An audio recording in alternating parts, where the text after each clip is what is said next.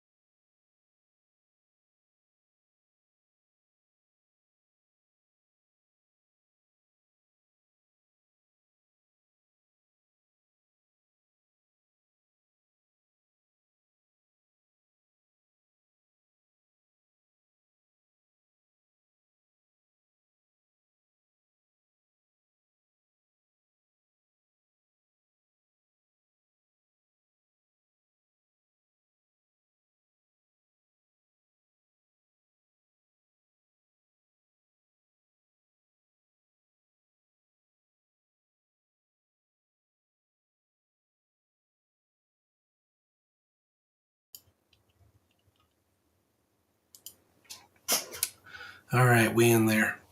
Mm.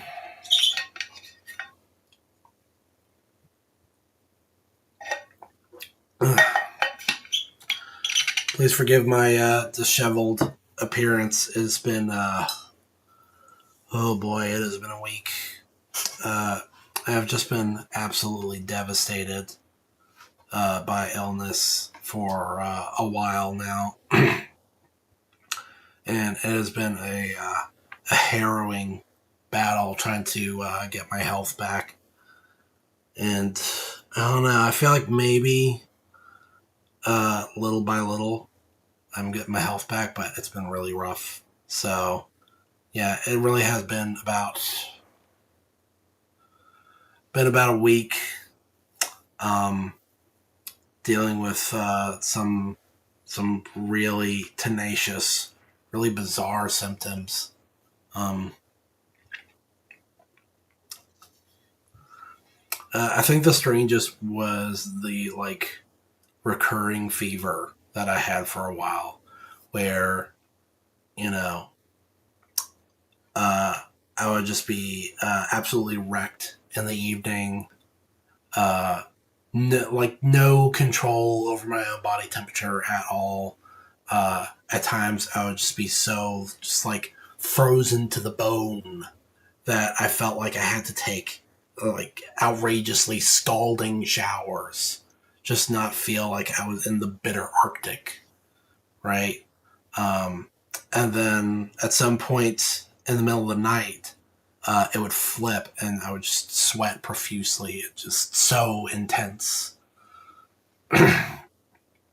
It's so intense, in fact, that I almost felt like I couldn't have anything touch me. Like I'm a guy who like really bundles up at night. I like having the AC on, and then my blankets and my body pillows and all that. But with this, it was just like, just get off of me, man, get off of me. And so that was that was really tough. Um, Thankfully, I've got some medication to help me with that. It's still tough though.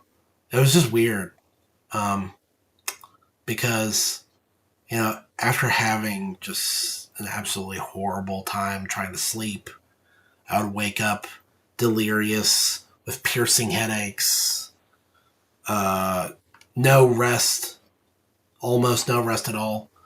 Um, but over the course of the day, I would get better, and then almost as soon as the sun would set, all that stuff would come back, and I wasn't really used to that. I've never experienced a fever like that where it comes back at regular daily intervals. Thankfully, it's been a while since I've had to deal with that. I'm on some prescription steroids, and they are powerful. They are very, very powerful. To the point that the first day that I took them, they messed me up almost as bad as the fever. Because like, oh my gosh, I thought the sweating was bad before. I would wake up at night literally like dripping. It was wild. Um, and it's not like I took the steroid like right before bed. I'm not stupid. Like I must have taken it sometime between like 2 and 4 in the afternoon. And yeah, it was still really running through me for a very long time. So I'm pleased with that. Uh, and yet, I'm still really struggling on other fronts. I mean, you probably noticed my voice doesn't really have the strength that it usually does. Um, and that's because I just had these horrible coughing fits. Um, and again, it's weird because usually the problem is that I struggle to get out all the crud that's in me that's making me feel all gnarly. This is a very, very productive cough, and yet it never feels like it's enough. Like I'm sorry to start out the stream on such a repulsive note, but I have never in my life produced this much phlegm, this much crud. Um, it's really insane, and yet it's not enough. It's to the point that it's honestly kind of worrying. Like, this is enough that I could see myself drowning in it. If I was in bed, just knocked out with this stuff building up in me, it could spell doom. That's really weird stuff. Um, that is very slowly, like incrementally getting better. Um, I still kind of suffer from fatigue and like vertigo and all that. And I think the number one problem is that um, I think it's got to be some sort of sinus infection, right? The diagnosis I got was sinusitis, which I didn't even know was a real thing. That sounds made up, but apparently that's what's causing all of the like the drainage and then the stuff in the lungs and stuff. But I think it might also be causing some serious buildup, specifically in my left ear, and that is what has me absolutely vexed right now. Like, you can probably just tell that I am actually this. Obviously, this isn't the energy that I like to bring to stream, but I honestly am like pretty profoundly miserable.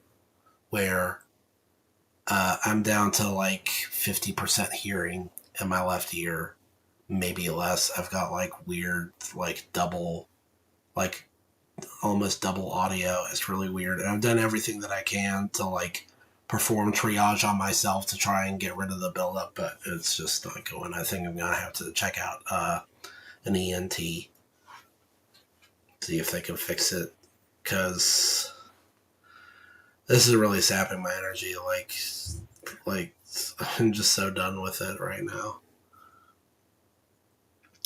Yeah, the ear problem is bad, and that's not even all of it. Because hold on a second, if I can just. Oh no. It looks okay now, but I actually had some pink eye. Uh, it was pretty bad here. Not the worst I've ever had. Um, I've got my eye drops now, so that helps. And then I think I was kind of starting to get it in this eye, and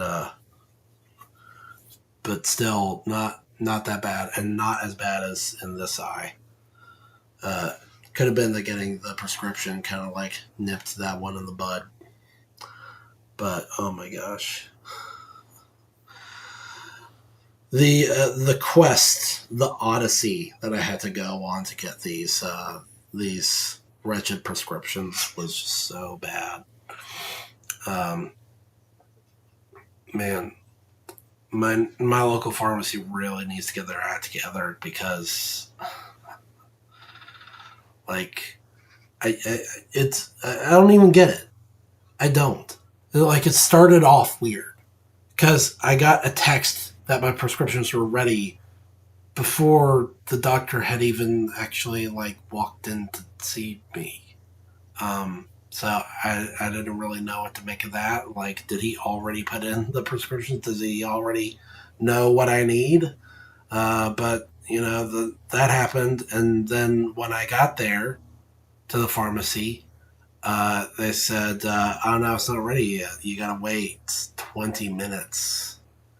And like that was that was already pretty annoying, but I was just so desperate. Like, okay, sure, 20 minutes, whatever. This was at the end of the workday, by the way. Wanted because I'd been busy, right? And this is the other thing, is that this was on a this is on a Wednesday. Symptoms started Saturday, and they were pretty bad. And then Sunday was slightly less bad. But then Monday and then Tuesday, I was just like gritting my teeth, just trying to force my way through the work week, because there was just stuff that I absolutely had to do. Um, and then Wednesday evening, when I felt the symptoms starting to come back again, I was like, no, no, no, no, no, no, no. We aren't dancing this dance no more. We gotta take some affirmative action. And so that was when I went to the clinic and then the pharmacy. So this is getting to be kind of late in the evening. I'm still waiting on my prescription. Uh,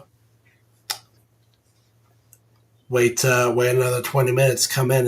No, it's still not ready. You gotta wait another 10 minutes.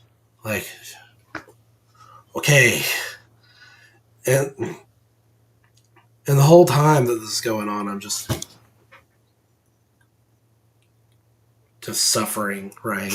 Um, I fired up some Pink Floyd. I got my good old trusty Pink Floyd playlist to get me through the really rough times.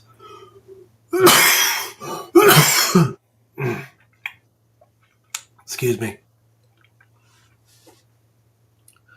And then 10 minutes go by. It's a freaking half hour. I come in. There's this not long line, but golly, the service there is abysmal. I had to be standing in that line for like another 10, 15 minutes. And thank goodness, right, that I brought my little earbuds so that I could just hear the soothing sounds of Pink Floyd. I want you to put this in perspective, right? Like, I want you to get this image in your mind of like your boy Harrison, just suffering, just kind of like swaying side to side like a zombie in the middle of the triage section of your local pharmacy, just suffering, trying to escape to his own little like psychedelic rock dreamscape in his own mind, where it's all Pink Floyd and fluffy pink clouds, just waiting for a stinking prescriptions. And you know, after a long wait, I was finally able to get my prescription. One out of three. Where did the other two prescriptions go? I got three of them. He said he was going to give me three. Why I only got one? And of course, by the time I realized that something was wrong, I had already stepped out of line. I had to wait in another line. It's about another 10 to 15 minutes of waiting to figure out where my other prescriptions went. They said they didn't get them, so I had to call them. But at this point, the clinic is about to close. My phone is at 3%. It's like it's just down to the wire on every conceivable level. No battery, no battery power, no time, no patience, no health, no nothing. This is your gaming and you're at 1% health, no meter. Time to lock in. And I did not lock in.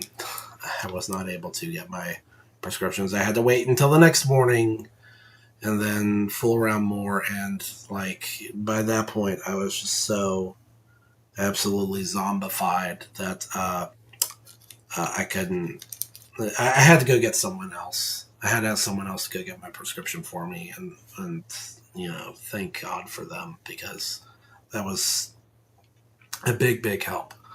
Um, I want to thank them for their patience, because they were getting the runaround too.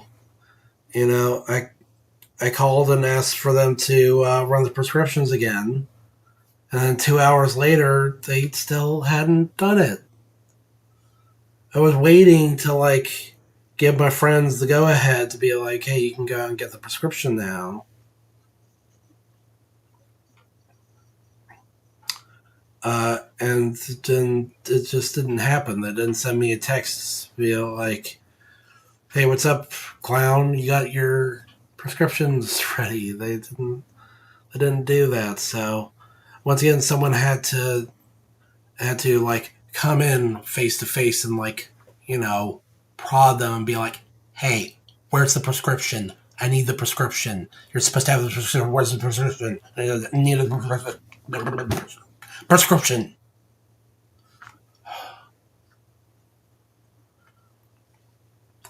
And so yeah, after being poked and prodded about a dozen times, they finally agonizingly, bitterly forfeited my prescriptions, and they're helpful, but it's really only like half the battle because it's really not helping with what's going on with my ear at all. But that's your status update for your host Harrison of Cross H Productions. Uh, Terrible, brutal cough, uh, recurring fever, vertigo, and tinnitus due to ear infection, pink eye, trials and tribulations with the local pharmacy. You can see. I think maybe now you can understand my current low energy states. Um, I should have I should have delayed the stream even more. Honestly, instead of delaying it to 4, I should have delayed it to 5 because I'm really, really, you know what? I'm not even gonna get into that yet because the I'm getting ahead of myself. Let's dive into some content, right? Because the first thing I wanted to check out was the latest One Piece chapter. So let me get that fired up. Once my browser gets a clue, and yeah, things being as they are. We don't have our good friend Mountain Dew with us today. Just good old fashioned water.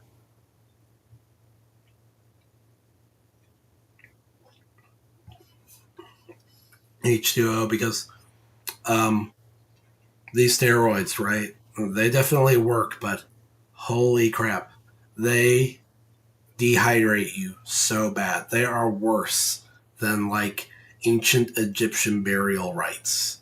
A couple of these, and you could part the Red Sea. That's how badly they dry you up. It just never, ever, ever seems like it's enough.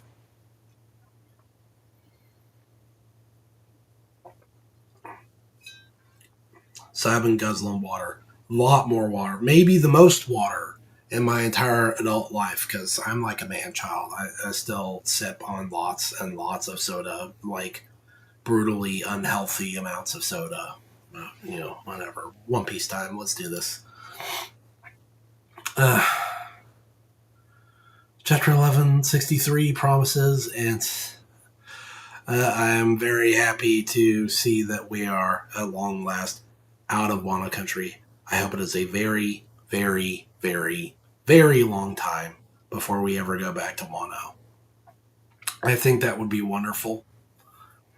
Uh, Hopefully, this is the last we see of Wano until like the end of the end of the end game, when all the crazy stuff is popping off and it's time for like Pluton and all that kind of thing to come out into the light.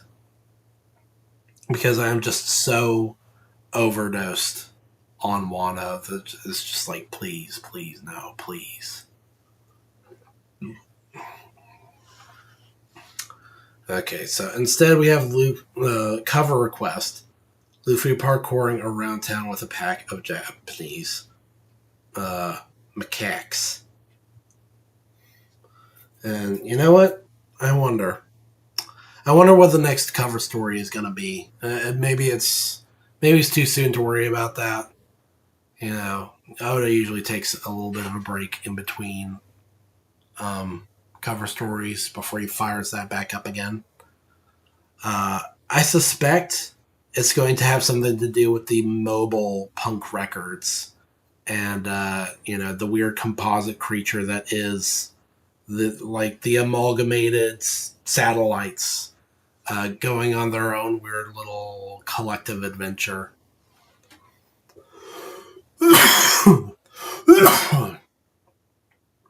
Excuse me. And by the way, one other thing going forward, if you see me make really weird really weird expressions, like I'm chewing on nothing, or like just randomly opening my mouth and moving my face in weird ways, that's me trying to desperately pop my ear, because that has me really messed up right now. So it's like when you're up in the mountains, right? Uh, a lot of my family lives up in the mountains, so driving up there, I do a lot of this. I got a lot of going on, right?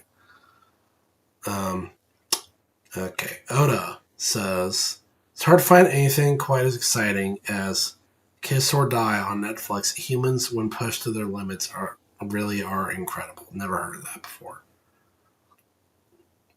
And boy, this is where we left off.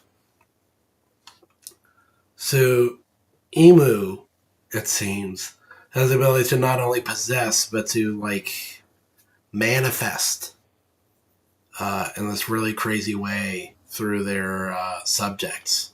And you start to sense, Saint Saturn, what is this form? Is this an ability? Such eyesores. And then, oh boy, here we go. What? Yeah, wow. It's going after the Marines, isn't it, on their side? Scratch that. Looks like it has it out for all of us. Everyone fall back. Keep your distance. Attacking is prohibited. Secure the escape route instead. Hey, get a hold of yourselves. This pain, it's oddly compelling. What are you babbling about, dummy? Damn it, my crew's been... Gibbon, cover these guys. Carry the treasure and get out of here. Not this again. You, just don't do anything crazy, okay? What the hell is that freaking monster? No idea. Saint Saturn just transformed. One of the Gorosei, huh? This is my first time seeing one. What a fitting look for the head of these maggots. Vice Admiral, keep it down. Hey, if it isn't the Rat King, came to kill me in person, huh? So, thou art the one, Davy Jones. Yep, this is an interesting point, honestly. This is our follow-up. Uh, I've been kind of I went back and skimmed over the flashback so far, just to make sure I kind of had my ducks in a row. And yeah, this is the follow up from their previous encounter where Rock said that he would come back to Marie Joisie one day. Like, he infiltrated the what was it, the Hall of Flowers, Court of Flowers, whatever that Undertale looking place that Emu likes to hang out in, and said that he would come back one day. Well, this is their second meeting. Afraid you got the wrong guy. I've never even met the man. That said, I believe promises are meant to be kept. That is precisely why your wretched ilk must be expunged from the annals of history. Moo's world remains incomplete. The world ain't yours. Rock's that crazy bastard. He's going after St. Saturn. What now, Rear Admiral? Should we provide backup? Well, damn right we should. Move it. Vice Admiral Garp. Wait, what? Who exactly are you backing up? Huh.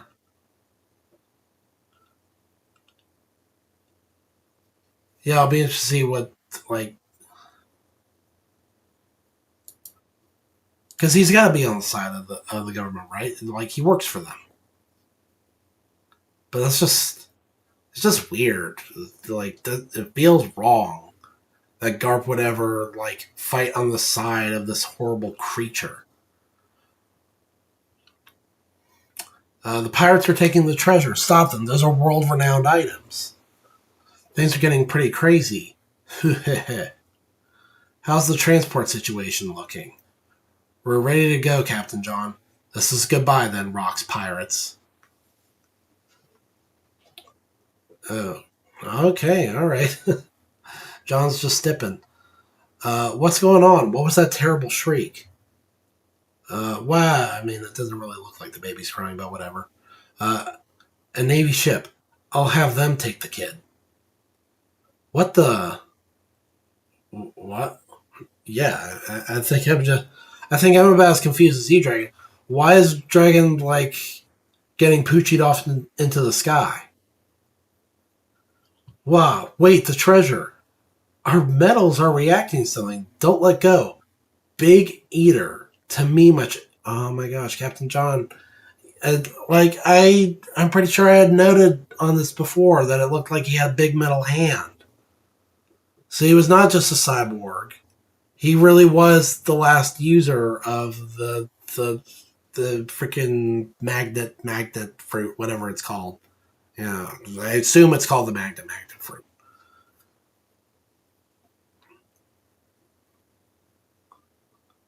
Wow, unless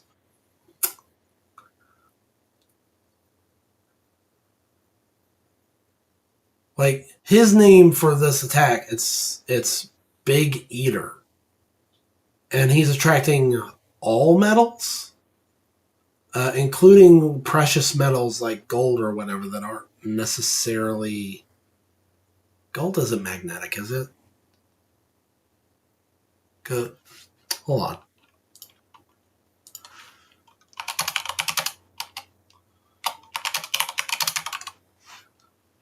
I don't think it is. No, no, no, not magnet. It's not a ferrous metal. So maybe it's different. I don't know.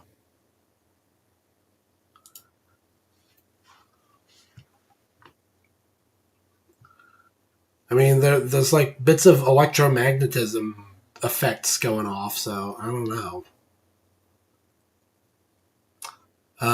It's right there. It's got to be Captain John's magnet power. It's causing a strong magnetic pull to the valley's southeast entrance. Do whatever you want. Just get out of the way. Roger. John, that's Snake.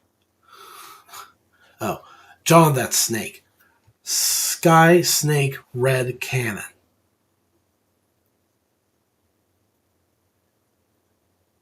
Gonzwe has the bomb fruit, doesn't he? Wow. He has the same. What a pull, right? The random power to whip out here. This guy, he just doesn't seem like the guy. He's. Okay, that's his thing. He's got the bomb fruit. He's got the power of, anime Lenny Kravitz, Mr. Five. Gwa, Captain John. Ah, hey Gonzwe, why do you attack John? You really think he'd split all that loot with us? Aren't each of those treasure chests worth at least 1 billion? 1 billion? Can't blame anyone for wanting to hog it all, really.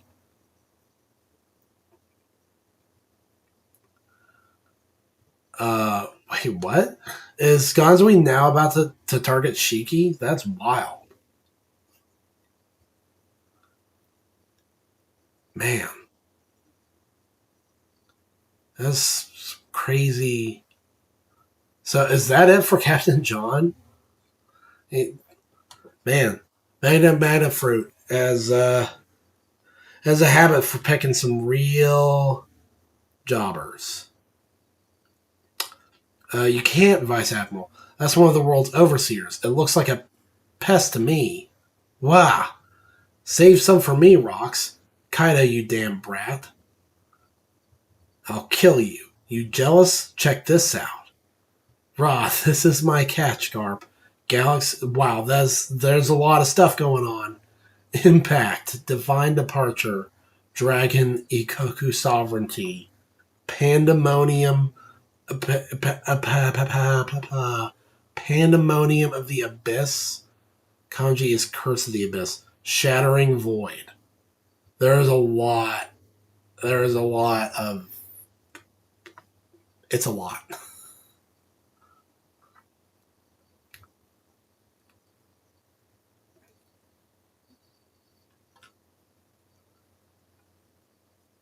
I'm not even sure if I understand all of who's attacking who in this scene.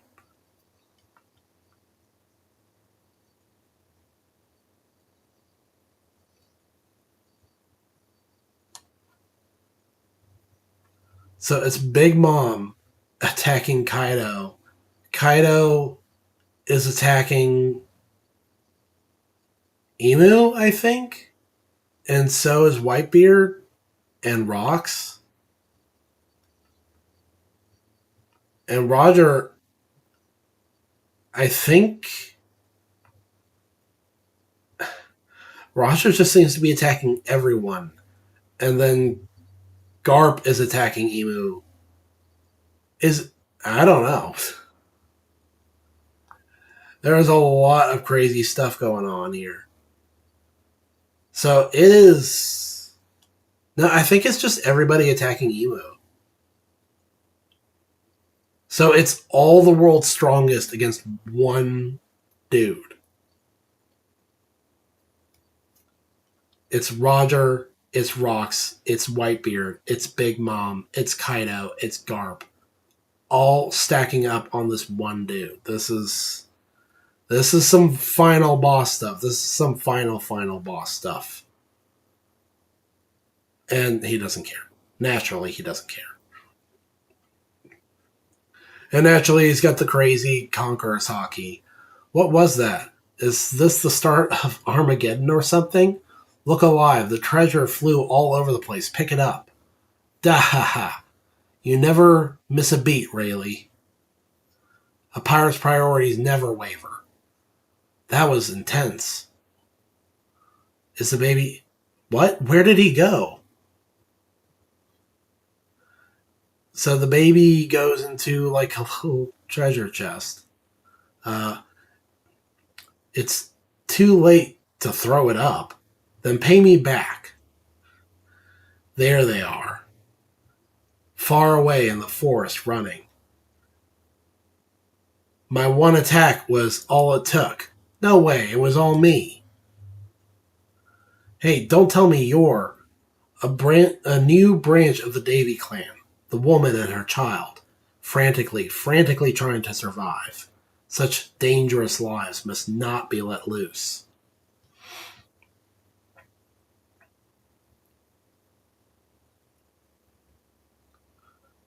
Stop. What are you trying to do?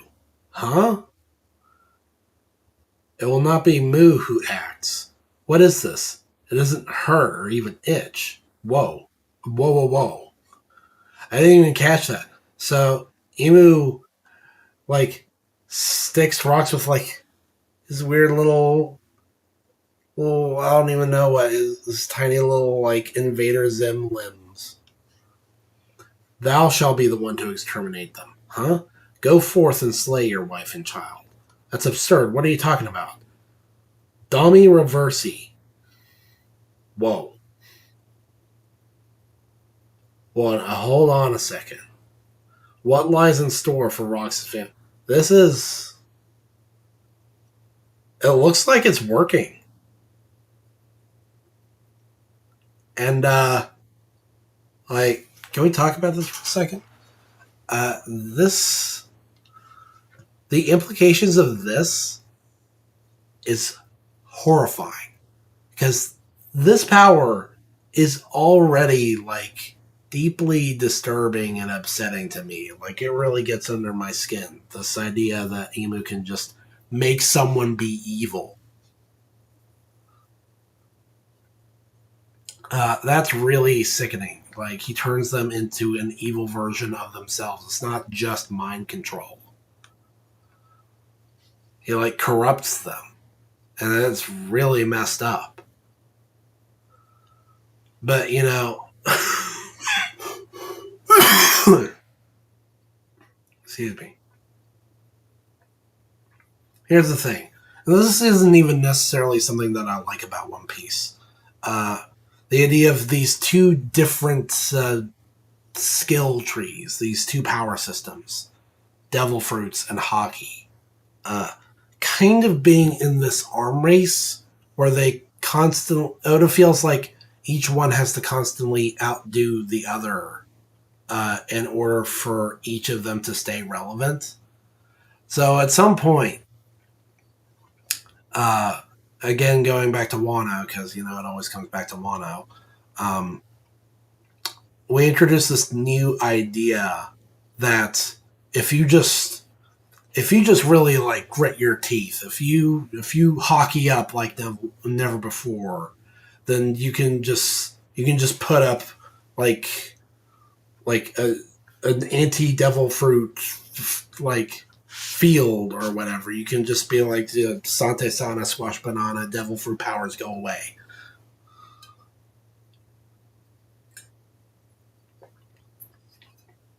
And it worked when uh when kind of a Big Mom that didn't want to get pushed around by laws devil fruit power. It worked when what please don't do that. I hate that. I hate that when you mouse over something benign in Windows 11 and it just pulls up this gigantic box filled with things you don't care about. And it worked when Law needed to shut down Doc Q's like sickness powers, right?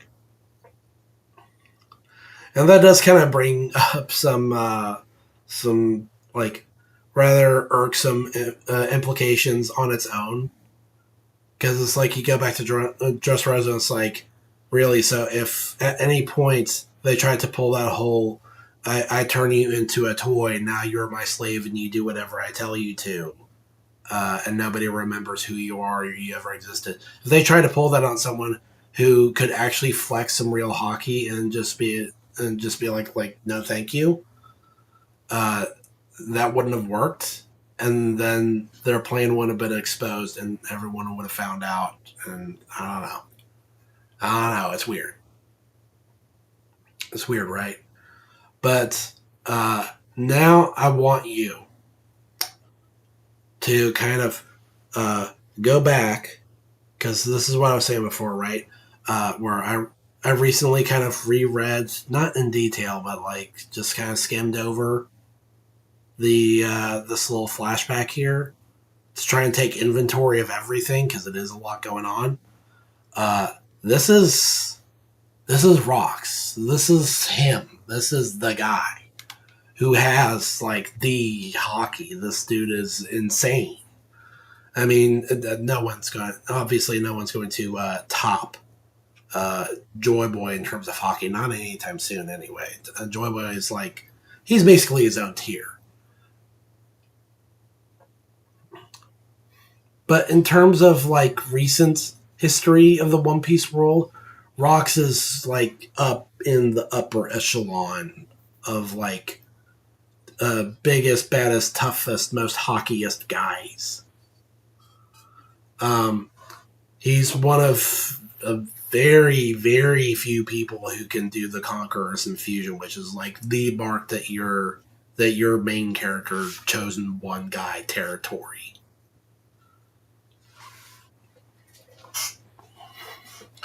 Right? He's got that. He's going up against Harold, who is this monster.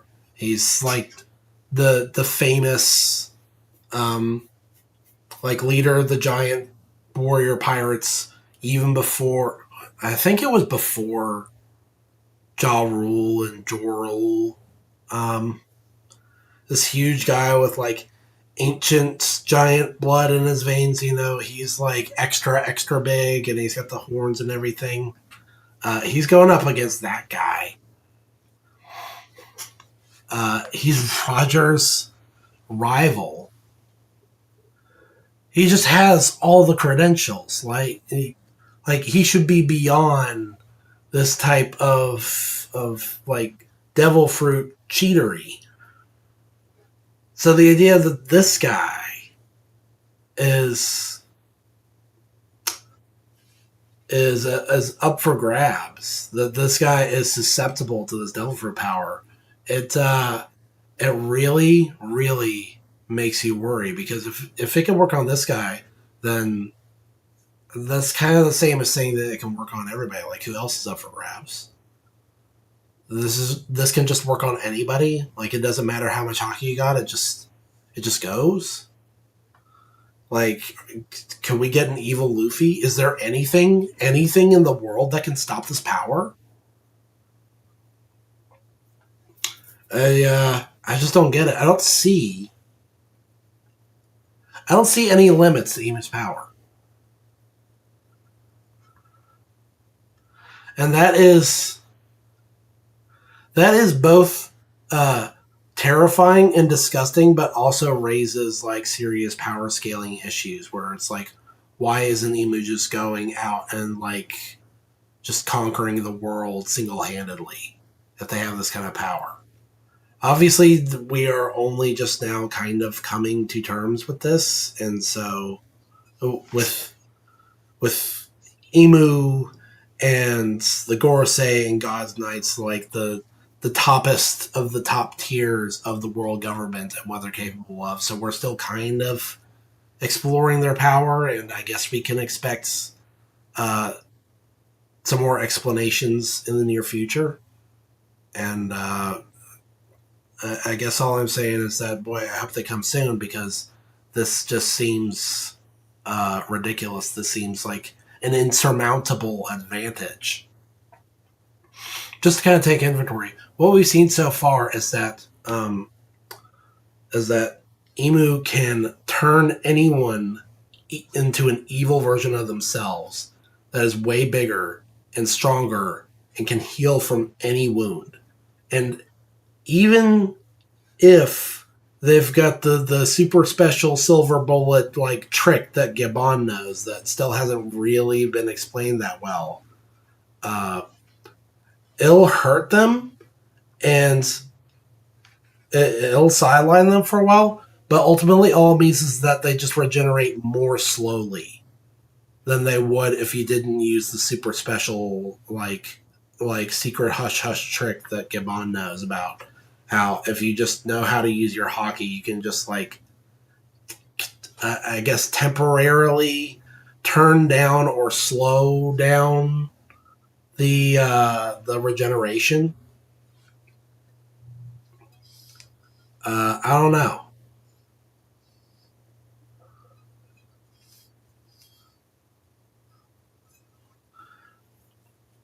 And it also seems like Emu can do this to any number of people. There's no limit to how many people Emu can corrupt at any one time. Not that we've seen so far. And we've seen Emu turn whole armies to their side. Just about. Like you go back to the present action on Elbaf, and there are these throngs of demon giants. I'm just really wondering, like, what's the solution? Uh, this is it's one of those things that's hard to assess when you're like in the moment, right? Like the story's not over yet, so it's hard to really say anything one way or another. But it definitely does feel like since the final saga has commenced, uh, it has brought about the introduction of uh, insane, outrageous escalation in terms of firepower, where everything just seems just infinitely strong and infinitely insurmountable. The Seraphim seem completely invincible, except for the bubble shield that uh, can be broken and just instantly like nullify and imprison anyone with devil fruit powers, which is also completely ridiculous. The idea that you just have a gun, and if you get hit by this gun and you're a devil fruit power user, then that's just it. It doesn't matter how OP you are, doesn't matter how top tier you are, you get hit with this and you're just done. You're just infinitely all the way done. And you can never escape, and there's nothing you can do.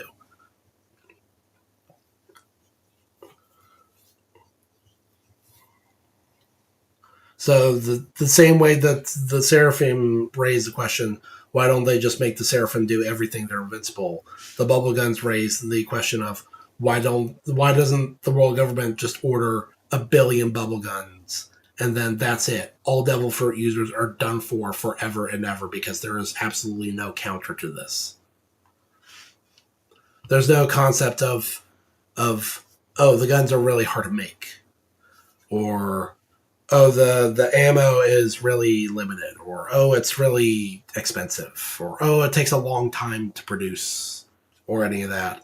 No, it's just this overpowered thing that's just kind of appears and is then thrown away.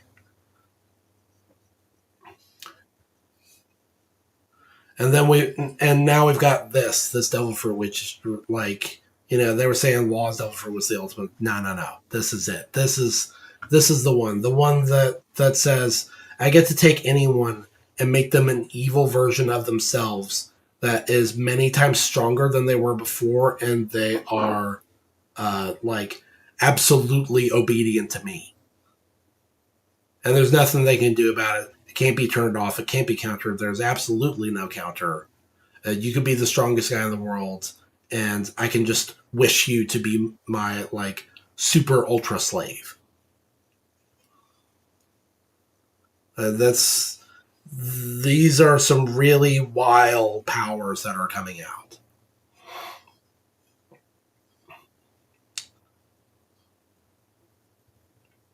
And I don't know. I guess I'm just saying that I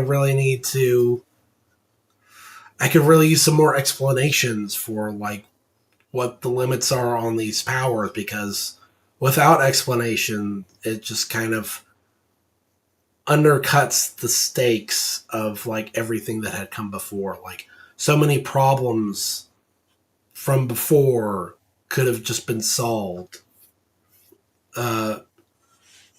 by means of any of these like ultimates, like uncounterable solutions.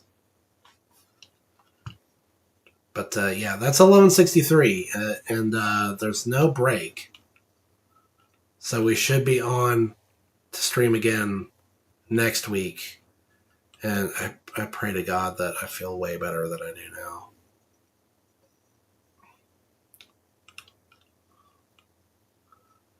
Because as I am now, it's just, oh boy. I didn't mention it, but I don't really know how long the stream is going to be. I don't imagine it's going to be very long at all. I already started pretty late, right? Started at 4, and it is a work week, so I'm going to have to go to bed early. And golly, I sure do feel like it, because I'm so stinking exhausted from having to deal with all this. But yeah, that was it was a pretty cool chapter. I don't actually feel like a whole lot happened. It was mostly action oriented, just flexing off some like cool powers and having like cool panels where people beat each other up, and that was pretty much it. Like this is pretty. Hold on. I feel like I glossed over this. This is. Do you see what's going on here? This is a full double page spread. Let's think about that for a second. This isn't just your regular double page spread. This is a full double page spread. This is one panel across 2 pages. That's how you know this is special, right? Because I was led to believe some time ago that Oda had stopped believing in doing full double page spreads like these, because he feels like he can't do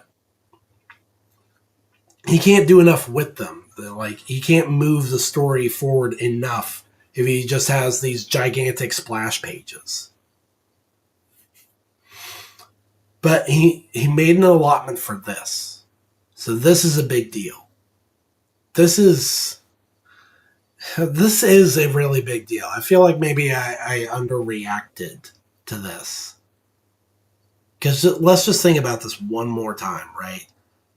These are the strongest of the strong who are.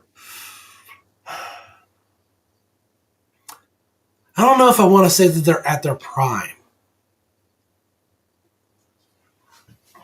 Because Whitebeard, he's got his devil fruit power, right? But is this when he's at his prime, or is it going to be like 20 years later? Or Roger, does he still have some growing to do? These guys still seem really strong. Uh, Big Mom, we know that she also gets stronger later. Garp, I think Garp might also not be quite at his prime. Roxas obviously at his prime. Like this is where he meets his end. As far as we know, this is where he meets his end. And then Kaido, he just got his devil fruit power, so he's not really actually at his peak. He looks pretty peak, right? But still, this is quite the force. Like this would be enough to topple just about anyone else in the world. And Emu just grows back from this. And Emu's like forever. Emu is immortal. They've been at their peak for hundreds of years. So there's no idea that they are any more or less powerful now than they were here in this flashback. Like they've been like this. And it's just crazy. This is really establishing the true ultimate threat of the One Piece world. If all these guys can stack up on Emu and they still can't do anything at all, in the least, going as hard as they can, like not at their peaks, but like just about, really. Like, wow. Okay. You know what? This is a good chapter. I'll go ahead and say that this was a good chapter. And I'm looking forward to the next one. And thankfully, we won't have to wait very long for that one. Now, here's the other thing.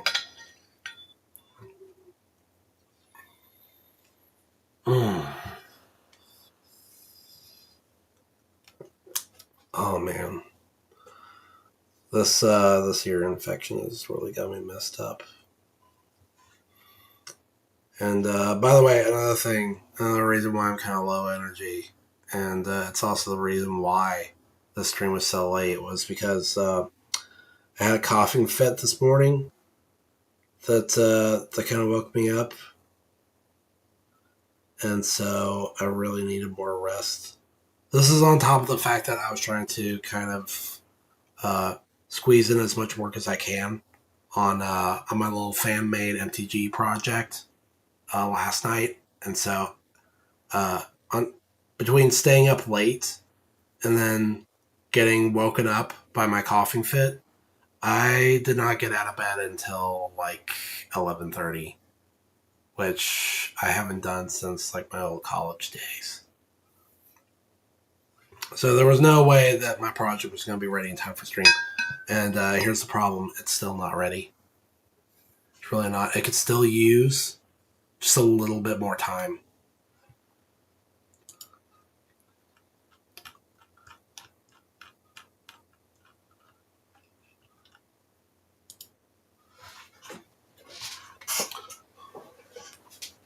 So here's what I want to do. If we can just, hold on a sec. Where?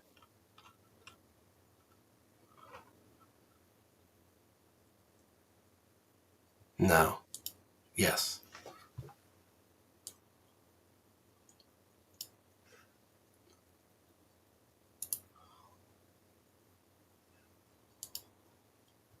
Yes, hello. All I did was ask you to move like one thing.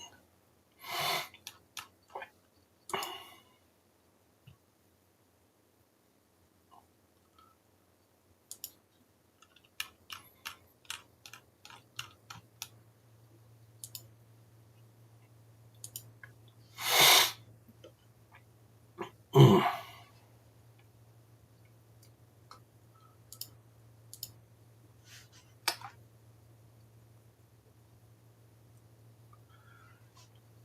Okay, we'll do this. And then, no. I freaking hate it. I hate the WebP format. Because nobody uses it, and at the same time, everybody uses it. Like, I run into it all the time when I, like, right click save anything that I find on the internet. But then, like, no programs can open that. So I have to then save it as something else. It's very irksome.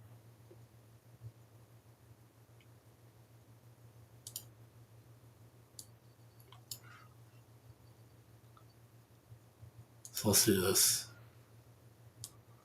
I've got two more cards that I wanna hash out real quick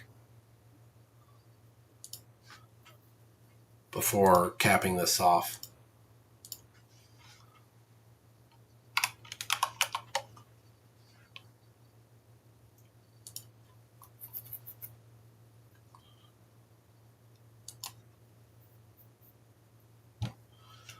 So how do I want to do this? Because I've been going over my statistics, right, for this for my little fan made set. Um, Colors are pretty balanced. There's a few more red cards than other stuff than I'd like, uh, and I like to tweak that. But the rarity curve is pretty on point. But mana value, I feel like there are way too many cheap cards and not enough expensive cards. So let me make like a big beefy version of the Painted Lady. She can be like a big epic experience. And I've been trying to think how to get across the idea that her power is all about like cleansing and purity. So how about this?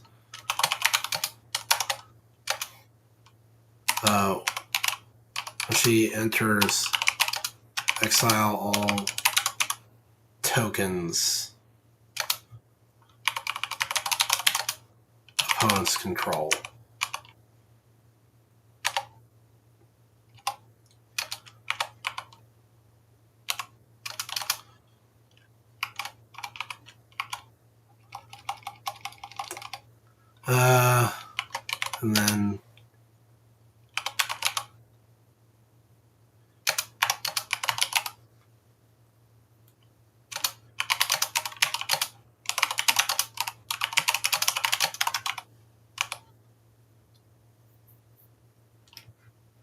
And then there you go. And then we can get her flying because we don't actually have that many flyers in the set.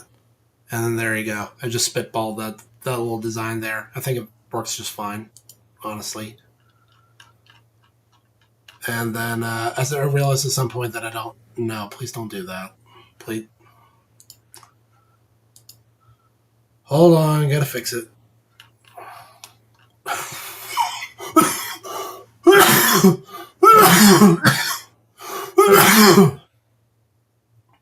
Excuse me.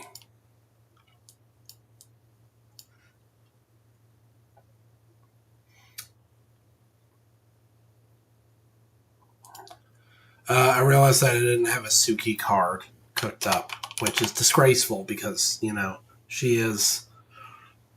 I don't know, she's not quite main cast. She's almost like the Sixth Ranger, right? She's almost like the Green Ranger of the Power Rangers, where she's on and off, comes and goes.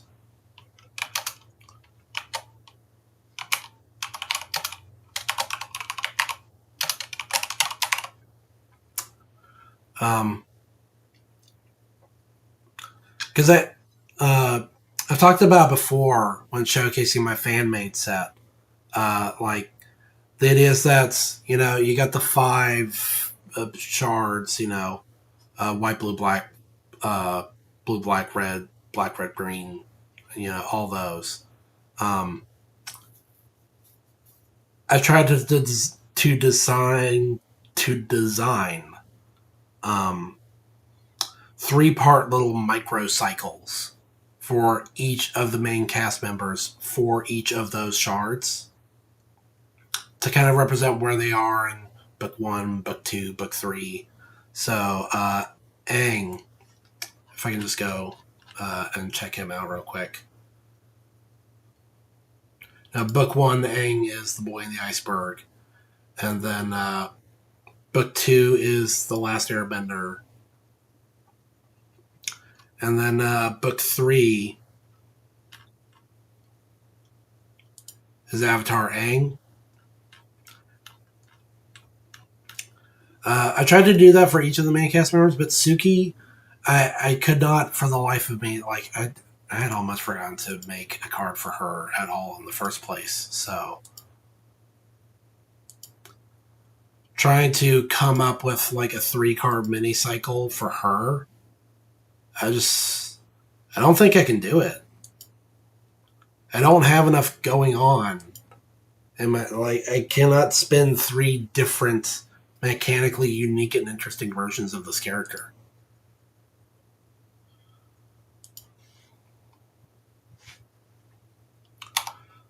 So I think it's just going to be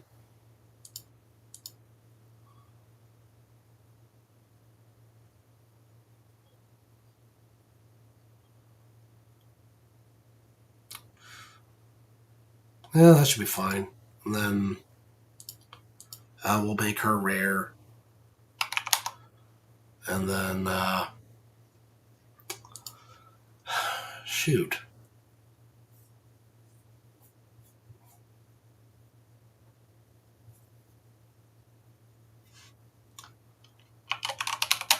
I have another card that's just the Kyoshi Warriors. Where are they? It shouldn't be this hard because it's all alphabetical. Like that's pretty okay. So let me give her the same keywords.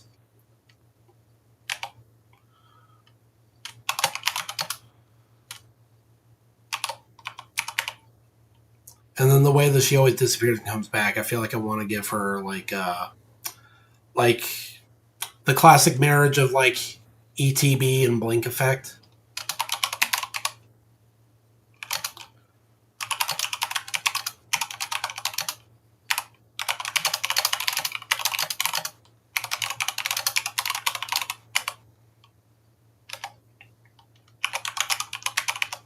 And then, yeah, sure, landfall ability. We'll make it a landfall trigger.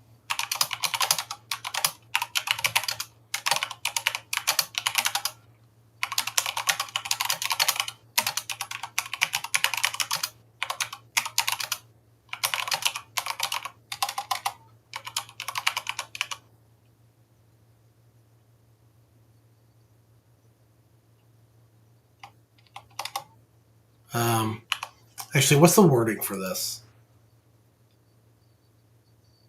Let me look up Ghostly Flicker.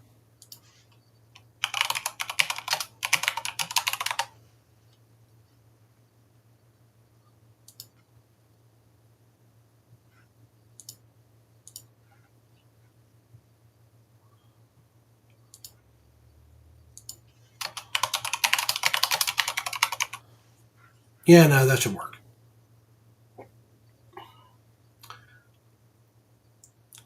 It should work. I'm just worried because that might lead to a loophole where if you're somehow able to take control of Suki and then get the landfall trigger, uh, then she'd be under your control permanently, and whatever control magic that you were using to get her, uh, it it would not only fall off, but it would not matter anymore because he would just control her permanently.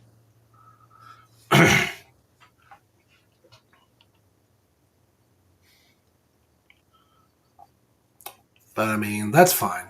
That's whatever. So this is the next big thing. Well, first let me save. I want to save and then export. All card images. Entire set. No. No. That's still my old, but let me fix this.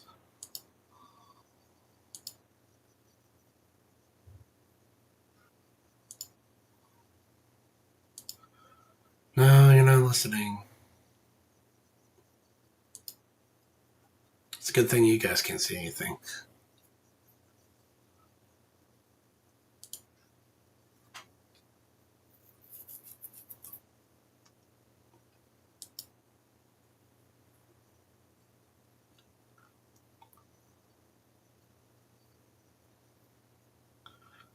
Because this is very, very personal, like.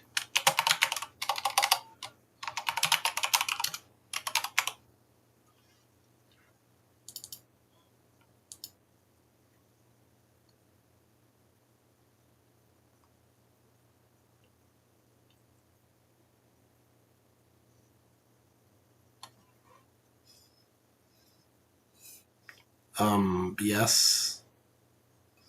It's loading something.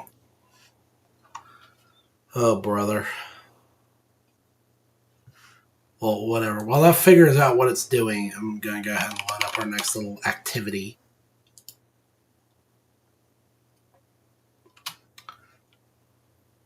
And hopefully it doesn't, have a freak out. Okay, that's fine.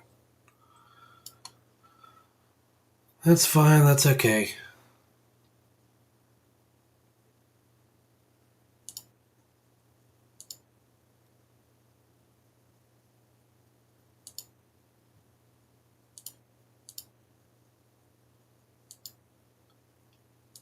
Oh, wait, did it do it? I didn't see it do it. Like, what? No. Finish. Yep, there it is. Oh, my golly.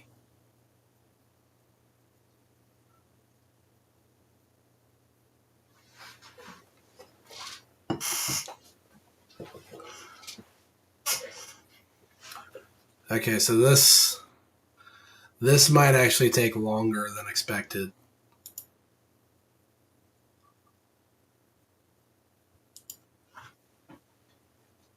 Just because, oh, wow.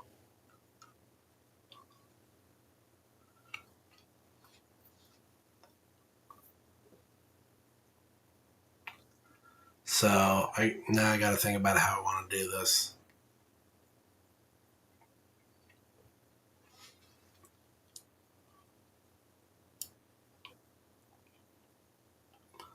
Wanna.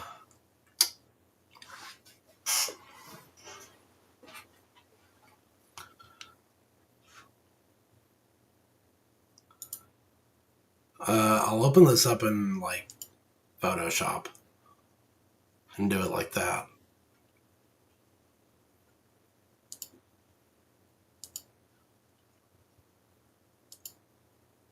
I don't necessarily like doing it like this, but I feel like this is the best way.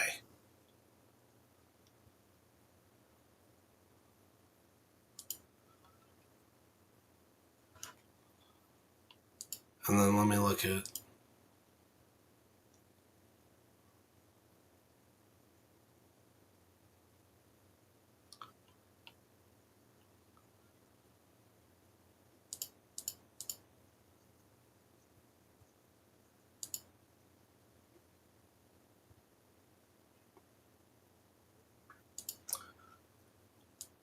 Okay, now.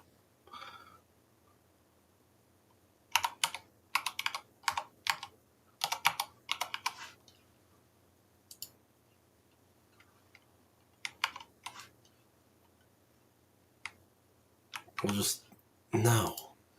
That was dumb. Uh,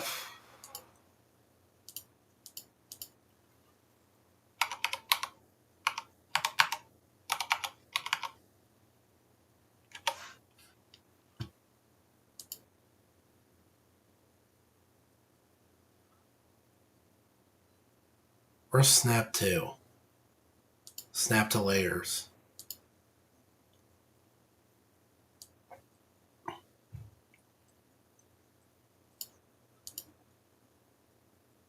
Snap to document bounds? Yes, thank you. That's better. And then, oh golly, I could really use a third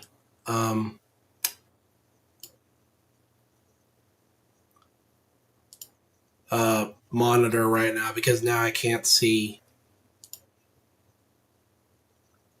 I really can't see it all. Tag on it. You guys can't even see what I'm doing at all. So let me just fix this as fast as I can. Because to you, it just looks like I'm flailing in chaos. No, that's terrible.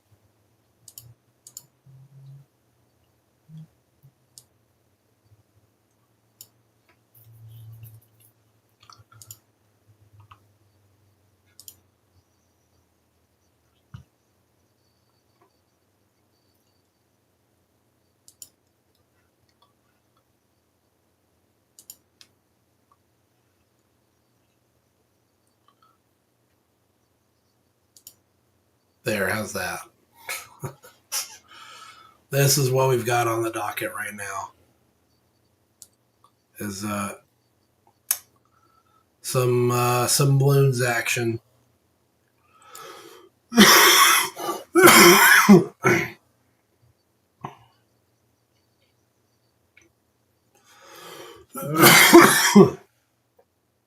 Excuse me.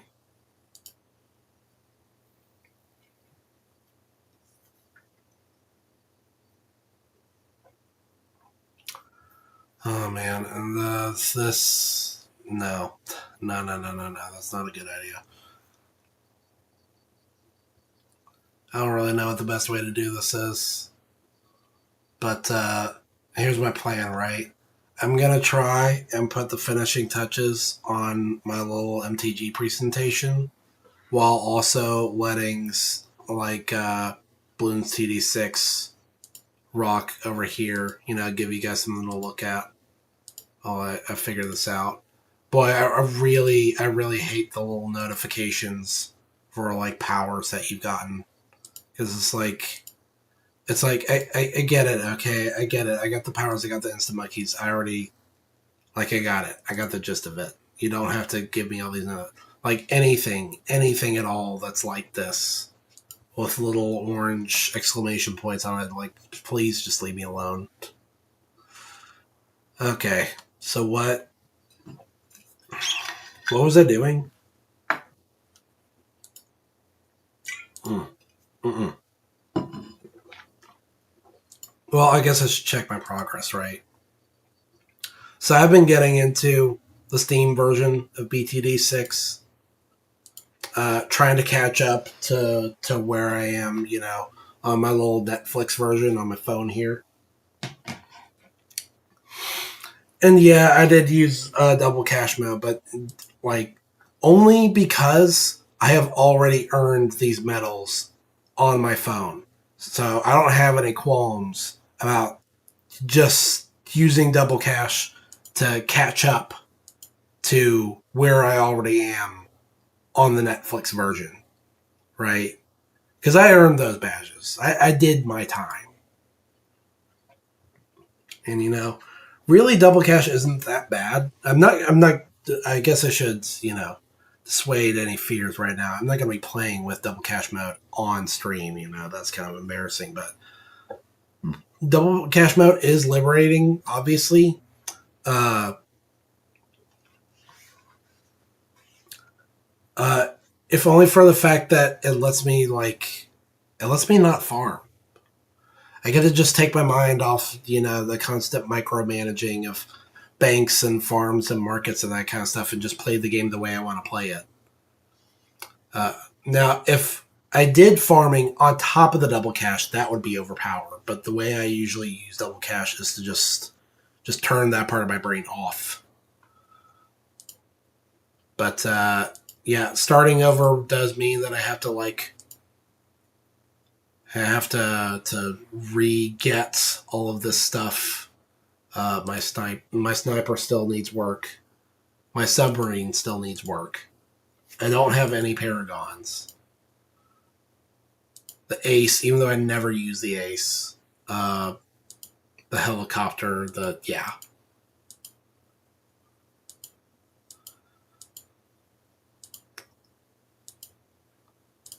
And I just unlocked the Monkey, actually. And then, oh, yeah, I guess I'll go ahead and get that.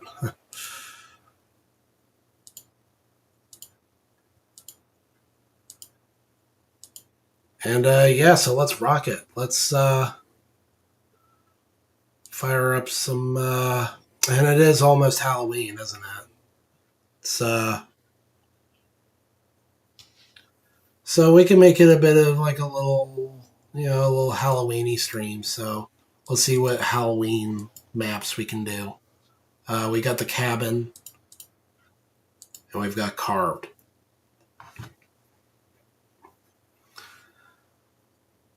Let's see how much progress we can make on carved. And yeah, all I have is Quincy. By the way, he's my only hero.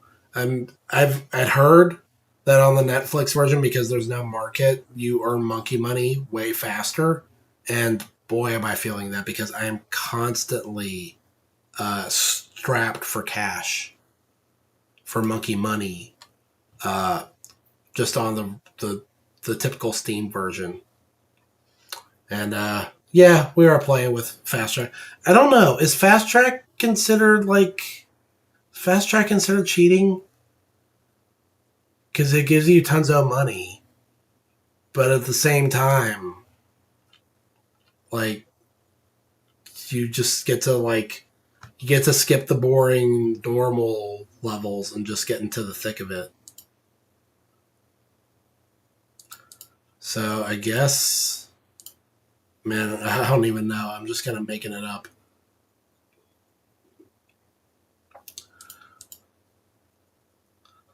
We'll see how that does. Whatever. Well, I take care of other stuff. And sorry if I don't respond to chat the way that I should. Because, auto start is on. That's a little... Don't get too crazy on me. I do need some room to, breathe and then, think about what I want to get. But right now we're doing okay. But, yeah. Yeah, I'll go ahead and play this and then try and work on my project on my second screen. And this, we're done with this. We can go ahead and close this. Please. Thank you.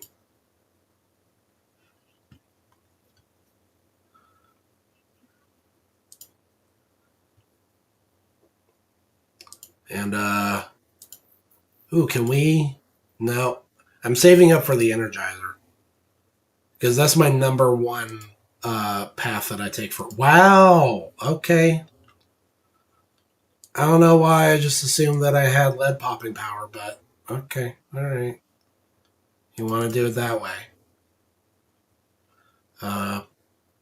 Sure, whatever. Whatever. Let's try and do that better. Because that was really bad.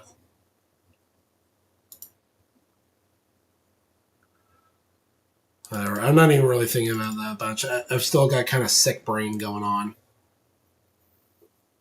I'm still kind of a little loopy, a little delirious, a little loco. If I could have saved up for armor piercing darts, that would have been a game changer. But as it is, well, whatever. But yeah, I forget how XP works in this. I should not spend too much money on the bomb tower unless I'm actually planning on like investing in it, tech on it.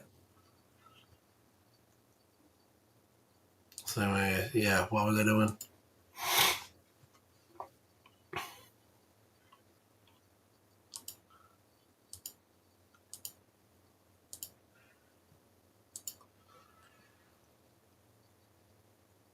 And I guess at some point I'm gonna have to worry about getting more camo detection.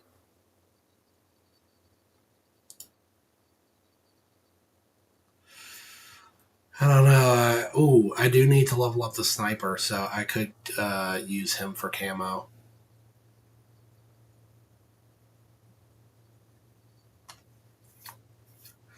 You know what? Instead of the bomb tower, I really should just use the sniper for lead popping, since he needs to level up, and then he'll also be able to see camo. And yeah, there you go. It's taken care of.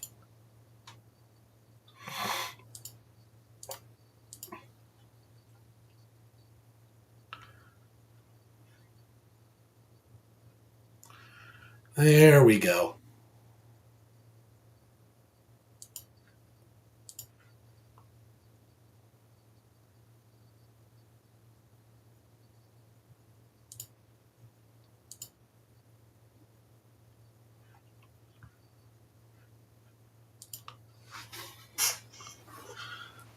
Yeah, just taking it easy.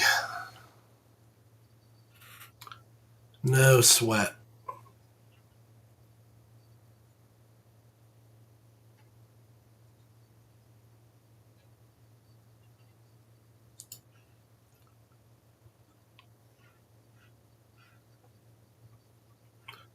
And can I get something cool now? Yes, I can finally get the Energizer.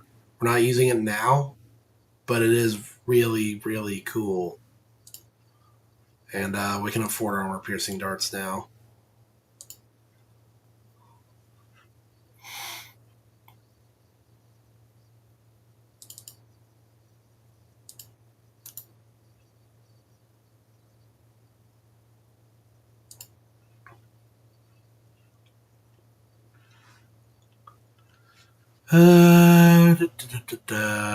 I always tend towards the top path, really.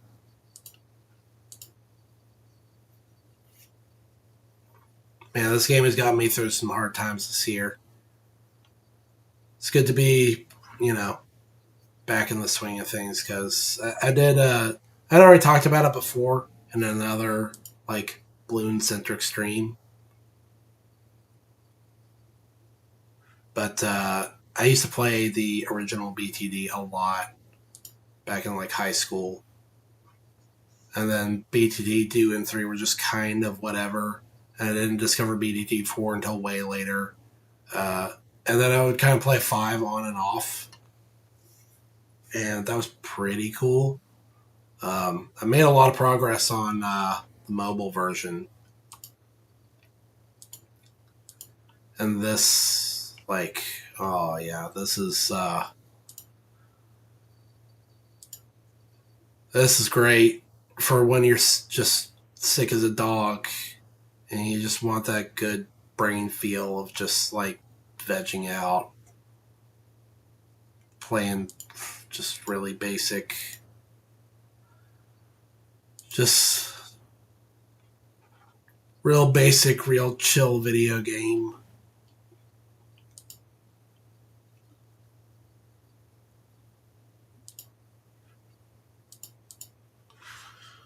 All right, let's fix this.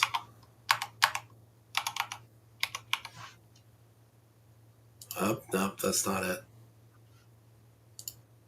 Come on, keep going.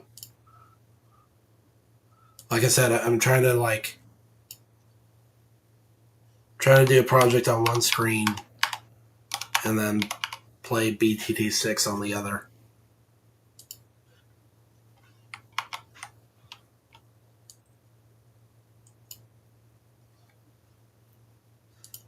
And again, sorry, I can't really see chat right now. It's kind of tough. I think if I switch things up, that might help.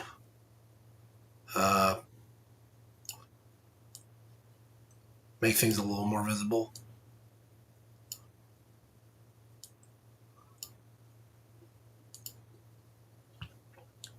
That's a little better.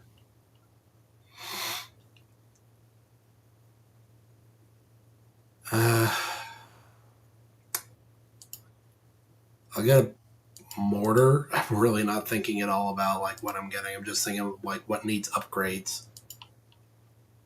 And I almost never take bottom path, by the way. Like, in fact, I want to go ahead and say that, yeah, I've never done that. I would always rather take the other two paths.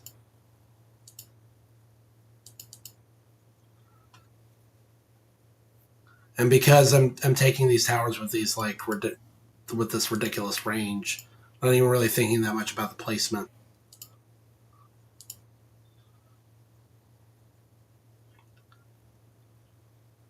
I mean, this is pretty easy so far.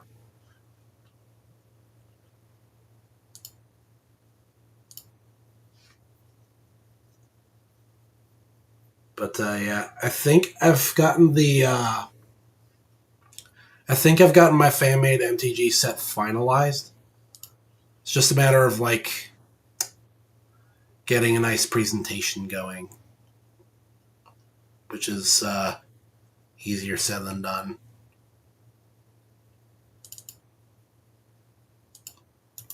Because this is a lot of cards that I gotta comb through.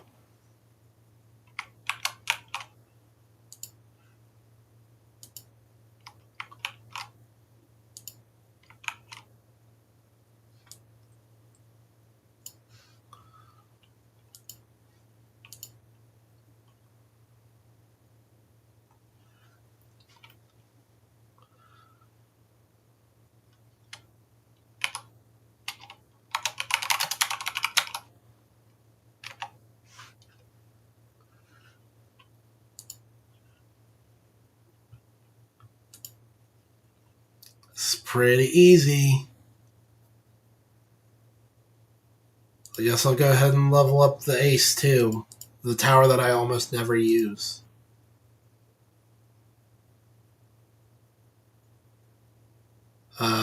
Just needs a little more love. Only one more thing that it needs to. And I could probably use a little more camo coverage, so we'll get the spy plane. Get that going.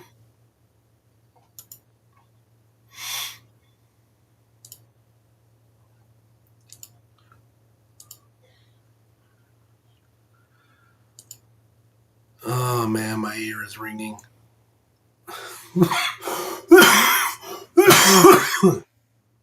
Excuse me. It's ringing and I've got like weird double audio going on.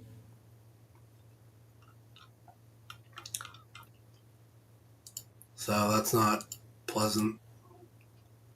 Like the novelty wears off really. That was weird looking. It was just a random number on the screen. It wasn't even like a pineapple explosion.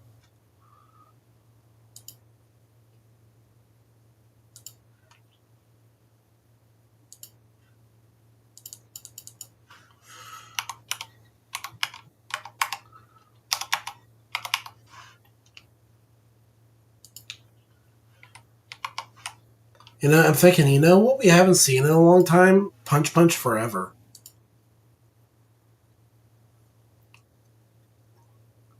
Because, you know, there's all this news about, you know, new new digital circus stuff going on.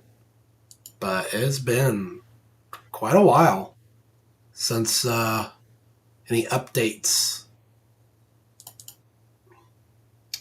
on Punch Punch Forever. I mean, I get that Speederoo's probably working with a much smaller team, and Glitch is getting pretty big.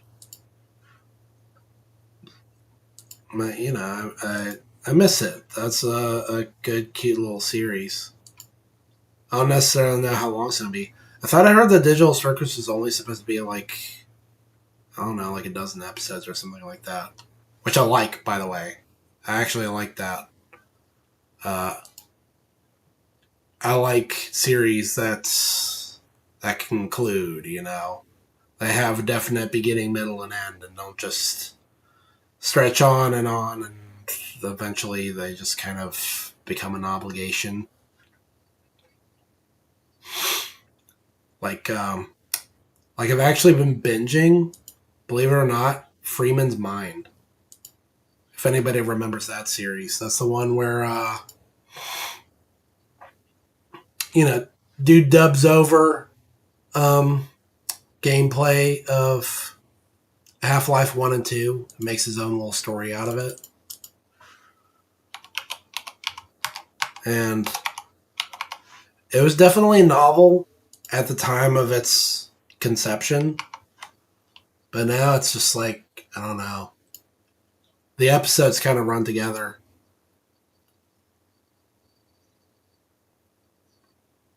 The episodes run together, the comedy runs together.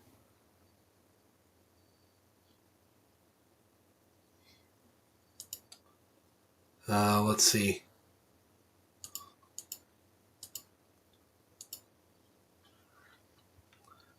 It just doesn't feel like there's anything compelling me to keep watching it other than the fact that I've already been watching it. I'm just feeling like I gotta finish it.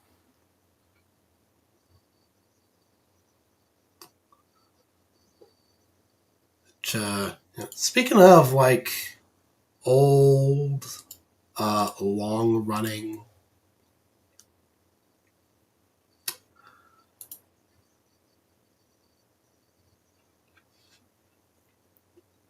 I'll go ahead and I'll build it like this.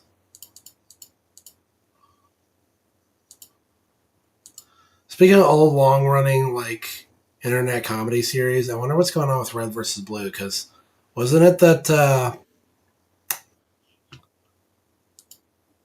Rooster Teeth shut down and then they unshut down or something like that? Um, and I'm none too clear on if they have plans for more Red versus Blue. Because I'm trying to remember where we left off, right?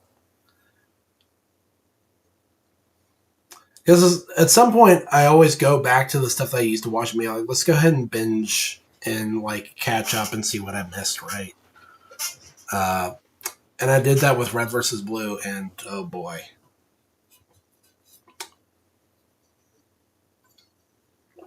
It makes the mistake that I think a lot of like comedies do, where at some point it just starts taking itself way too seriously. It flies up its own ass with like really intense, really just like undue, unprecedented, crazy storylines.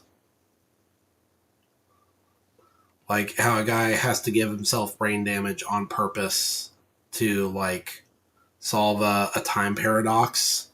And it's not played for laughs at all. It's like super duper serious and tragic. And yeah, I don't know about that. That was kind of weird. They were moving weird with that one.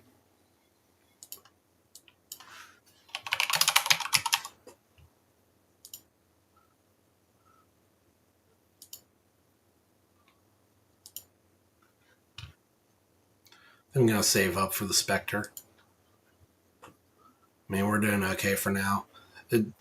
Once you get past like 63, which is the real problem round, then you can save up for quite a while. It's not until 76 that you get another really bad, like, ceramic rush.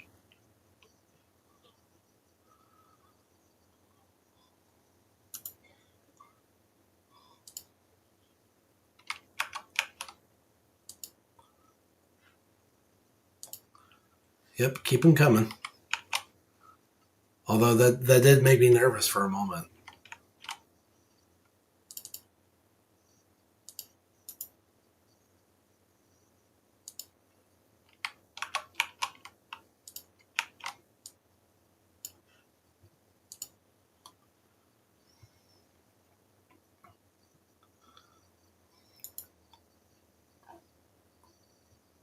I really should just change this. Like, choose another app,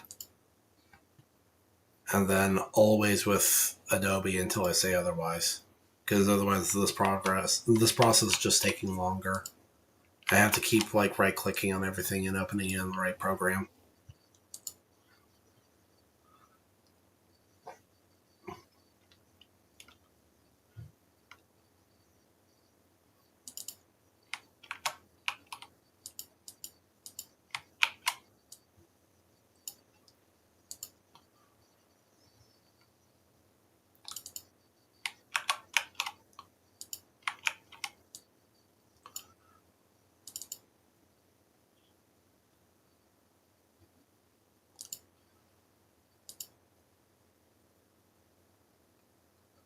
Okay, resize, canvas size. I really have a hard time figuring out which helicopter I like more. The Comanche or the Apache. I've never built the Chinook, by the way. Never. Never, ever, ever. There's just nothing about it that appeals to me. I prefer more of a set it and forget it style, like, approach to BTD. So the idea of a tower type that's all about micromanagement and like moving towers around is just like no. No thanks, bro. I'd rather just place my towers where they gotta be, and if that's not good enough, then I just gotta get better. This is not the kind of game that I'm trying to play. I'm sure someone out there can like talk big to me about the Chinook and how it's actually the best helicopter, but I do pretty okay with the old Comanche Apache. Can I buy this now? Yes, I can. The Spectre. Operation Dartstorm is cooler looking, but yeah. This has got the focus fire.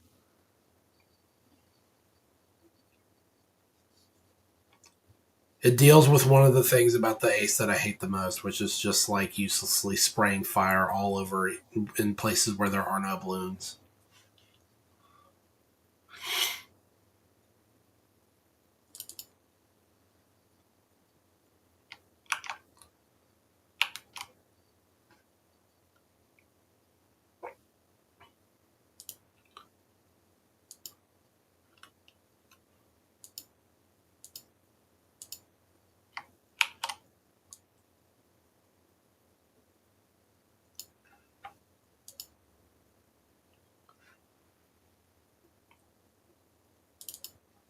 Ugh, man, my head is spinning. I feel like garbage.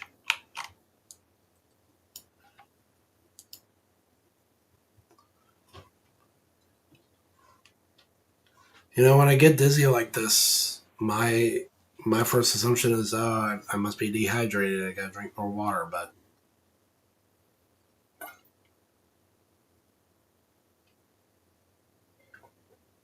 oh no, I just realized I didn't take my steroid today. And I don't think I took anything today. Oh crap. Okay, hold on a sec, guys. Let me fix that.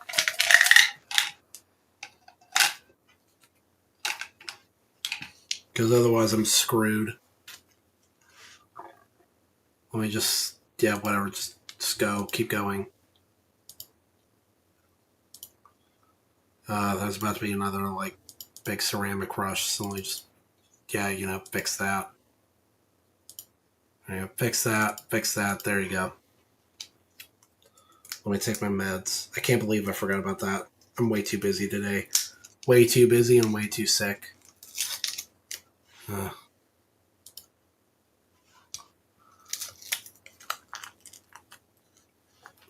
This has easily got to be one of my worst streams. I'm just like sick as a dog, low energy, forgetting to take my medication.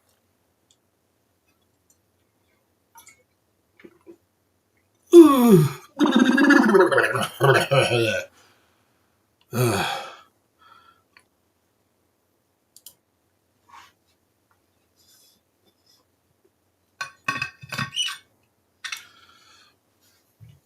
sipping on my water like a sick child.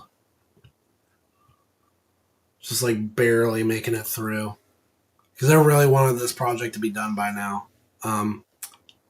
Now that they're kind of like done with Spider-Man and all that, Wizards is getting back into the swing of like Avatar MTG spoilers. Like they gave us a little itty bitty sample platter before. Okay, there we go. We're finally done with that.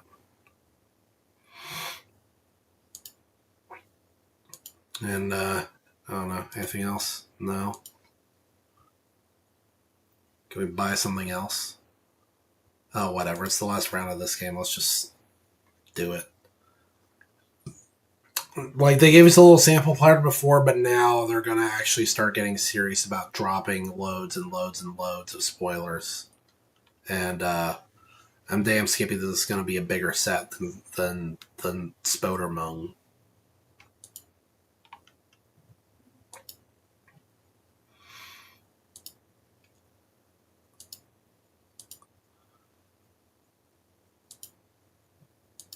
Okay, now let's soldier on. I want to see if I can like get all the way to chimps and then beat chimps.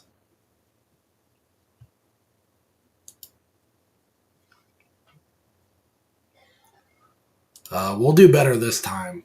Instead of buying the dumb bomb tower, we'll just, do it right.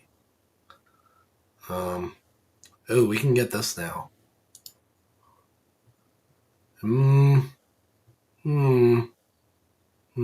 No, we're gonna build this. It's gonna be a lot like before, just with less goofing around, less mincing and work. You know what? We weren't even really utilizing this that much. Let's just go ahead and do this. It's whatever. It's whatever. Actually, you know what? Just restart. Because I feel like we can get better track coverage if we do it like this. You know what? I think I can just get better track coverage in general. If we do it like this, and the sign's totally clipping through Quincy's head, but don't worry about it. Do it like this, and then, you know what? We will go ahead and do it like that.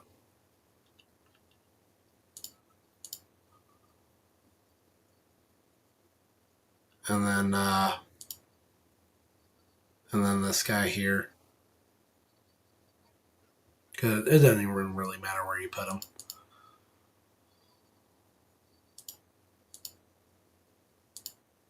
Just gotta make sure. Okay, yes, thank you. And oh no.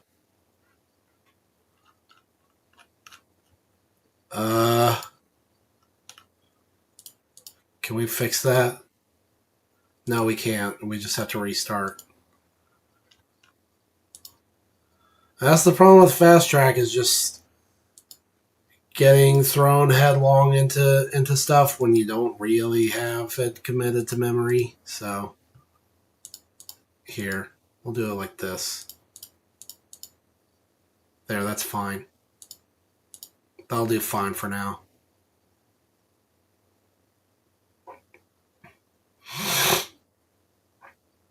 That's our silver bullet.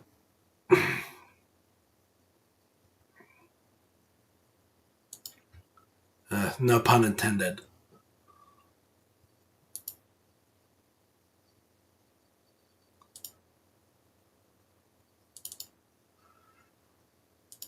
But yeah, like I was saying, they're gonna switch to cranking out way more of these spoilers, and I really want to finish my set first, because then I get to say that I called it.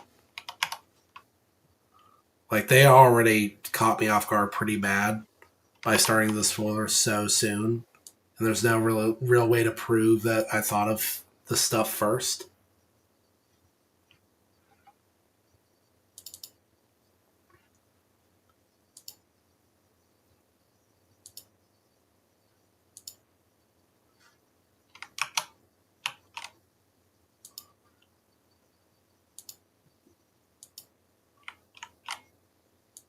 But if I can get this finished now, then any future spoilers that come up, I'll get them called.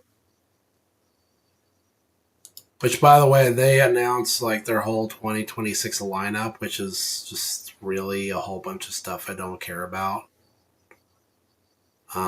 It's dumb stuff like Star Trek, or I guess Lorwyn is okay. Um, it doesn't really grab me. Reality Fracture, which I don't even know what that's supposed to be about, because it's like reality already feels pretty fractured in MTG to be with all the crossover stuff. But there was another like unannounced universes beyond, and it turned out to be like dumb teenage. It says Nickelodeon. I'm pretty sure it's Nickelodeon. But then in practice, it just turns out to be um, oh, in practice, it just turns out to be Teenage Mutant Ninja Turtles, which I do not care about. I've never cared about Teenage Mutant Ninja Turtles. Um, I really, I honestly thought that was going to be it. I thought that was going to be uh, the that was finally going to be the Power Rangers set that I've been saying they should have made like a long time ago. I thought they finally did it, and it turned out to just be Ninja Turtles, which is so whatever. Mm.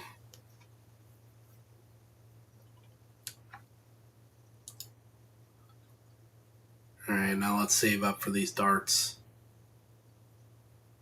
These armor-piercing darts. There you go. There you go. And now we got the sub-commander unlocked. That's real nice.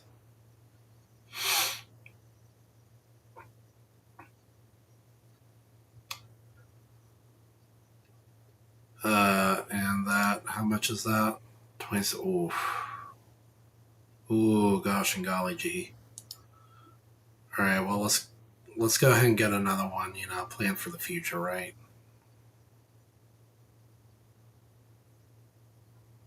Um,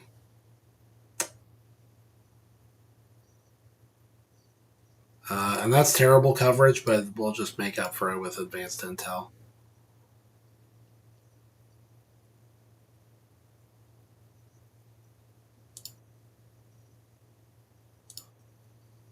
A little bit more. I got it.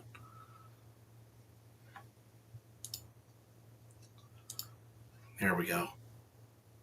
I don't even pay attention to what these do. What do they do? To me, they're just prerequisites to getting the missiles.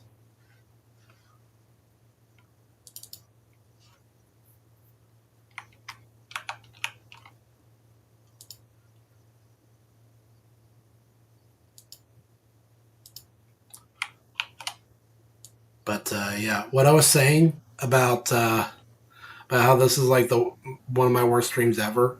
The other stream that I would consider to be the worst stream ever was my Incredible Hulk stream. It's like the one stream I've ever considered just deleting because like it didn't work out at all.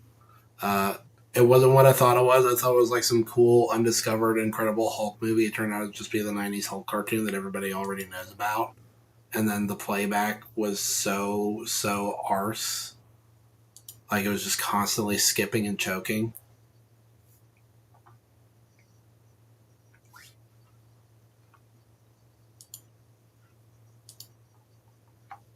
I forgot about this guy. So, oh no, I can't make it. Oh wait, I can actually just get both of them.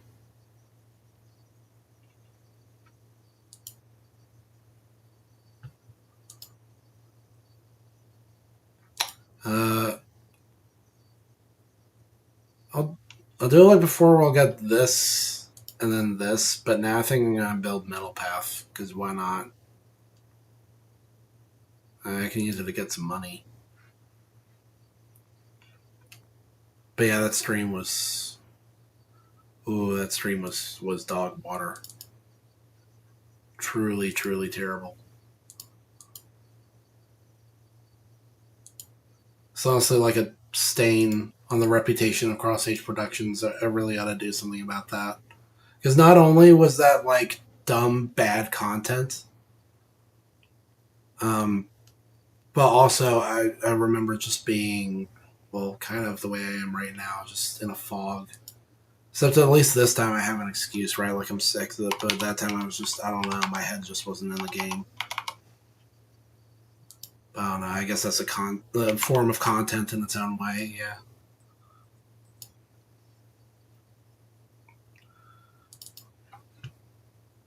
Yeah. Let's do it like this now. Bouncing bullet.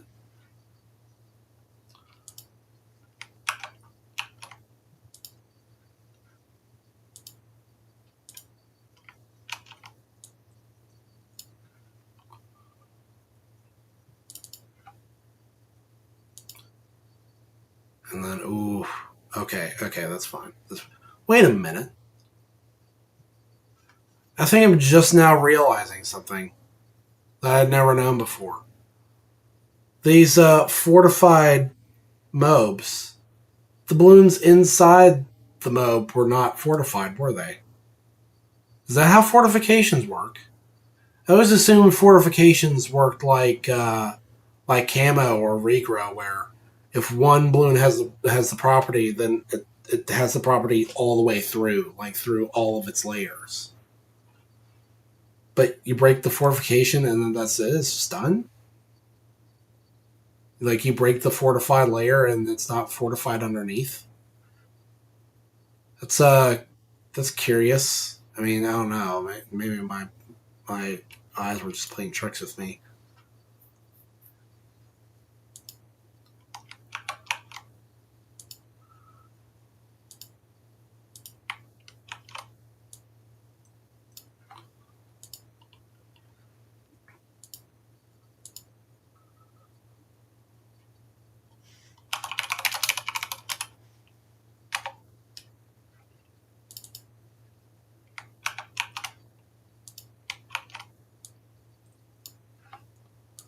Supply drop. The purple looks kind of weird, but okay, I guess. I mean, hey, it's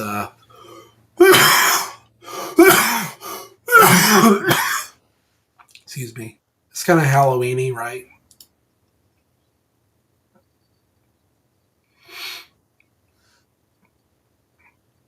Yeah, that's pretty. Ooh. Oh man, I'm so dizzy. I can upgrade this guy.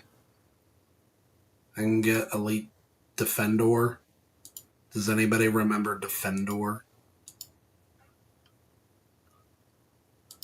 That one like weird superhero drama. I guess I can build that. It is pretty fun just having a guy that shoots ridiculously fast. And this is alternative balloon round, so I figure, yeah, I'll go ahead and build them this way because this mode is all about just blindsiding you with constant camo balloons. Oh, and I forgot to actually do the supply drop part of the supply drop.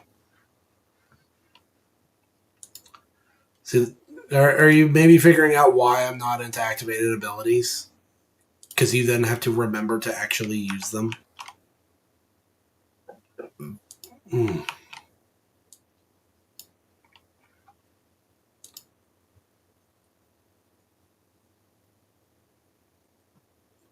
I like the Rasta colors on the full auto rifle, like the red, yellow, green.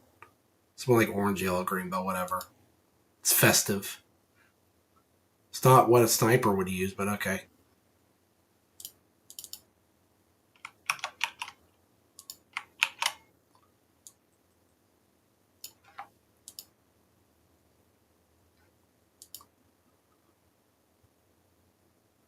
Man, I'm so delirious right now. I am like barely mentally functional. How's our upgrades doing? We can get this now. Yeah, we're on our way. I should build another chopper. And, no, stop that. I'll build this one this time.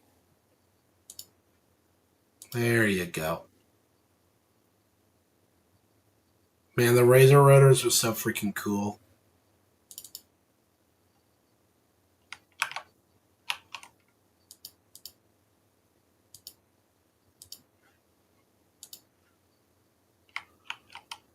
Oops. Thank you.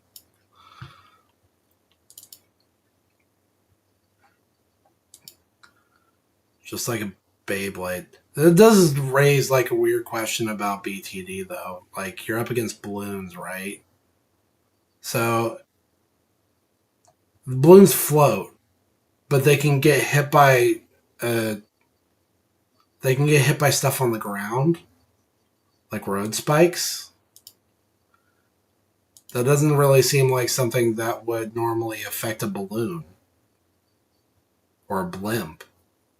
Why would a blimp that's flying up in the air get hit by something on the ground? And why do balloons conform to a path that's on the ground? Are these like these old sad balloons that are kind of like deflating or whatever, and they're just kind of dragging along the ground? Is it because they're heavy with like horrible toxic nerve gas that's on its way to monkey civilization? So if they can get hit by stuff that's on the ground, that means they're low to the ground, right? But then they can get hit by the razor rotors of the helicopter that's supposed to be up in the air. I don't know. It's weird. It's really weird. It's always been weird.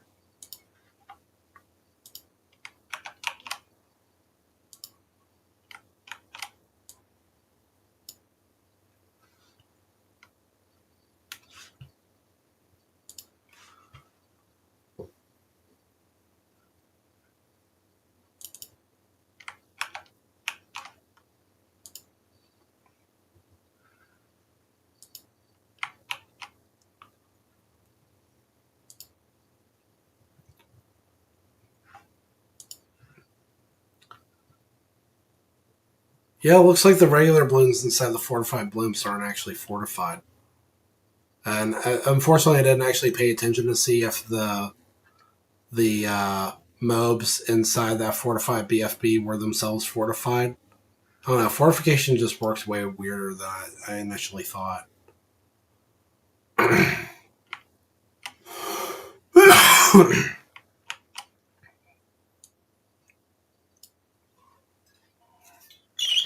Excuse me.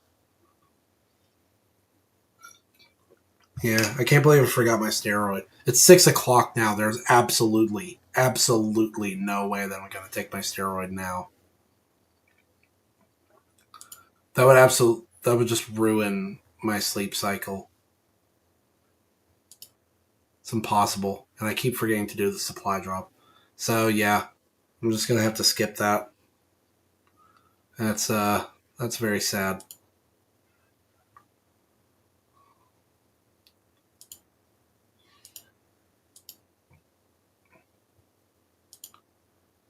I guess I'll save. What am I saving up for? Yeah, these balloons are starting to get tougher. Should I build something else? Oh no, it's like that's not what I clicked on. I clicked on this. Thank you. These are steadily upgrading.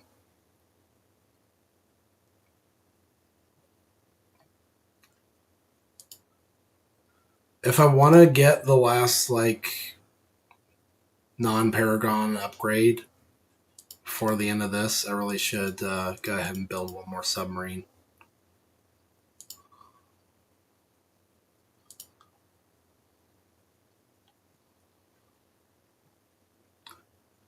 And then just let the XP just roll in.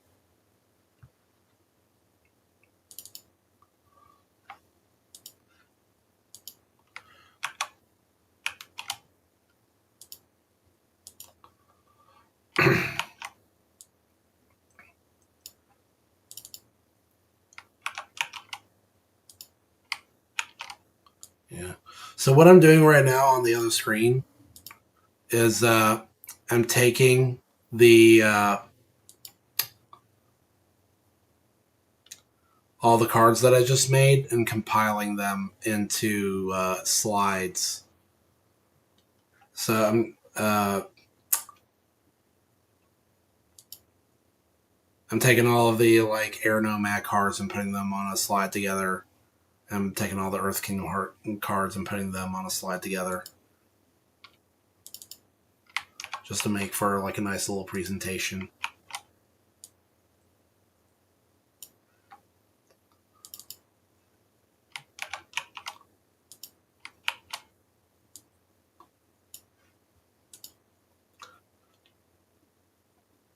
And I figure after this, I can start work on another fan-made MTG set. Because I really want to like legit beat Wizards to the punch this time. Where first it was Final Fantasy, right? Where they announced it, and I workshopped my own little fan-made version, and then before I had actually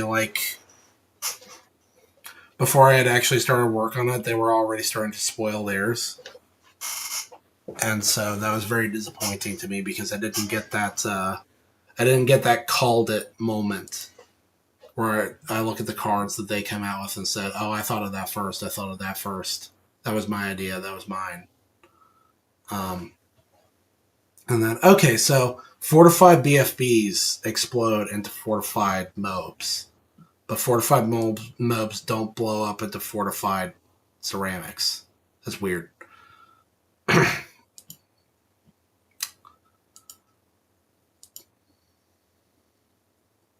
This is supposed to be submerged, by the way. Wait, is it not I don't know. It's weird.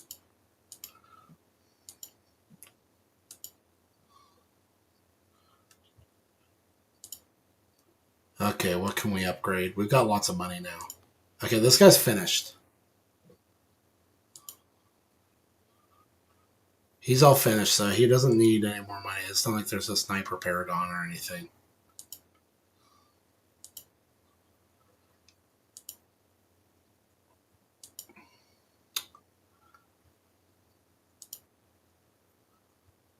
We can almost get that. How's the helicopter doing? We can almost get the Chinook upgrade. But, this, I actually didn't mean to do that. Okay. Uh-oh. Uh-oh. There we go. Just gotta remember to actually do the do.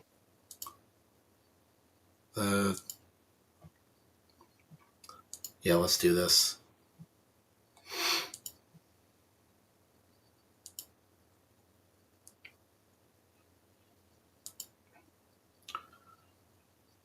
We do this, and I almost want to sell off the sniper so I can funnel more XP into the sub so I can be finished with the sub.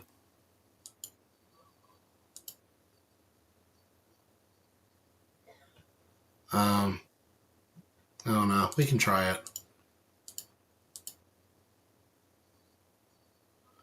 Yeah, we're still going pretty strong.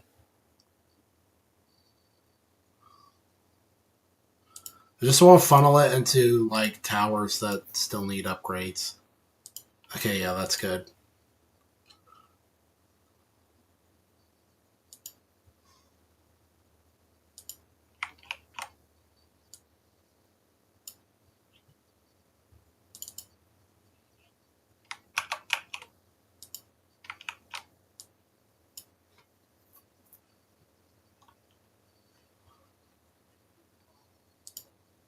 Daggone it.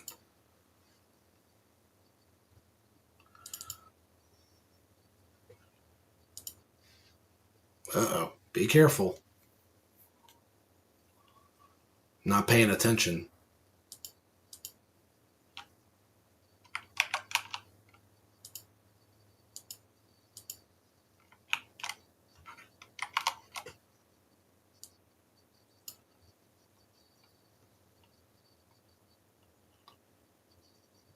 Okay, we're good.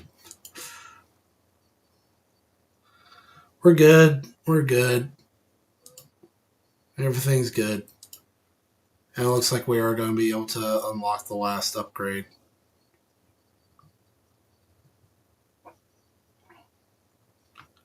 Yeah, it's easy now.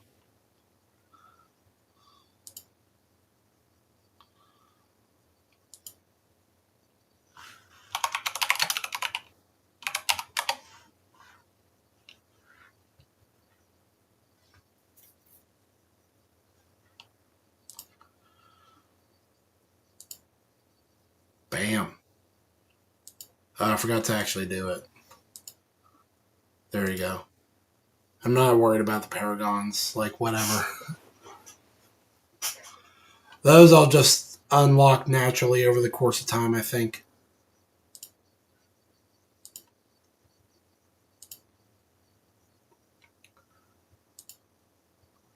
So, here's where I'm at. I'm just going to completing these skill trees one by one.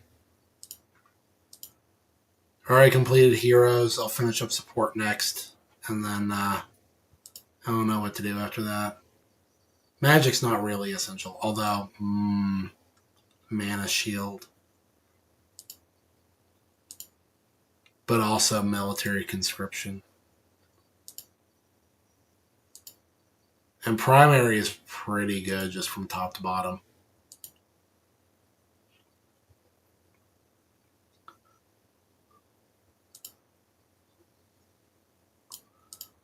So let's jump in there yet again.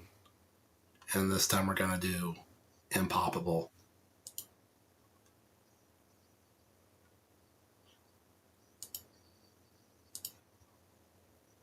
So, okay, hold on a second.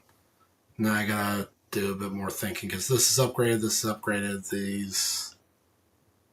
A lot of these are upgraded.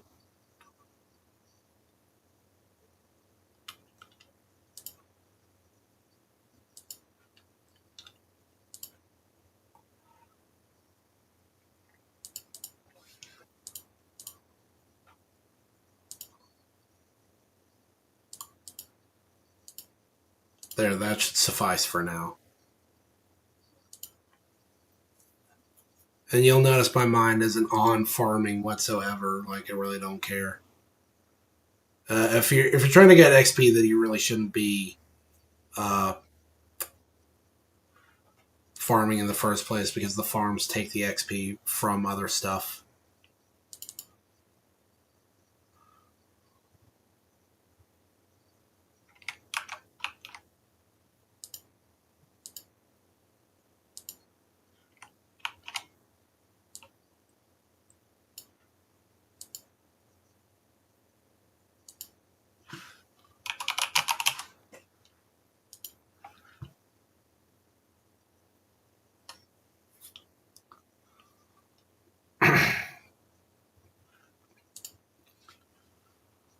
There you go. It's tough. It's tough trying to balance like 3 different things. Trying to check in on chat, play balloons, do Photoshop. Reminds me of how hard the. Oh, you can't see. Forgot to get the camo. Yeah.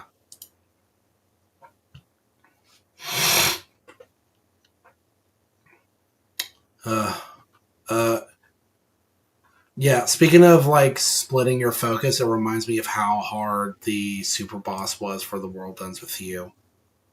Where the only way I could do it was like using like a special gimmick build. Where you keep one half of the boss stun locked on one screen and then tap out combos on the other. And it seems so easy when you describe it, but actually, like, trying to do it, it, like, pushed me to my absolute mental limits. That game is really cool, except for. Okay, well, I won't say that's the only problem. The other problem is just, like, trying to get a perfect save file took a lot of grinding.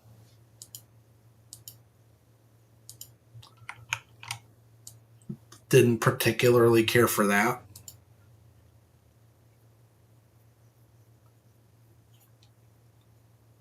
But yeah, it's still pretty good game. I should probably get something else. Uh, the pilot. I'm not worried about the pilot. Should I get all of these? I can get this. And then, yeah, I don't normally run more than one helicopter though, just because I don't like a lot of stuff buzzing around on screen. How's my mortars? Mortars needs upgrades badly.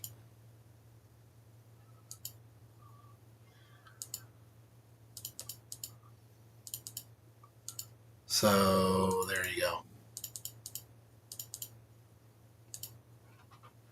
Now we're good.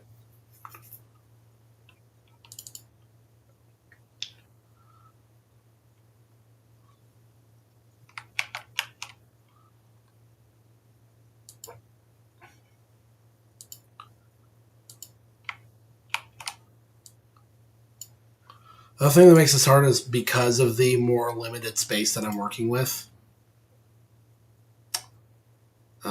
Ooh, I can get this now. I hate that you can never really like target normally with mortars. By the way, it's not like BTT5 where you can get a specialty building that makes them do it. You always have to set target, and I hate it. But what I was saying was because of the more limited space I'm working with, um, it's just harder to like tab through all my projects on Photoshop right now.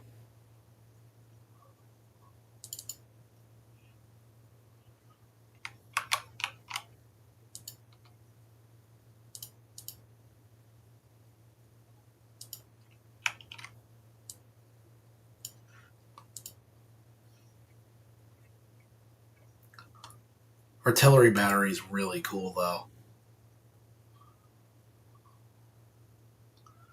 Man, I keep thinking like my phone is going off, and it's just the LEDs in my desk, my table.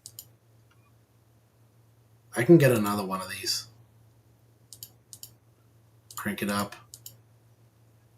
Use this path that I absolutely never ever use.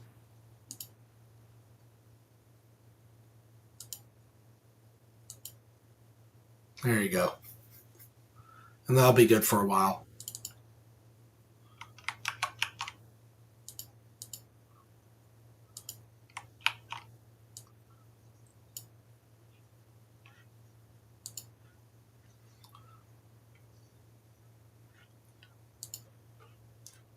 And because monkey money is so much harder to get, restarting is just so much more brutal in this version.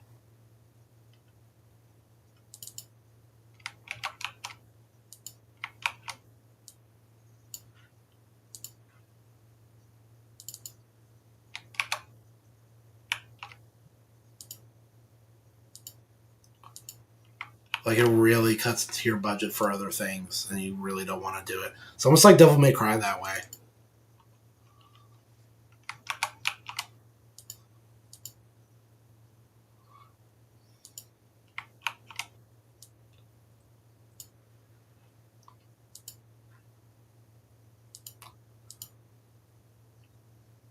How many other... We can get artillery battery.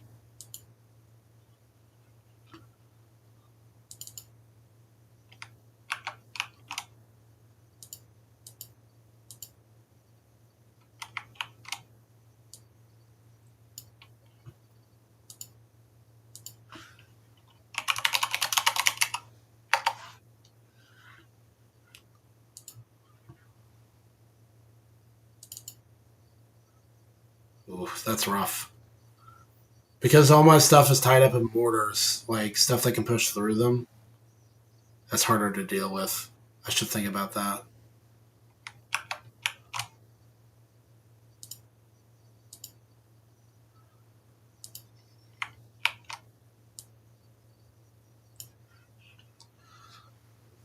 Uh, who should I get on the job? Well, who needs upgrading? Because I think military is kind of almost done,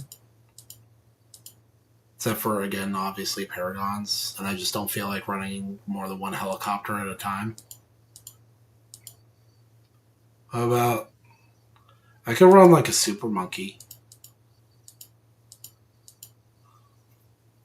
or oh, I totally forgot. I totally forgot about the mer monkey.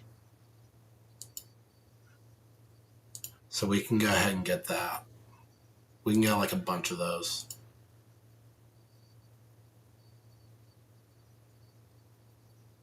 Can I squeeze one in here? No.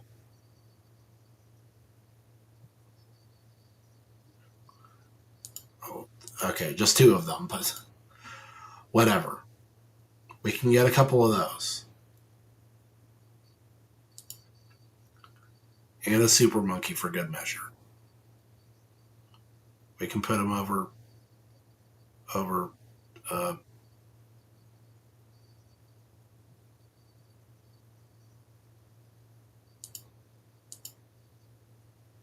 here. Sure, that's fine. Oh, I forgot how bad that is. No, that sucks. It's terrible. Get rid of him. Instant regret. Anytime anything just scoots past Super Monkey's plasma vision, just no big deal. Because Super Monkey doesn't do circles. It's just, oh my gosh, the most annoying thing. Freaking ever. Okay. So Super Monkey's useless on this map. I gotta think about what else I can use. Which is nothing. Like everything else is already pretty upgraded. I don't feel like grinding out the farm. Actually, you know what? Go ahead and just... Because I don't feel like doing any farming, just get like a no-brainer, just marketplace, whatever. Who cares? There, is that good enough? What about these guys? Can I get anything else yet? No. Okay, I didn't actually get anything that helped me with the problem that I was having, which is embarrassing. What about this guy? Oh, this guy. His thing is that he's stronger, like, the fewer towers are near him, right? So what if I, like, put him right here? I guess. But isn't this thing also that he gets stronger the more, like, dudes are around him? I'll put him here. And then I'll make him like this. And then, I'm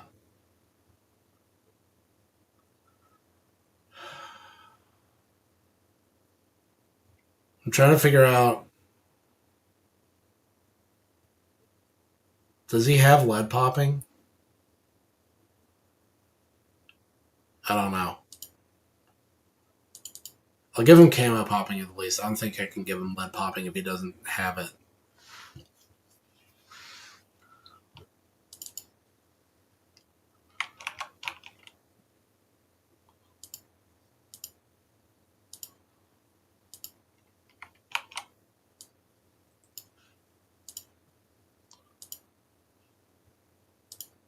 These guys are very slowly getting XP because everything else has so much more money in them.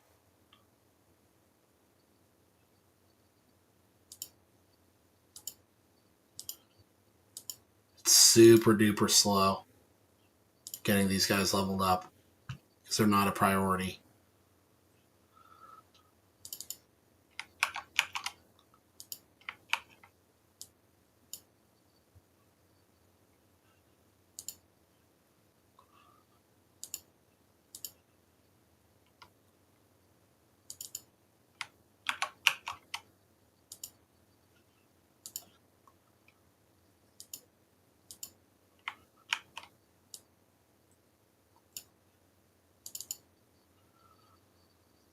Yep, we're doing okay. We're doing good. Oh, doggy.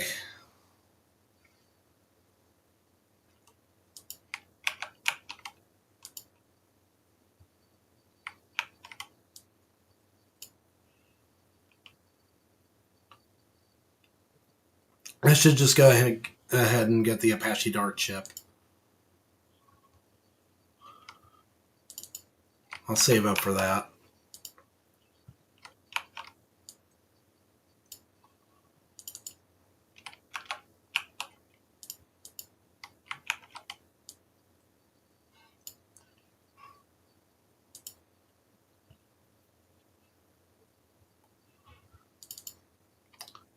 This isn't too bad right now.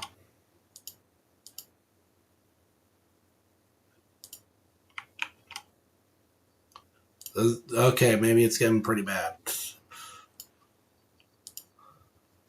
I looked away and then I looked back and we were kind of on the brink of extinction. The brinction of extinction. We still have a little more time to save up for the dart chip, but I don't know if the dart chips. I don't know if we got it. I don't know if we got it like that, boys.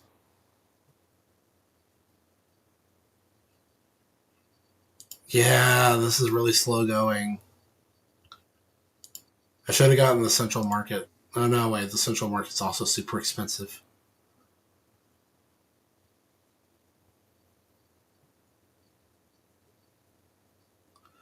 I can sell the market if I have to afford like a clutch Apache, which I do.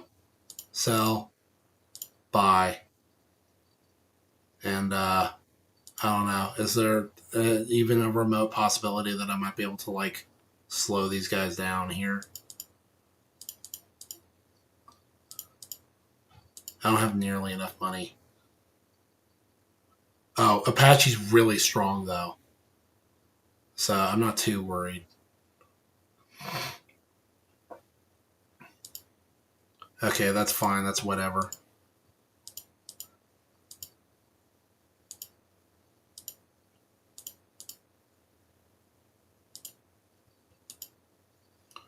Okay, maybe not too strong. Oh, I can upgrade the mortars now. I can get the big one. Remember the big one from Toy Story?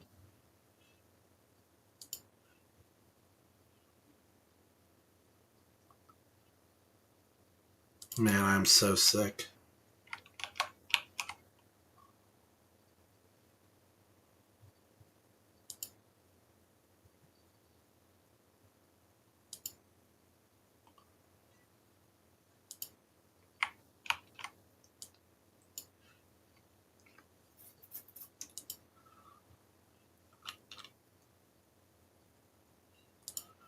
Alright, let me try and get my farming back online.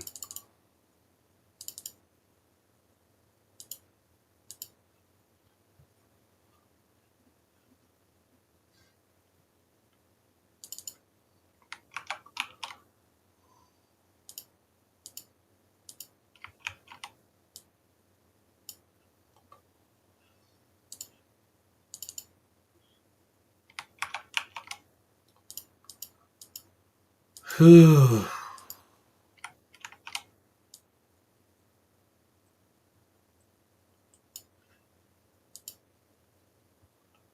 I'm not even sure if I can properly impart on you, like, just how arse I feel right now.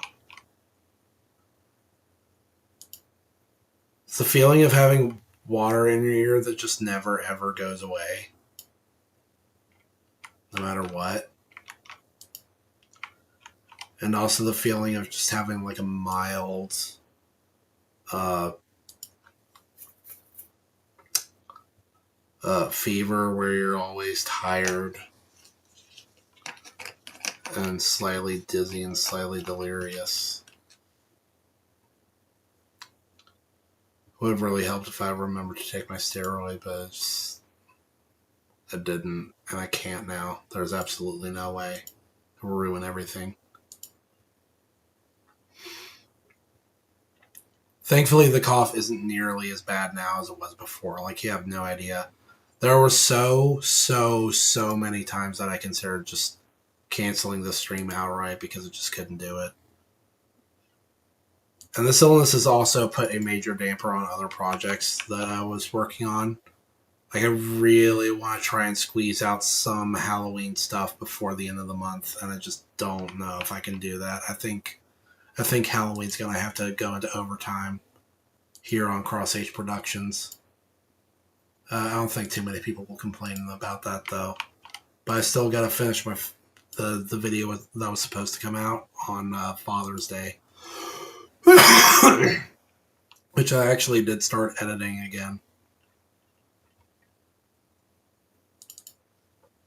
Finally got back to that, and then this happened.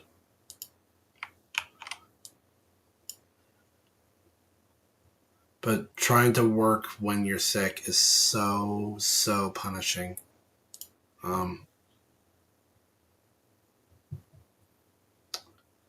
don't know. Should I go for embrittlement instead?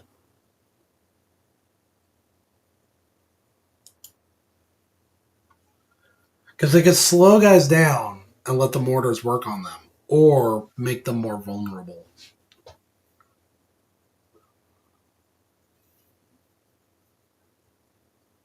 That's tough. That's really tough. I don't know. Also, I really need to upgrade these bros.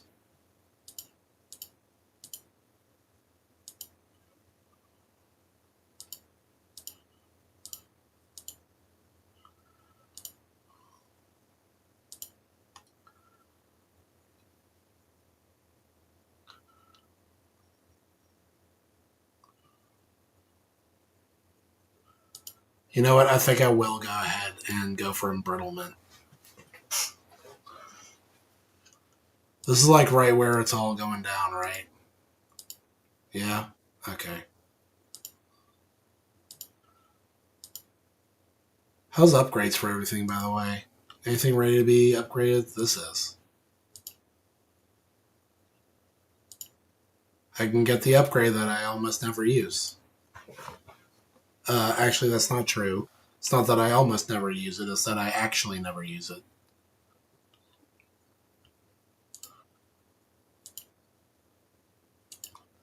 Oh, that was pretty good. I forgot to get the big one. There. Like, I got it, but I didn't actually get it. I forgot to get the central market. That was dumb of me.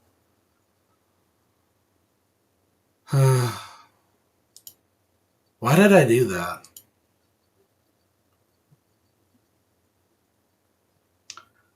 You know, it's only impoppable. I can still sell stuff, but normally my solution for DDTs is Icicle Impale. So I really should have built that instead. I don't know what compelled me to do this.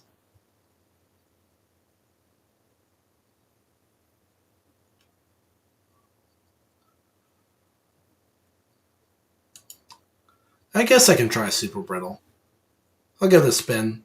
I almost never use it, even though I know it's good. And I heard that I recently got a buff.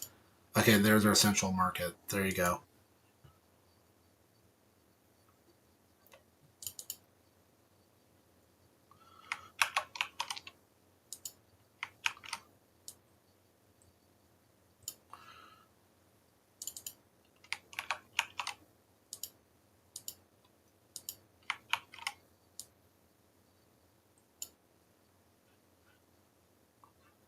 I can do more upgrades. I can get the biggest one.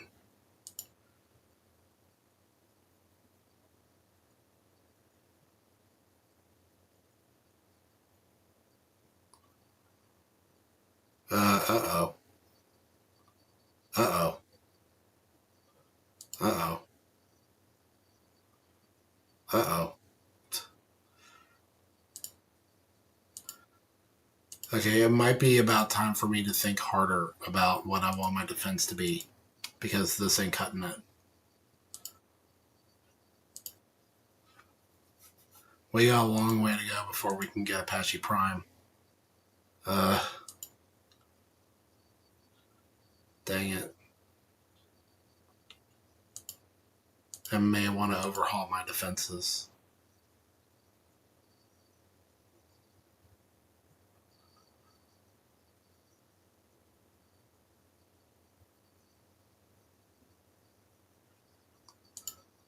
What if we... Oh, that was a bad idea. That was really dumb. Oh, that was dumb. Why did I do that? Alright, screw this. Oh. Okay. Alright. So, now it's time to get serious.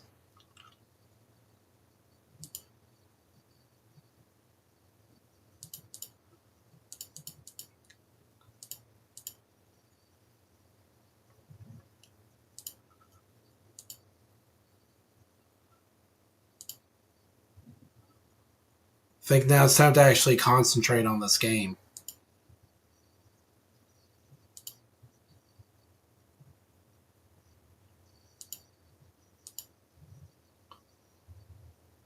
It's also probably time to start investing in shattering shells.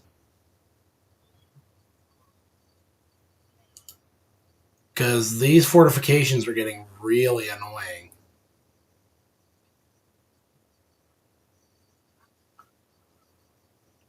Man, that was a bit of a wake-up call right there.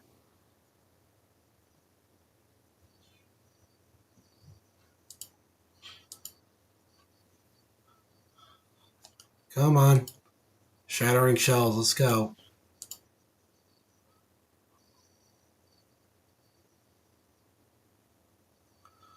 Wow, that's a lot of ceramics. It's a lot of them.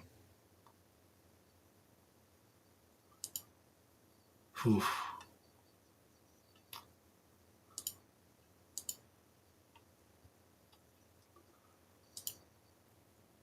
Dang it. This is tough.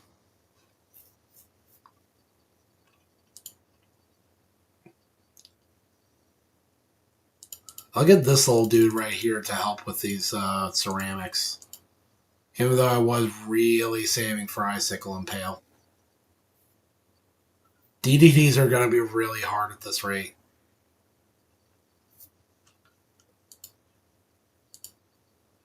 How much longer before we're done? Oh, boy.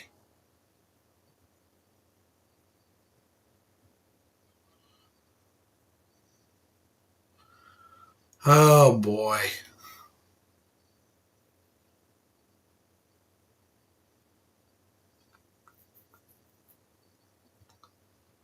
This is really rough. Mortars are not the way to go. This is why I don't use them. I'm only using them to like upgrade them. This stinks.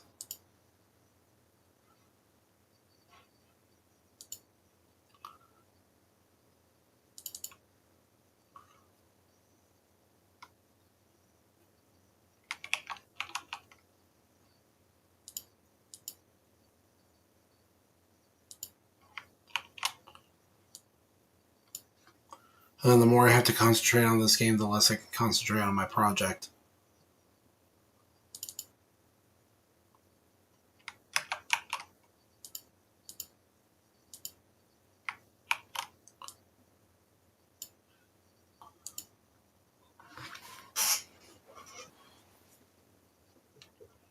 Round 88, huh?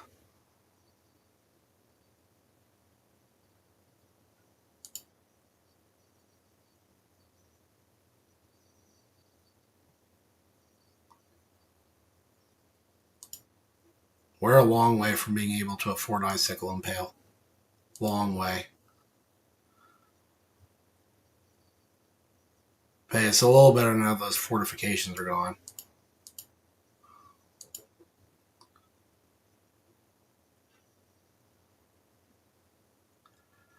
Alright, this is it. This is about the time when we would have icicle impale, but we don't. So instead, wow, wow. We don't even have that much saved across all of our stuff to actually do it. This is a problem. I can sell this.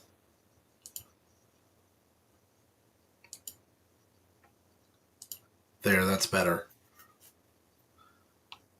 With this, we should be able to do okay.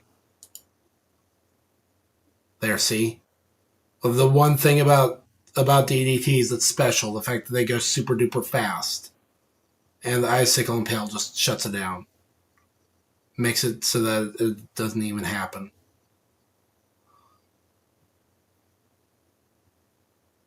Ironically, it, like almost everything else, is more of a problem than the thing that's supposed to be the ultimate threat.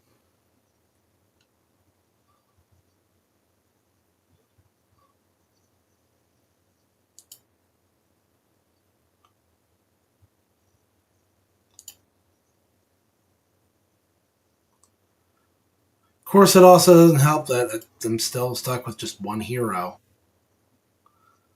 I'm trying to play more of this so I can do more like BTD stuff on stream. And I just don't have all the time in the world. I really need like a really, really long stretch of time where like everybody leaves me alone and I can just do my own projects, not worry about anything.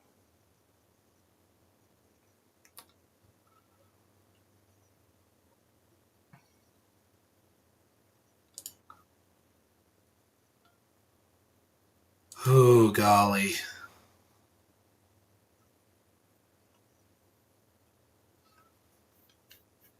This is tough. This is too tough. How can I'm gonna try and save. That might sound dumb, but it's what we're gonna do.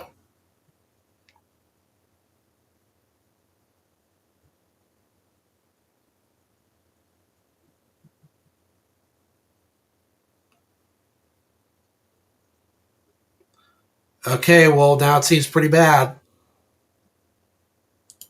Why didn't it work? Why didn't oh. Well now we can afford Super Brittle. That might have actually helped.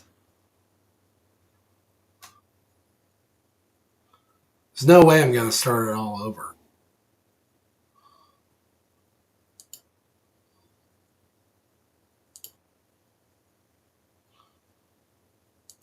Please win. Jeez. This is getting really annoying. That also just like costs so much money. I really hate these guys.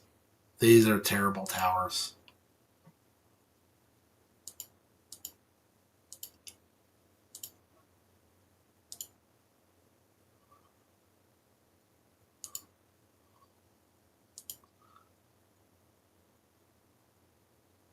This is going to get worse, by the way.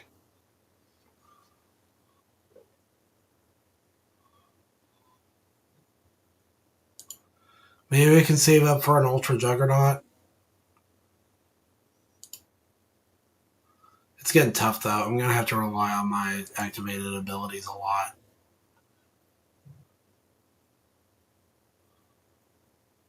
We'll take the fortification off, you dingus. Why isn't it working? Fortification's not coming off. That's cheap. What, does it not work on ZOMGs? That's bogus. Why are you being like this?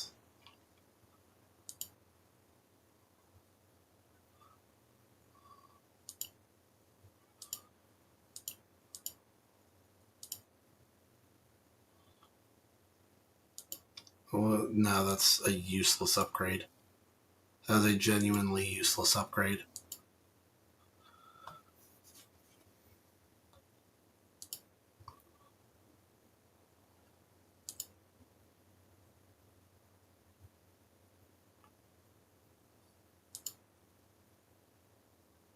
Come on. Okay, I can get it now.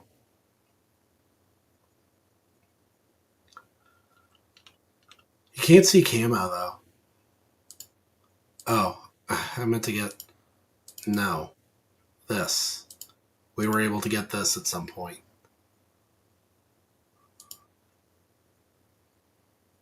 But I forgot that we're missing, like, camo detection for this bro. And then, I don't know, whatever.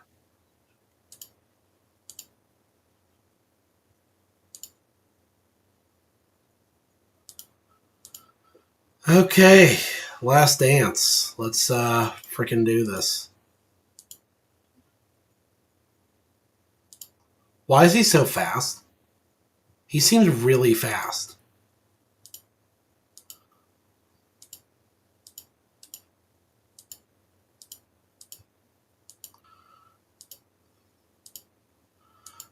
Here's the great part about using mortars. Set target, set target, set target.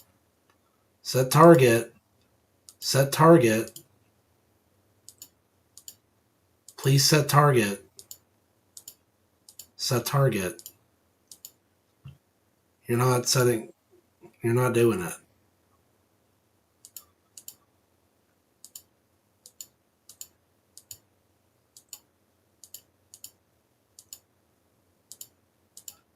No, you're not doing it, though. Set target. Set target. Set target.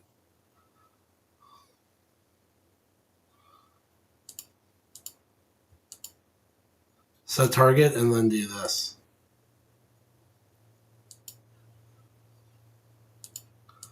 Set target.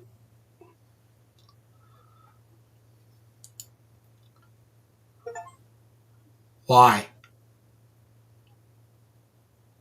When?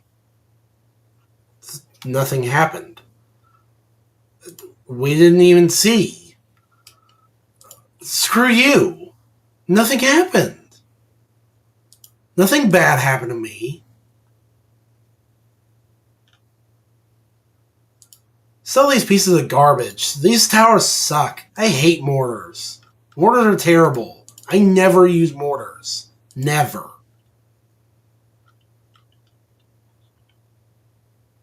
I only use them because I feel compelled to use them.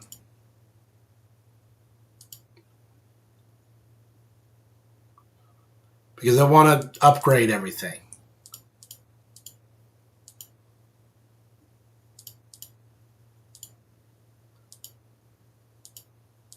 They're so... No, these.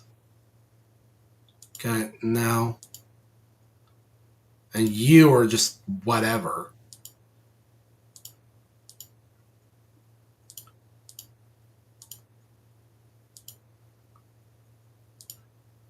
There. Now let's actually do this. Now let's actually... Why can't I use this?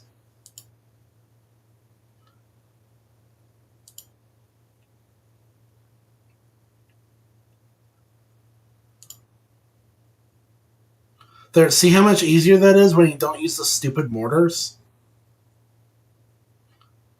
And by so much easier, I mean it's impossible. So there you go. That was a total waste of time. There was no point in me ever having even tried to do this. This was terrible. I hated everything about it, and I spent all my money for no reason. This is about the time when I usually just give up and I decide that I hate Bloons Tower Defense for a while, and then I don't play it at all again for a really, really, really long time, because it just takes all of my time away from me and doesn't actually give me anything in return, because, like, it just seems like it's impossible to win. I did everything that I was supposed to, and I didn't get any credit for it. Like, I played that game correctly, and it still still wouldn't let me win. So I guess that's it for Bloons Tower Defense. I don't feel like doing it anymore. Game sucks, and I'm done with it.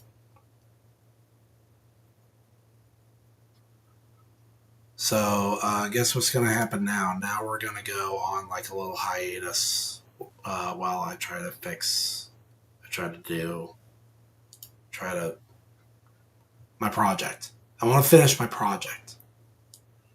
That's what I want to do. I don't know if you can tell, but I'm pretty freaking salty that I made it all the way to round 100, and then I ran out of money, and I just couldn't do it. And there's no explanation for why. Why wasn't the mob eliminator doing the mob eliminating? Like, why wasn't it doing it? Why wasn't it blowing up the guys? Why were the DDTs not taking any damage at all, even a little bit? Why was it being like that? How is that fair? How is that fun? I don't know. I don't know, and I really, really, really, really don't feel like stomaching that entire map yet again. That was getting really annoying. That was not fun. That was not fun. I was not having fun, and I don't suspect that you guys have fun watching me not have fun. So I'm just going to do this now. I'm just going to work on my project.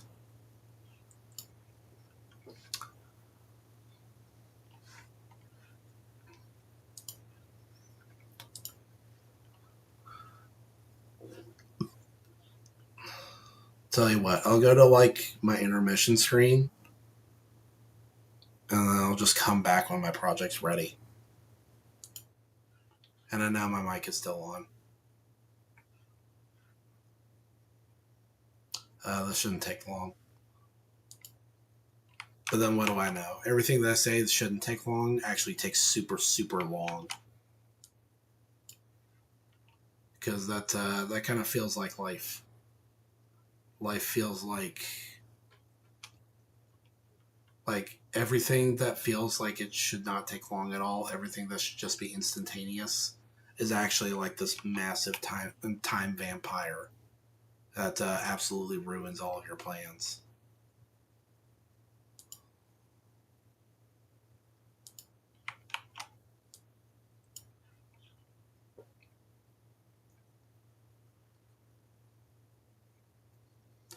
Everything that you just want to get over with, actually like a massive like sidetrack. Because you can't, there's just nothing that you can just get over with. Everything's got to be like the super long process.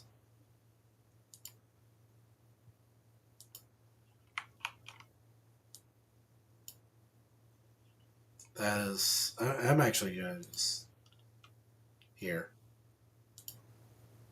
we're back.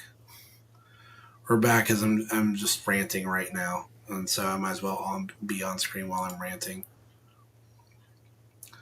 I don't know, this is probably like the most mundane thing you could possibly rant about, but I freaking hate chores.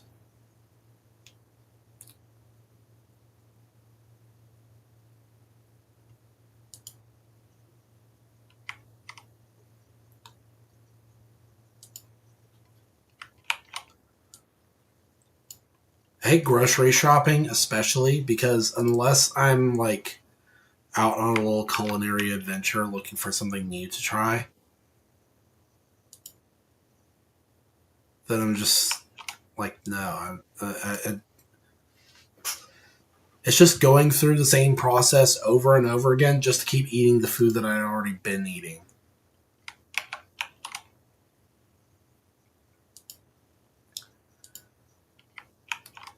And every time it's the same, go to the same store, listen to the same music, try to shoulder your way through the elbow your way through the massive crowds.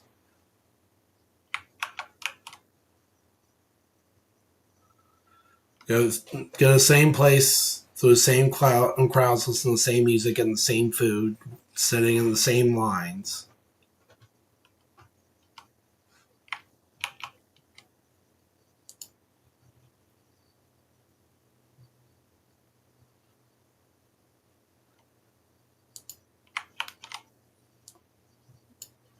It always feels like you paid more money than you did the week before. And you got to bag all the stuff and put it in your trunk and then drive back to your place and then unload it, and then unload it again because you got to take it out of the bags and then put it into the place where it goes, and then throw the bags away.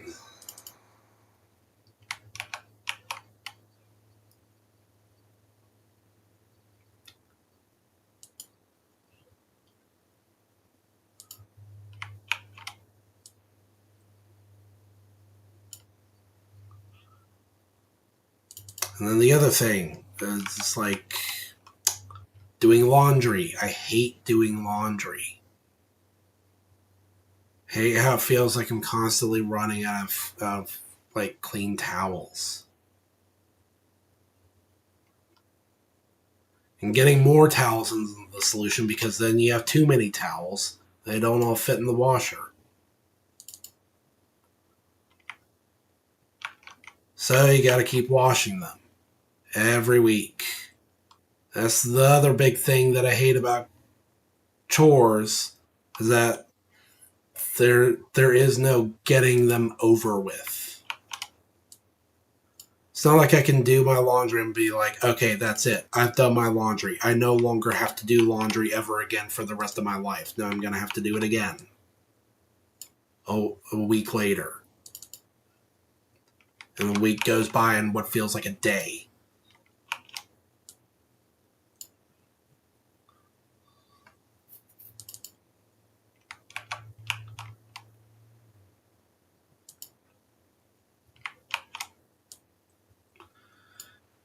And what makes it worse is the dryer. Oh my gosh. The dryer.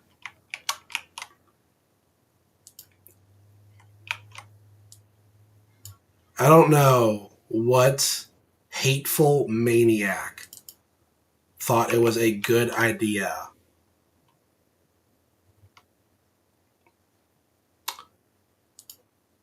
to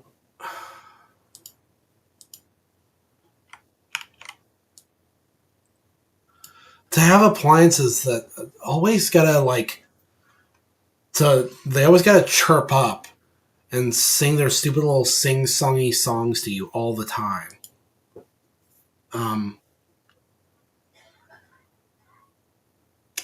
Wait a minute. Wait a minute. Wait a minute. No, no, no, no, no, no, no, no, no. You're getting it twisted. There.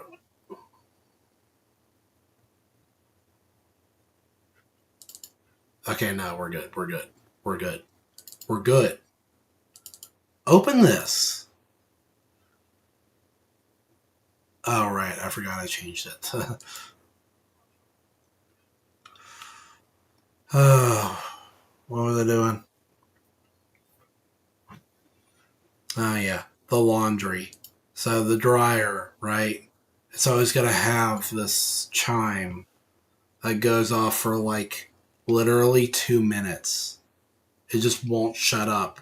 It'll just keep pestering you forever and ever.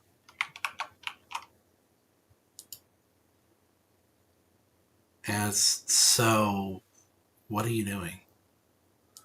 It's not even right, like at all.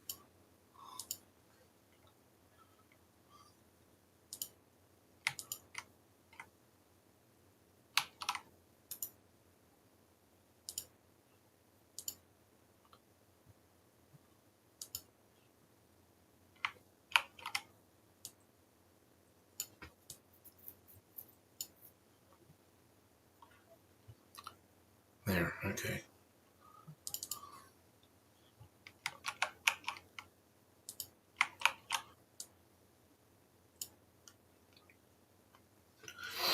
I don't know. I guess I'm just in a bad headspace.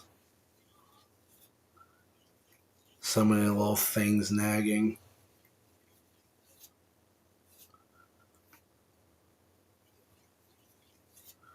Things that slow me down. Getting sick doing chores.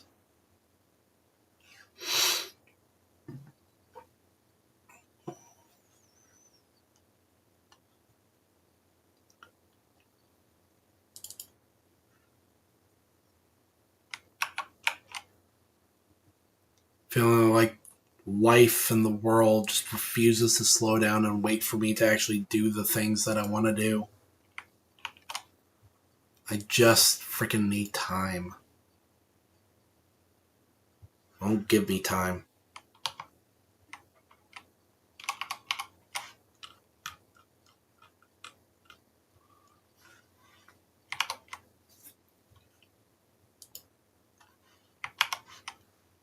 Okay. Oh, that's better. Now that I'm working across both screens, this is so much easier.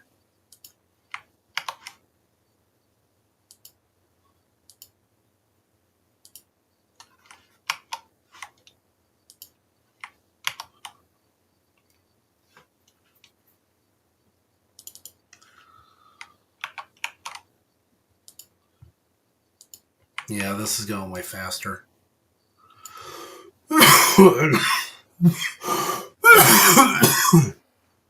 Excuse me. I still wish that I had delayed the stream like 1 hour more.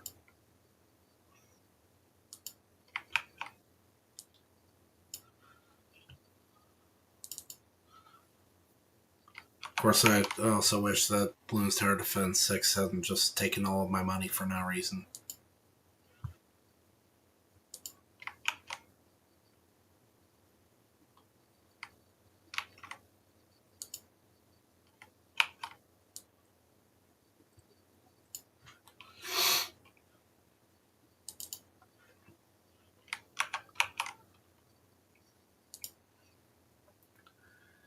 And I wish that this project was already over because, as much fun as it is to design these fan-made MTG sets, and it is a lot of fun. I actually do really enjoy this, and I'm looking forward to future projects. At some point, you're just ready for it to be finished. Like you've already put all of your creative fire into it, and all that's left is just the process.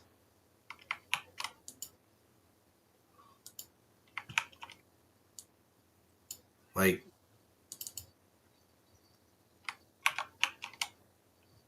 you start to get numb to the joy of creation.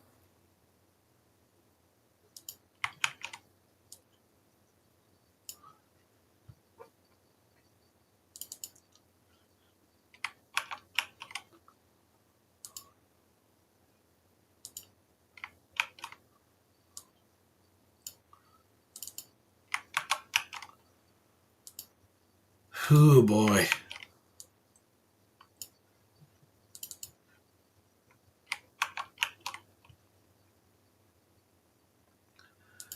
Yeah, there's days like these too.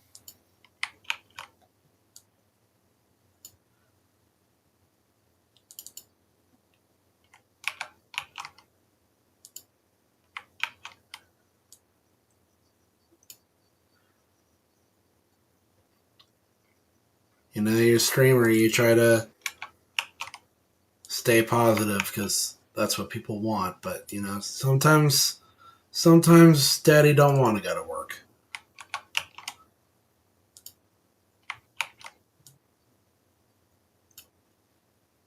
Sometimes daddy just want to lay in bed and wait for the fever and the headache and the coughs and the vertigo and the tinnitus to go away.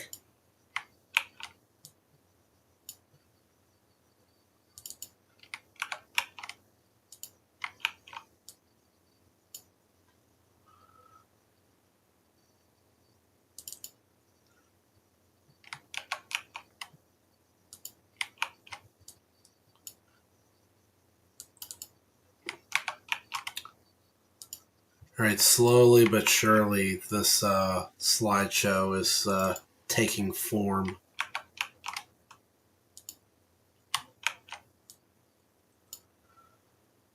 I just wish that instead of it just dumping everything out in alphabetical order, I wish there was a way to organize things by their intended archetype.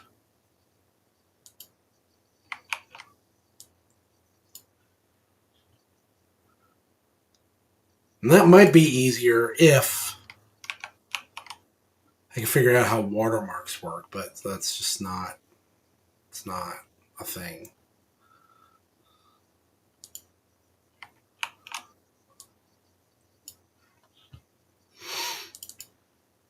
I bashed my head against that for hours and hours, and it turned out to be completely fruitless.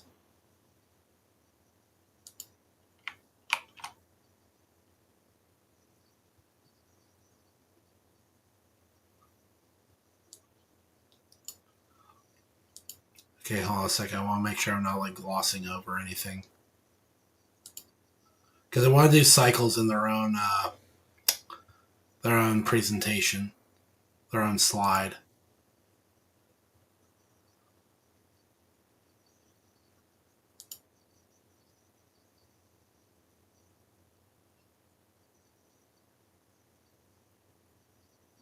So let's just make sure.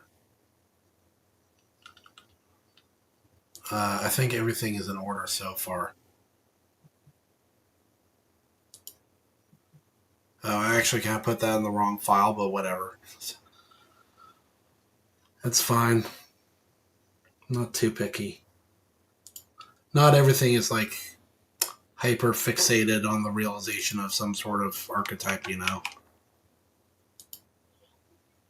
I feel like that does not make for healthy set design if everything's just hyper focused on a small circle of strategies.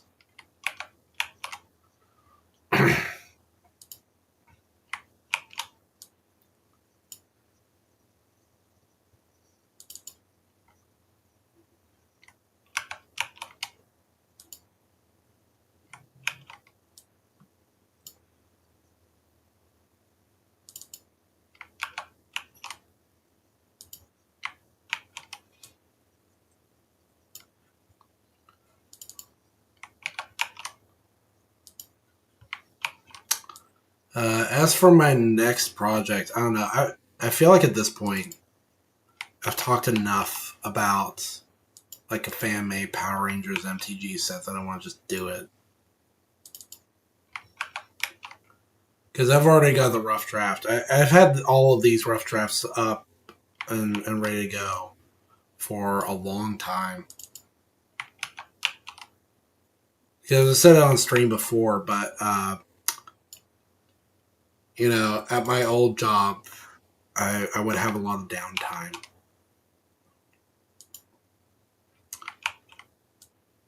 And without knowing what to do and not being given a lot to do, I would just whip out the memo app on my phone and I would workshop. No, that's wrong.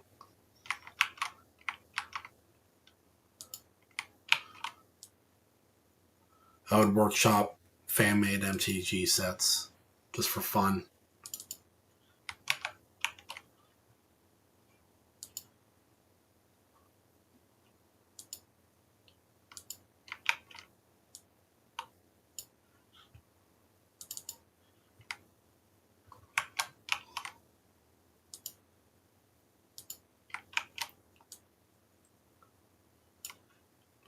Yeah, this is making me nervous because the way everything is organized, it just feels like some of these slideshows are coming on a lot faster.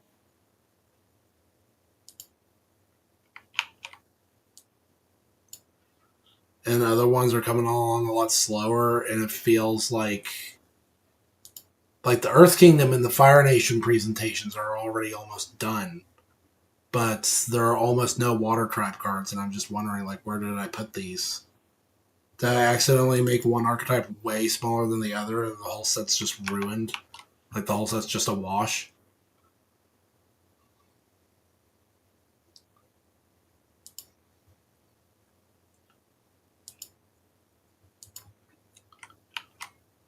Some of these also don't fit into a super tightly knit archetype because by the time I was done making all the cards that I wanted to make, I still had like leftover screenshots of the show that I looked at and I thought, oh, this would make for a neat card. This would make for a neat card. And so I just kind of spun cards around all these little screenshots that I had. And that helped round things out a bit.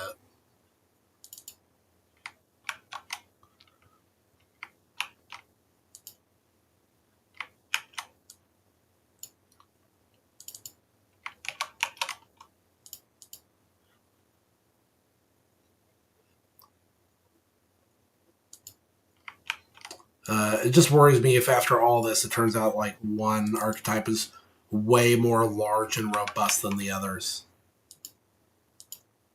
Or one is like the runt of the litter. Actually, there is one extra archetype that is intentionally the runt of the litter, and it's kind of like a little secret extra thing.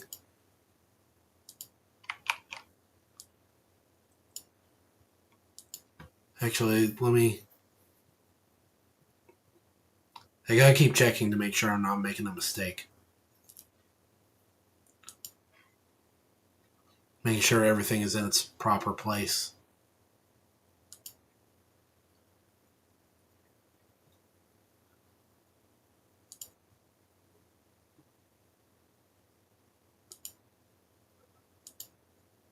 Alright, well, everything seems to be in order so far.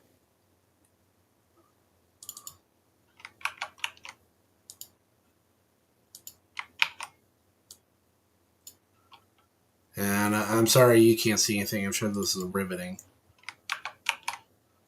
But I'm trying to do this as fast as I can.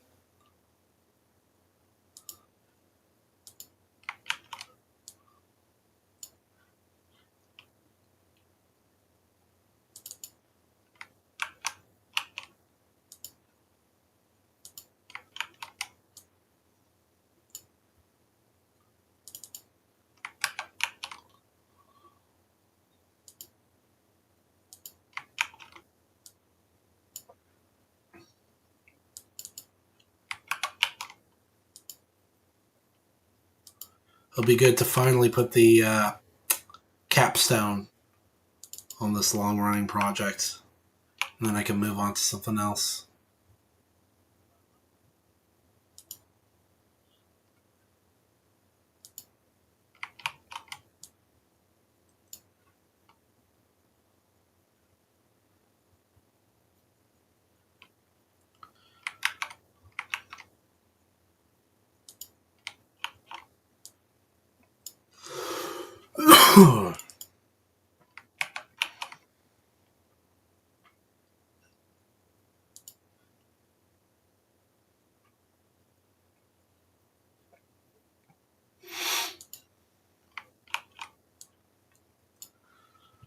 Oh man, I'm not. I'm not feeling it. If I'm not better by next Sunday, that might be the stream that I cancel because it is really bad right now.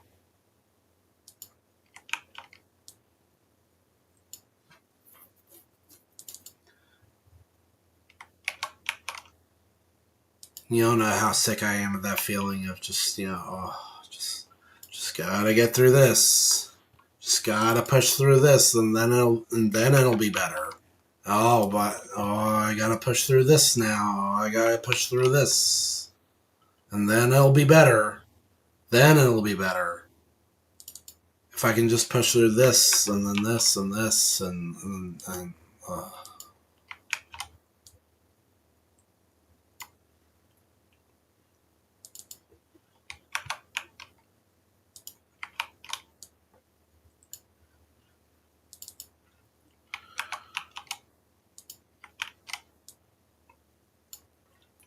the constant hacking and coughing has totally like ruined my lips. By the way, my lips are flayed.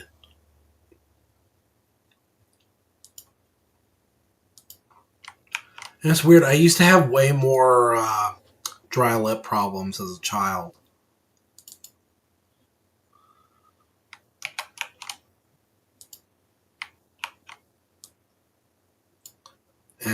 at some point it kind of went away, and I'm not clear on why.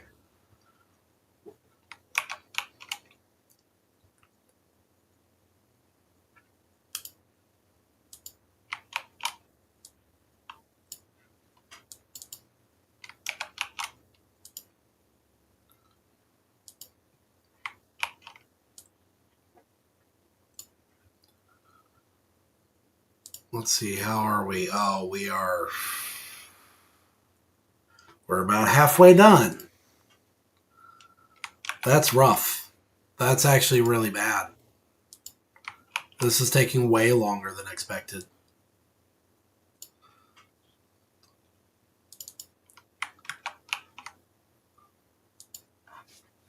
So I almost kind of want to just... No. No, I got to push through because here's the thing. It's like I said before, right? This is when Wizards is going to start putting out more of their spoilers. So I got to get this done now before the spoilers start coming out. Because otherwise people will just say that they came up with it first and I'm just copying them. Well, that's not the idea.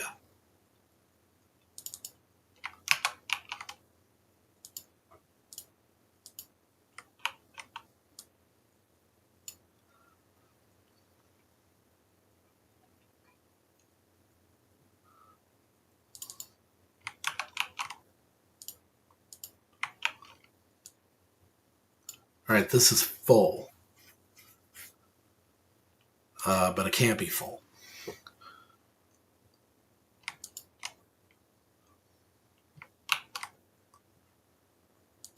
You can't do that. So let's move that to this archetype.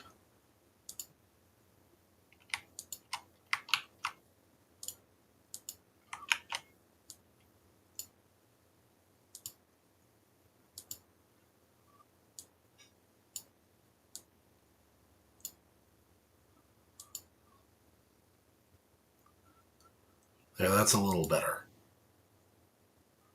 A little bit.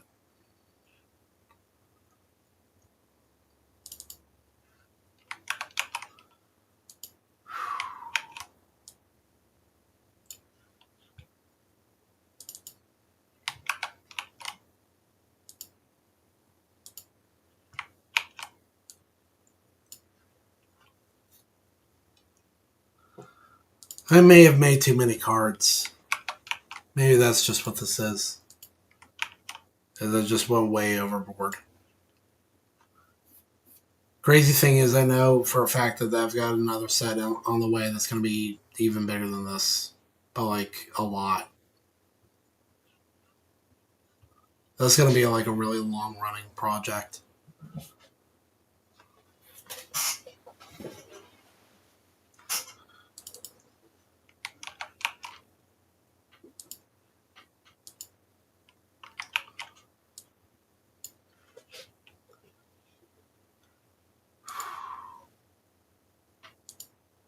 So how y'all doing tonight?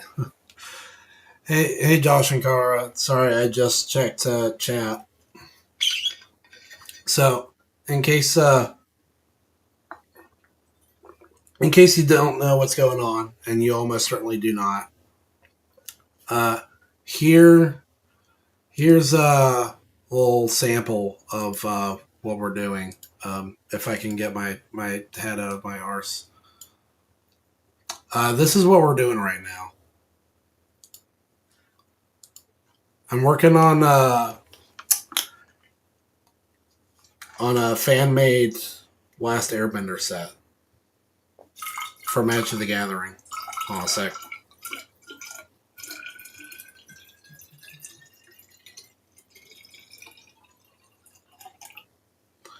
Because here's the thing, right? I came up with the idea first. Then Wizards, they announced their own stuff, and I thought, oh boy, I better hurry up and make this into content.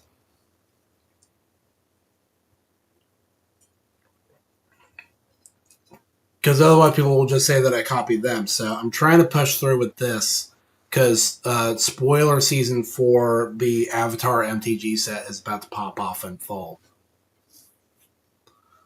I don't know how much you know about that. I don't know if you're into Magic the Gathering or The Last Airbender or any of that, but I'm into both.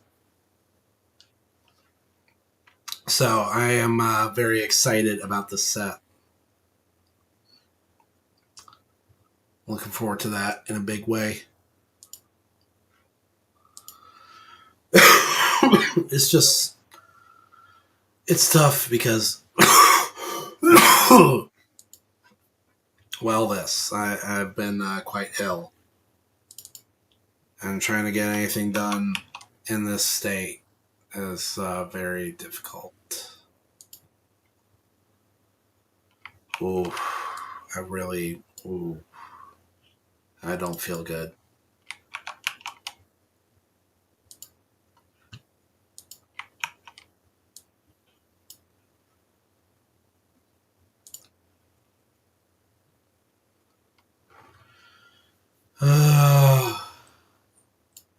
I feel rough.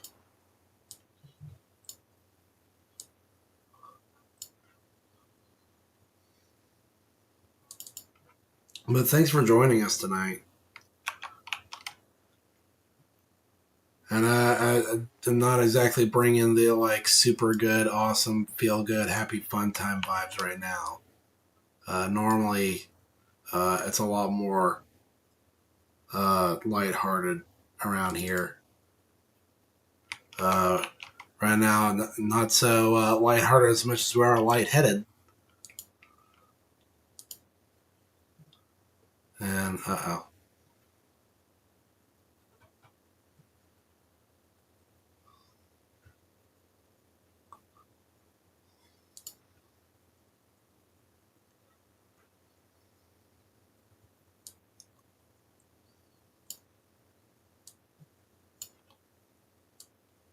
I think this is like a quick and dirty way of increasing the size of what we're working on. There we go. That works. Oh, no, don't. Stop. We're not cropping anymore. There, like that. That's better.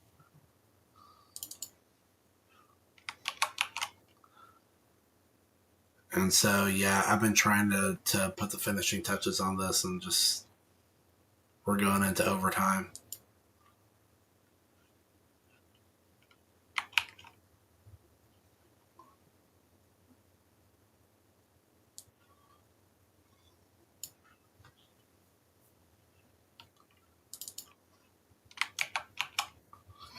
So how you doing, Josh and Kara? I hope you're having a good night. Looking forward to Halloween. Well, first and foremost, I'm looking forward to getting better. Hopefully, I can get better in time for Halloween.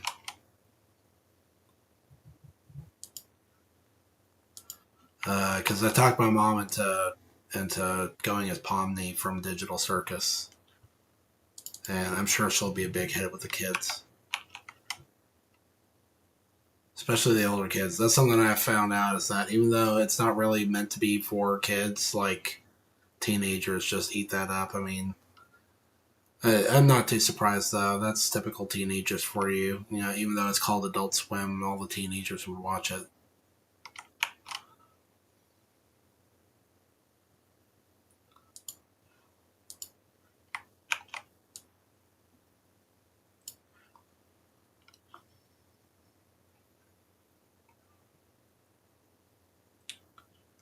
I lost my place.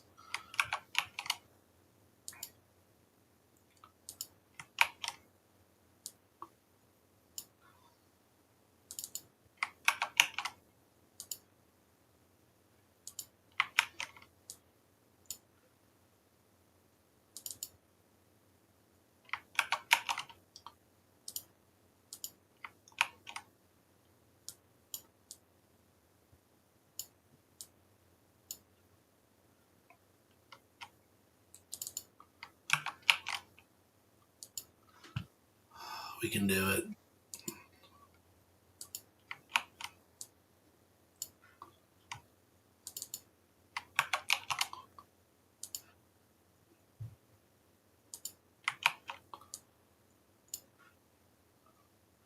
Very slow, but we can do it.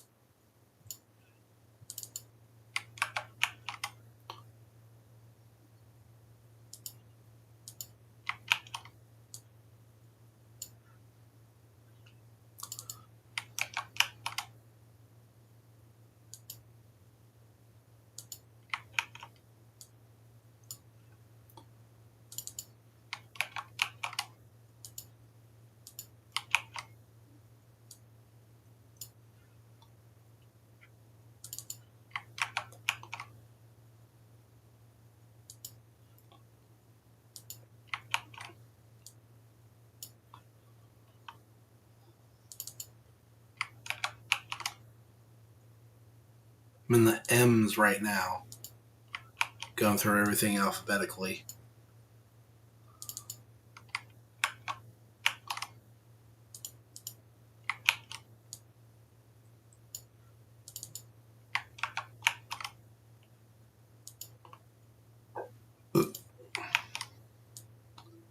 I'm determined to get this project done.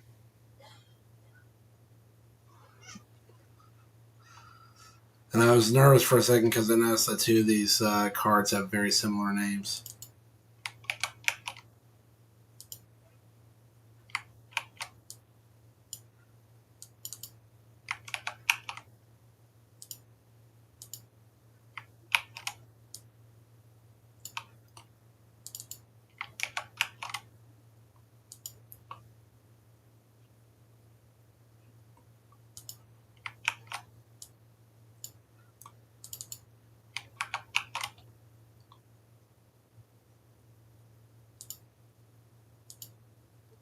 And oh man, we're gonna have to expand this again.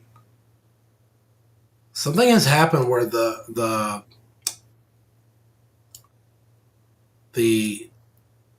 Earth Kingdom archetype much larger than other archetypes, which I don't like. That's not the way that's supposed to be. Shouldn't have one archetype that's way bigger than the others.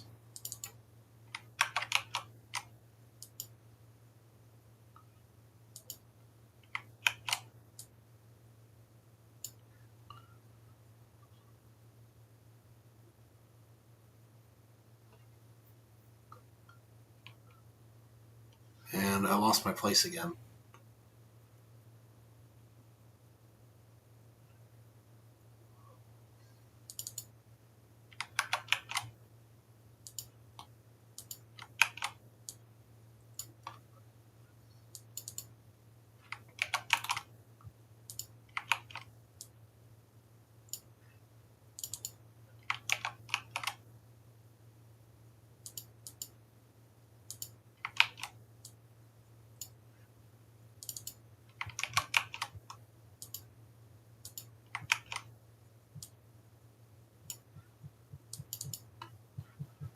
Whew.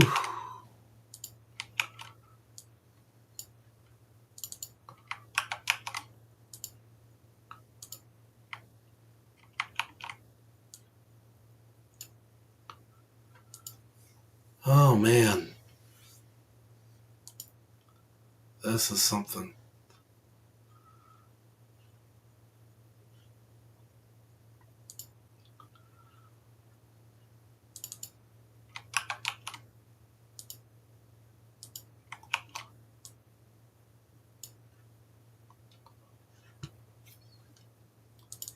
Hands starting to get sweaty.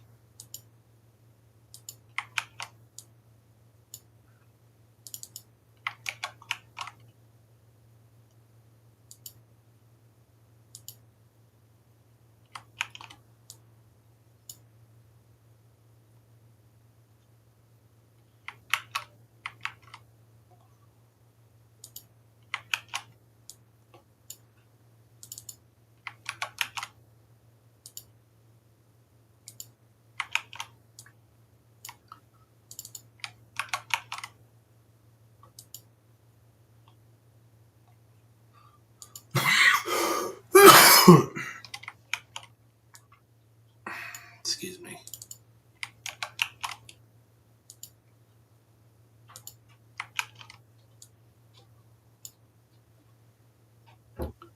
Okay, that archetype's starting to get full. Where's the crop button?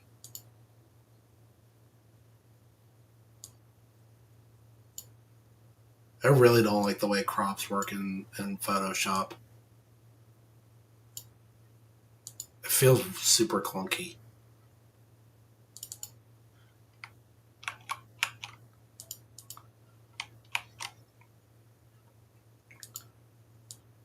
Because you never just crop. It goes into crop mode and it makes everything like move super chunky.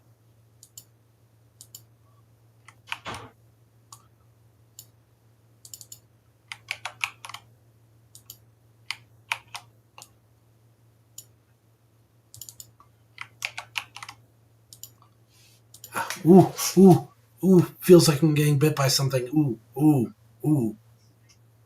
That's bad. Ooh, me no likey.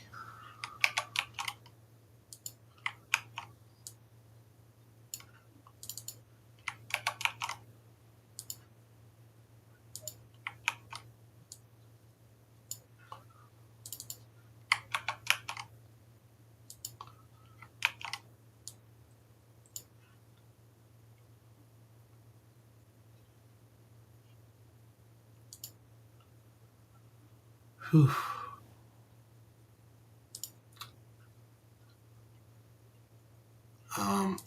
Hello? Okay.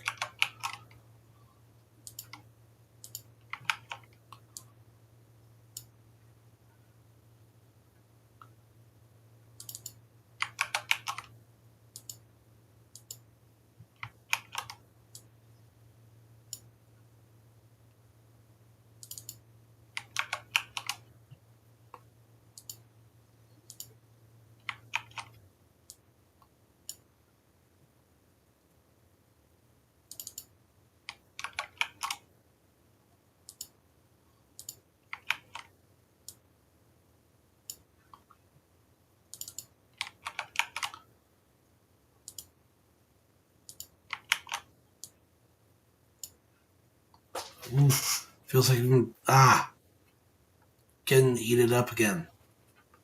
What's going on?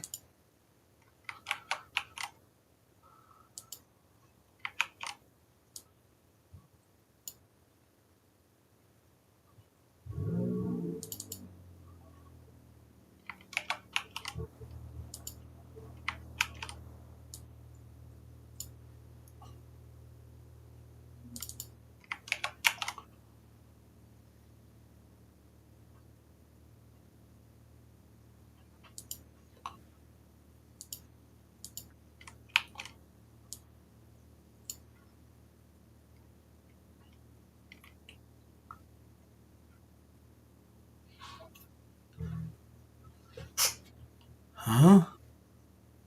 Okay.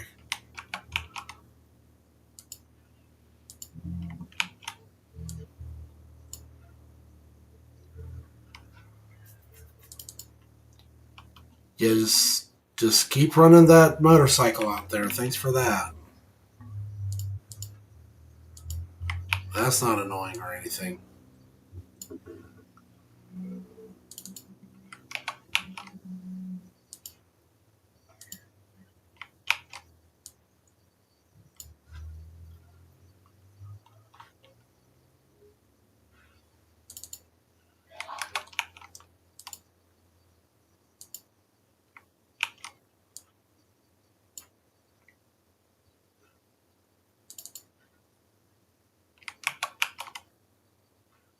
Oh.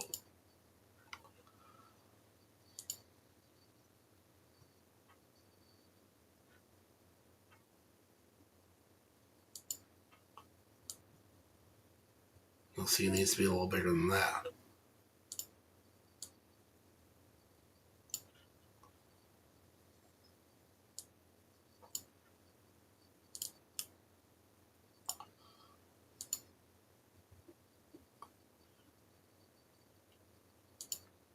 Bigger. Way bigger.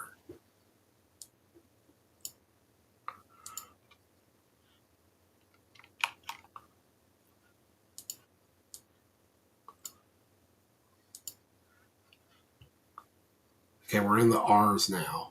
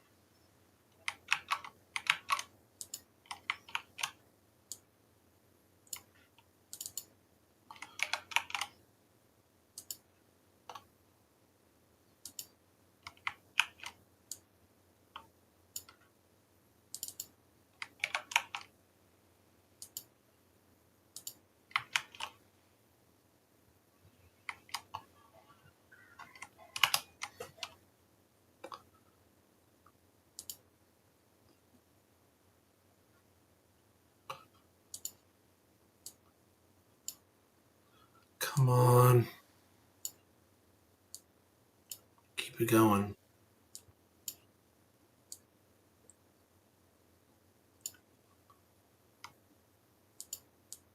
Please, I just really want to finish this project. Okay. You gotta load the crop. And how long is that gonna take? Why did you do that? Why did you do that? I, like, tilted everything. And it was so weird and dumb and unnecessary. I had never told it to do that. No wonder I was acting confused.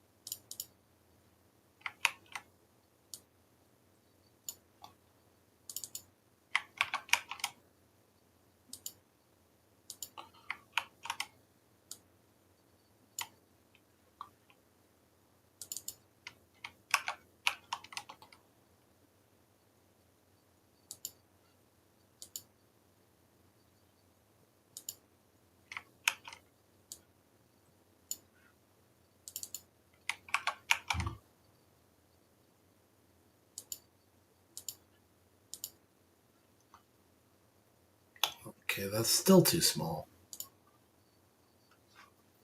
Please?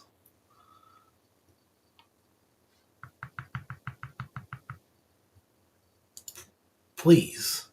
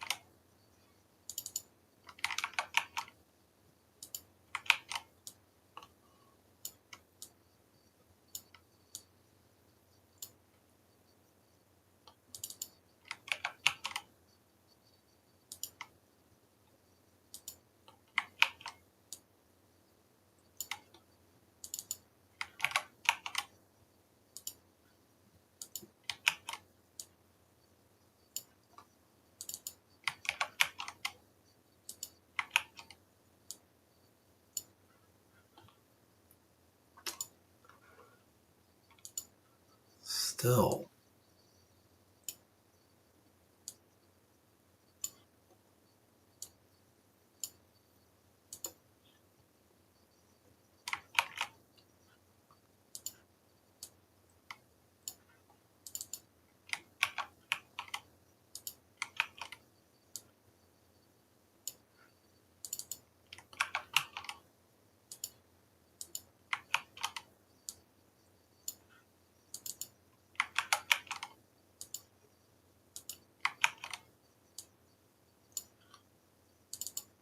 Oh, we are almost done here.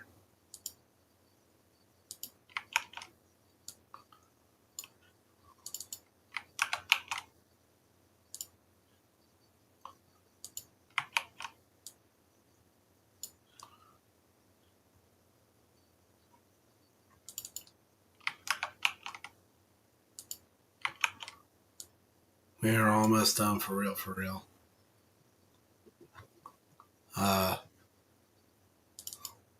Or not. Or I don't know what I'm talking about. There's actually still tons of cards to do. I'm in the S's.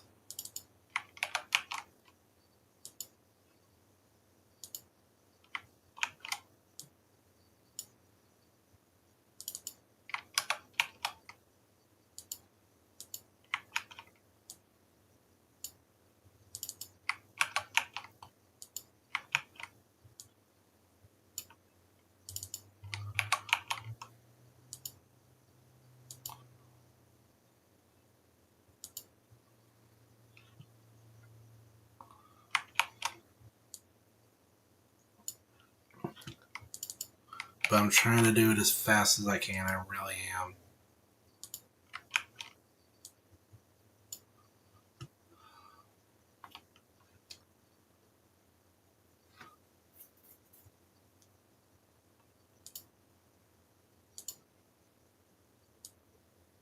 The thing about crop in Photoshop is that it just kind of like it gives you default crops that just seem to be like completely random dimensions. That it's just not helpful at all. Not even in the least.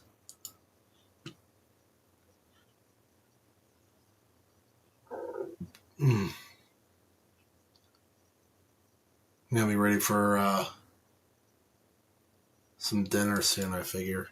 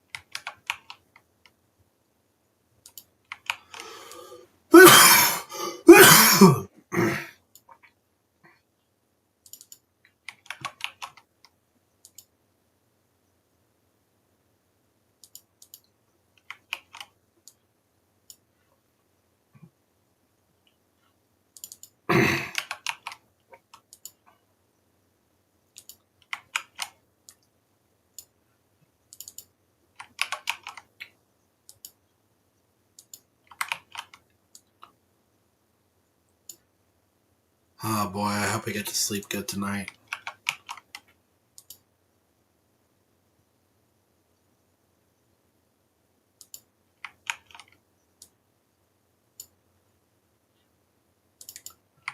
I feel so cooked right now.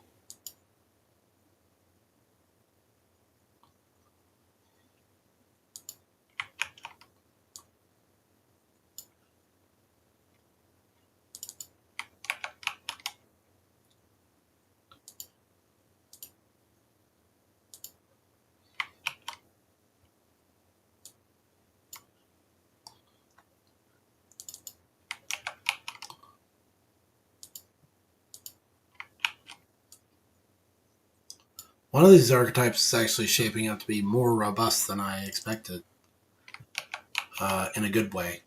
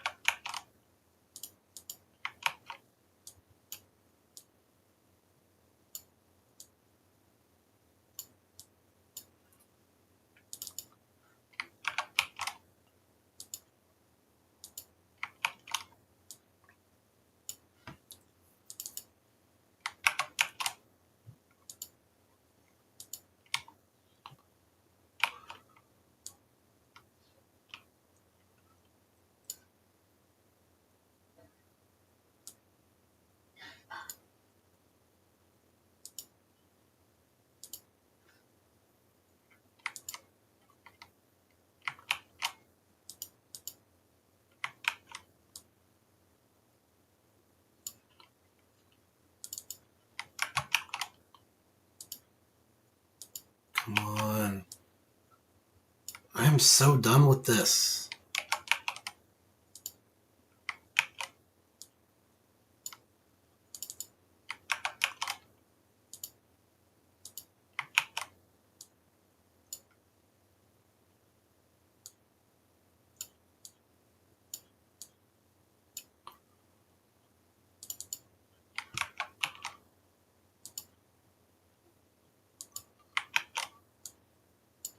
It's just taking so long for something that I thought would be so simple.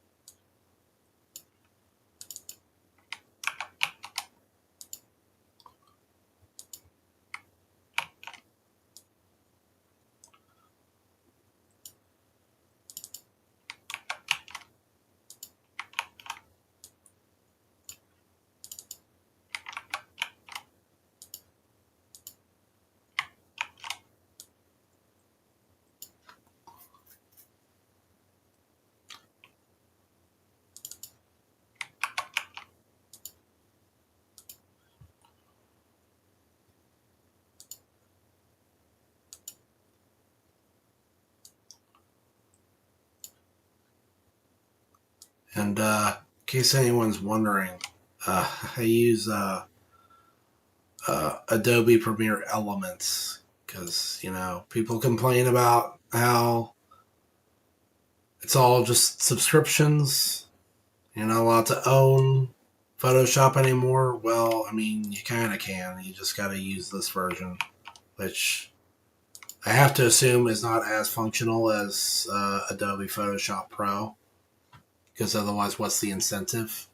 But I mean, the option is out there. It's just really, really, really buried. Because Adobe doesn't want you to know that you can buy their things.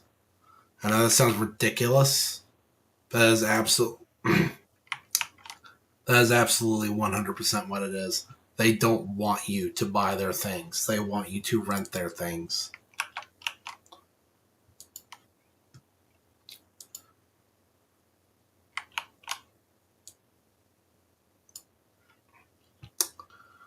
Because they make more money that way.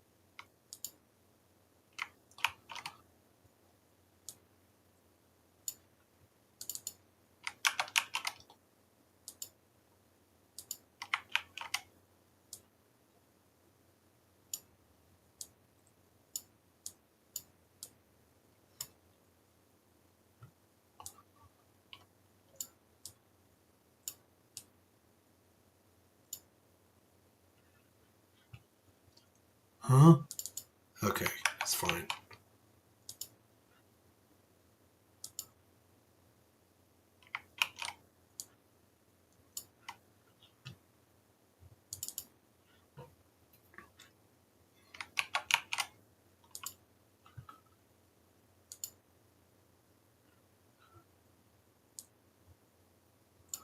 I got Rocket into the Night stuck in my head by, who is that, 38 Special?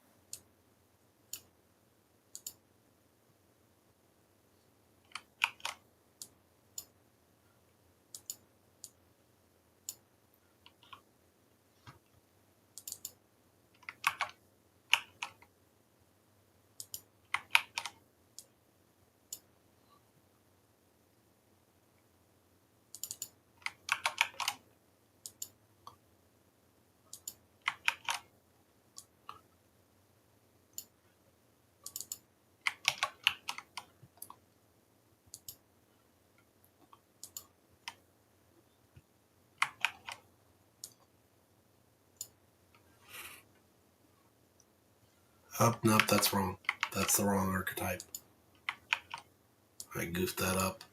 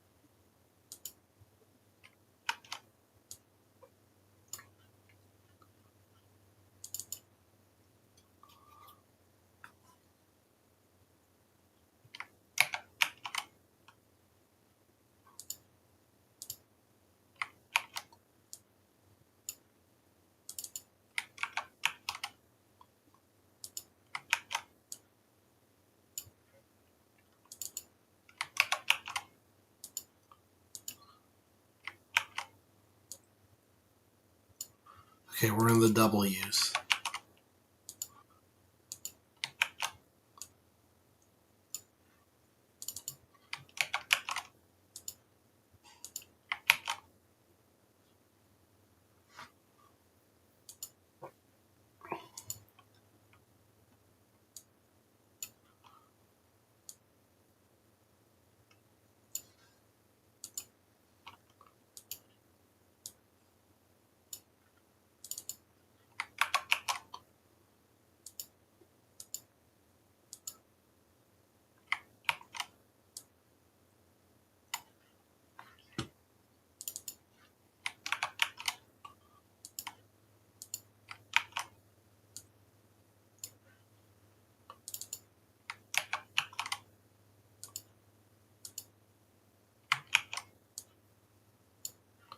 Ooh, it's getting hot in here.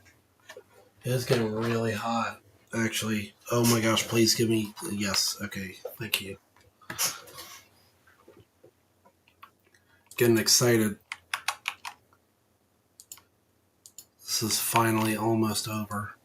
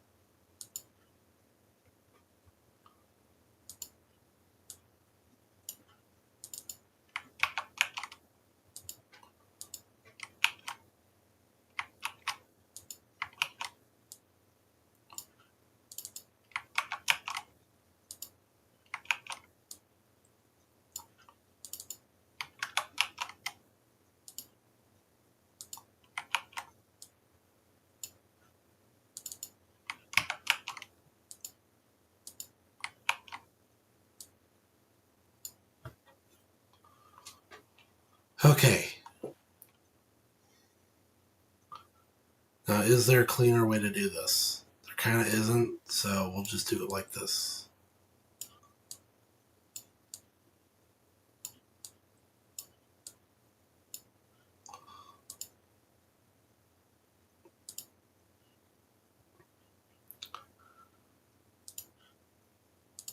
Save that. Save that.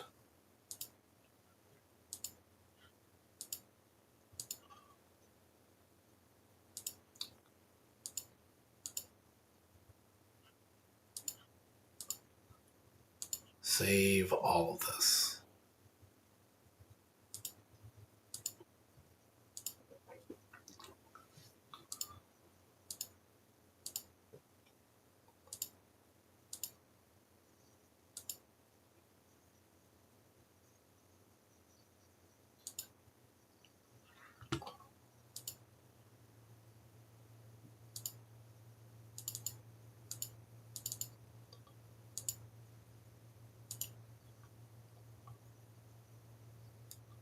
Almost done. Oh, you can hear the computer humming.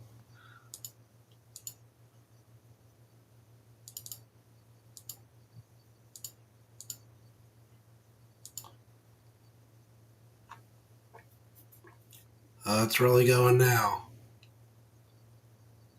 Please hurry.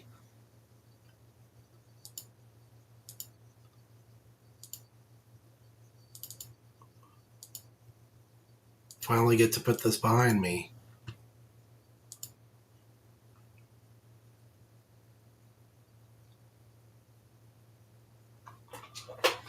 Oh boy, this is so slow.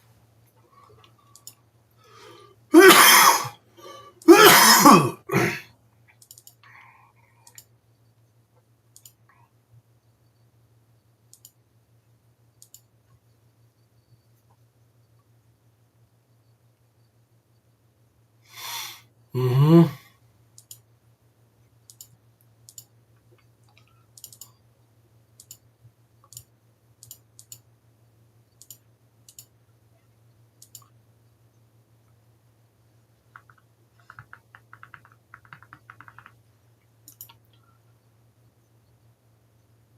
I guess while that's going on, I'll fix this setting that I changed temporarily.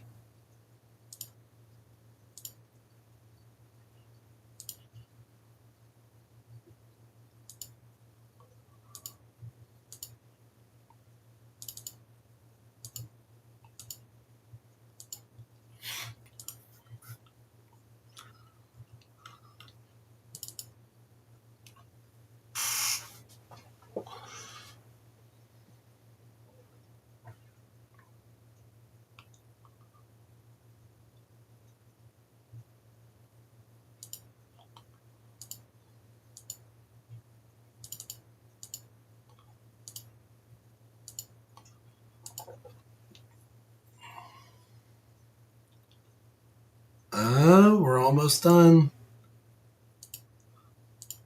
Now organize this in a way that's actually nice, please.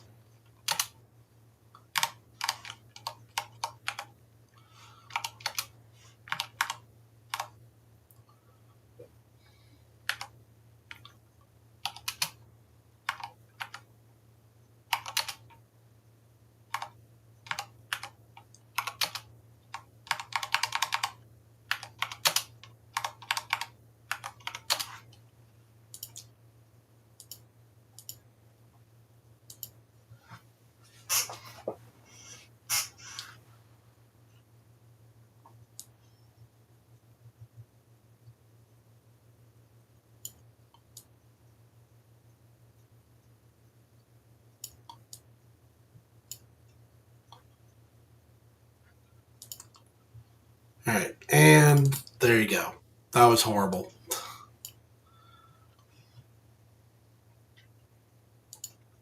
It was horrible, but it's done. So here you go. This is what I've been working on. This is my fan made. Um, this is my fan made Avatar: The Last Airbender Magic the Gathering set. This is my idea for how it should have gone. Now, what Wizards has come up with so far, it's pretty cool. They've been cooking. I like all their unique mechanics, but this is kind of what I had in mind if I had done it. So, take a good look. This is the Air Nomad archetype. It's band colors: white, blue, green. It has big enchantment themes. Specifically, if you look here, the Essence series, Essence of insights, love, pleasure. It's all based on the chakras. They have the chakra uh, subtype, and the idea is that it's kind of a collect them all. If you put them all together, then you get Essence of Understanding that just straight up wins you the game. It's also got a lot of like second card draw matters stuff going on. So lots of ways to draw an extra card, and lots of payoffs as well. So if I can just find one.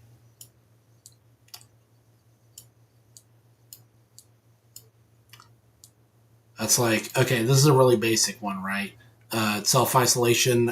At the beginning of your upkeep, gain 1 life. If you drew 2 or more cards this turn, gain 2 life instead. So that's pretty good. There's timely interference too, like a counter spell that's cheaper if you've drawn 2 or more cards this turn. So that's Air Nomads for you. Water Tribe doles out a lot of counters. Lots of -1/-1, +1/+1 stun counters. Has a lot of proliferating going on. Lots of payoffs for lots of counters on the field. I think a great example would be like Bloodbending, right? Where it's a sort of control magic that gets discounted based on counters.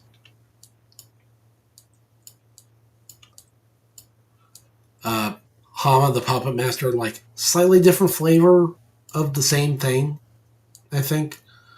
And yeah, this is very Esper coded. It's all white, blue, and black. Earth Kingdom is all Naya colors: white, red, green, and it's got, as you would expect, it has a lot of landfall going on. But more than that, I would say it has an emphasis on walls and Defender in general. Like, you'll notice certain key creatures that come together to form a winning formula where creatures deal damage equal to their toughness rather than their power, or you get more life or more cards for creatures you have with Defender. Earthbending Tutor is a Defender Lord. He buffs all of them. Bossing Say University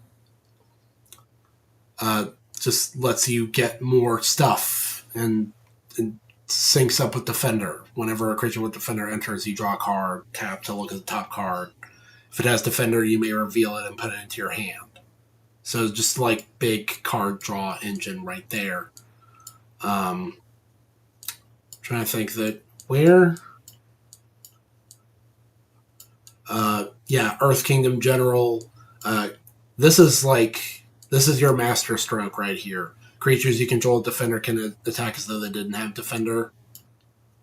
And I believe there's another one. Earth Kingdom Captain gets souped up for how many creatures you control with Defender. And I was pretty sure there was another one. Where's the Terra Team? Terra Team was one I cooked up where the bit is... No, that's not it. There was one where Royal Earthbenders. Each creature you control with toughness greater than its power has vigilance. If you can get all these guys going on at once, then you've got a winning formula. There's the Fire Nation, which is quite a vast archetype, larger than anticipated. It's got a lot of vehicles going on. And also a lot of, like, scrying, which has a bit of overlap with another archetype that's coming up real soon.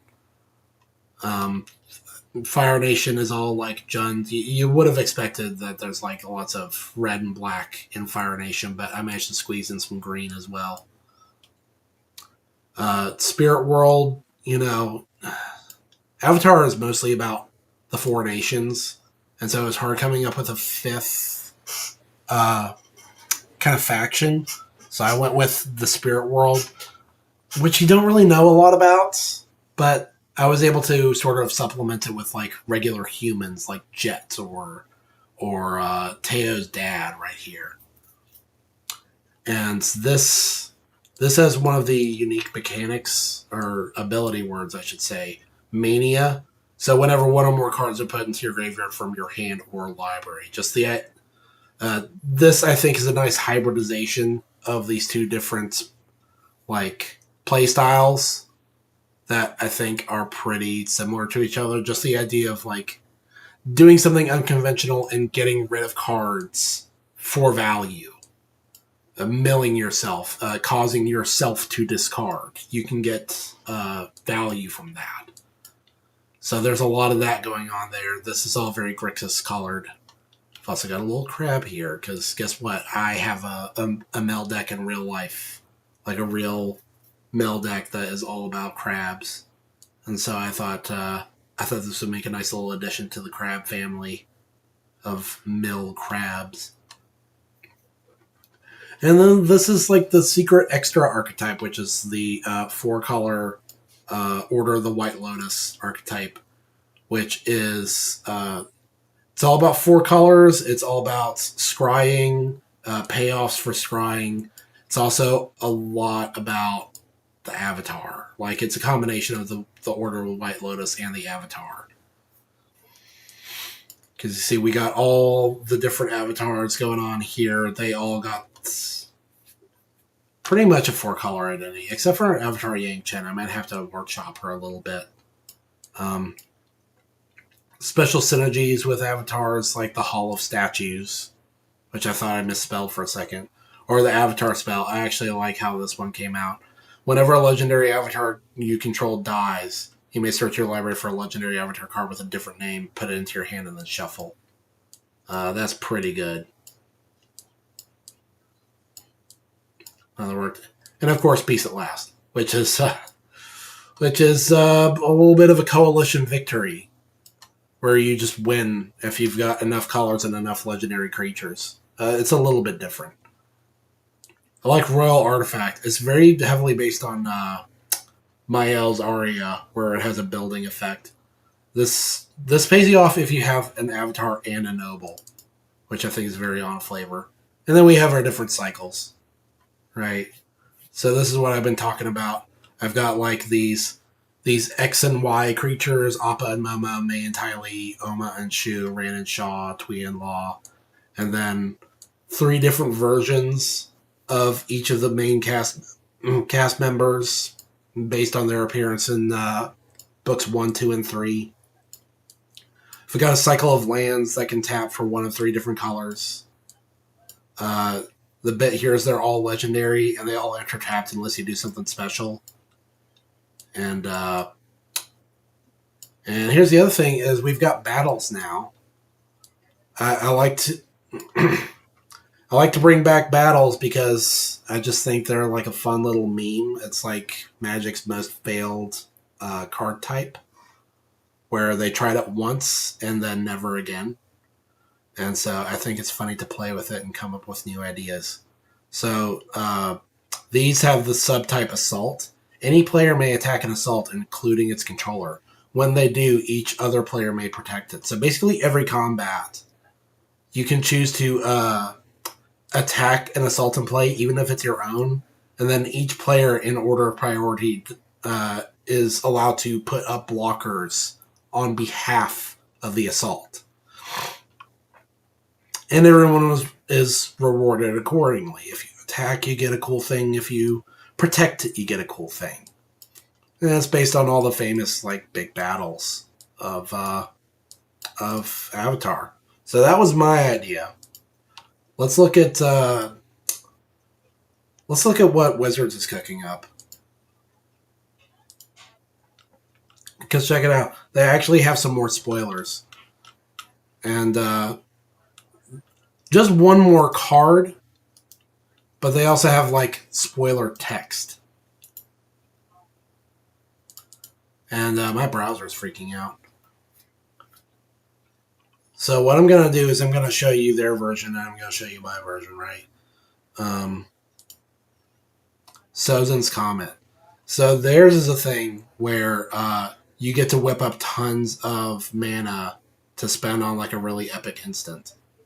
Whereas mine, if I can go back for a second, my version of Sozin's Comet is just like a massive offense. Like theirs is an offense payoff, mine enables an offense. Red creatures you control have flying. If a red source you control would deal damage to a permanent player, it deals triple that damage instead. And at the beginning of your untap step, you put it on the bottom of its own slot because that's what Sozin's Comet does. It comes back. That was my idea for how Sozin's Comet will work. But let's look at this, because if you scroll down, and if my browser would stop freaking out, so they released text spoilers, little sample platter stuff going on, and this person commented and was nice enough to like share some of that. So got some cool stuff, some land destruction, which is unexpected. Some tokens that like make allies, soldiers, bears. That's unexpected. Spirits. A token first seen in a previous Universes Beyond set appears for the. Well, I mean, I wouldn't know anything about that. Some sort of huge activated ability. I assume that's going to have something to do with one of the avatars. Spell capable of affinity for allies. That's clever. A 3/3 creature for 1 blue. I wonder what that could possibly be. Some counters on the set: stun, finality, double strike, fire, conqueror. Very curious. And quest. That actually makes sense. Bringing back quest counters. Spell that controls target player, but just for one specific phase.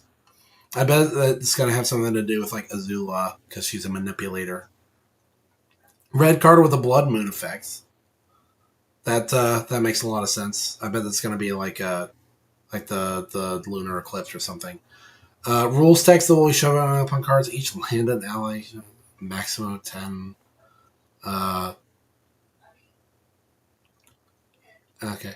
This is actually more what I'm interested in, because here we go. Some creature type lines from the set. Cat, armadillo, platypus, bear, boar, elk, bird, ox. These are not creatures that, like, I'm trying to picture in my head what creatures they could be referring to, like, in the series, and they're just not coming to mind. Human plant ally. What is that? There's no, like, strange alien race of plant people in The Last Airbender.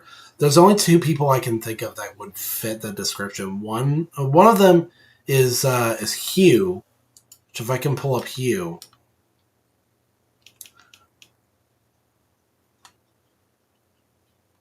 I'm pretty sure I had him filed under yeah. There's Hugh. But, like, that's not really a plant guy. That's just a guy covered in plants, because he's got, like, plant control powers. And then the only other one that I can think of would be the Melon Lord. But then that's not really a human. So I don't know where they're going with that. Human plant ally. Bird assassin. I bet that's going to be like Combustion Man's little pet bird. Human warrior performer. That's got to be like Earth Rumble. You know, they've got like the pro wrestlers. Human monk ally, shapeshifter spirit. That's got to be Ko, the face dealer. Elder cat turtle. I wonder who that could be. I wonder. Oh, legendary human warrior performer. That's got to be the Boulder. The Boulder's got his own card. Legendary shapeshifter spirit. That's got to be Ko. Legendary elder cat turtle. Hey, guess what? Guess what, right? And I did this first, by the way. I know I can't prove it, but I did it first. lion turtle. This was my idea. I I was so close, right? At first, it was just a cat turtle, and I thought, no, we can spice that up. Wait, let's add elder to that. Elder cat turtle, and then they went and did the exact same thing that I did. Great minds think alike. Legendary artifact creature wall. That's got to be one of the walls of Bossing Say, or just the wall of Bossing Say, the outer wall that is considered to be unbreakable. Day of the Black Sun, which no, you did that wrong. It's the Day of Black Sun. You totally screwed up the cadence of that like really awesome sounding phrase. Enter the Avatar state firebending lesson because they do lessons. Gather the White Lotus. I have something kind of like that.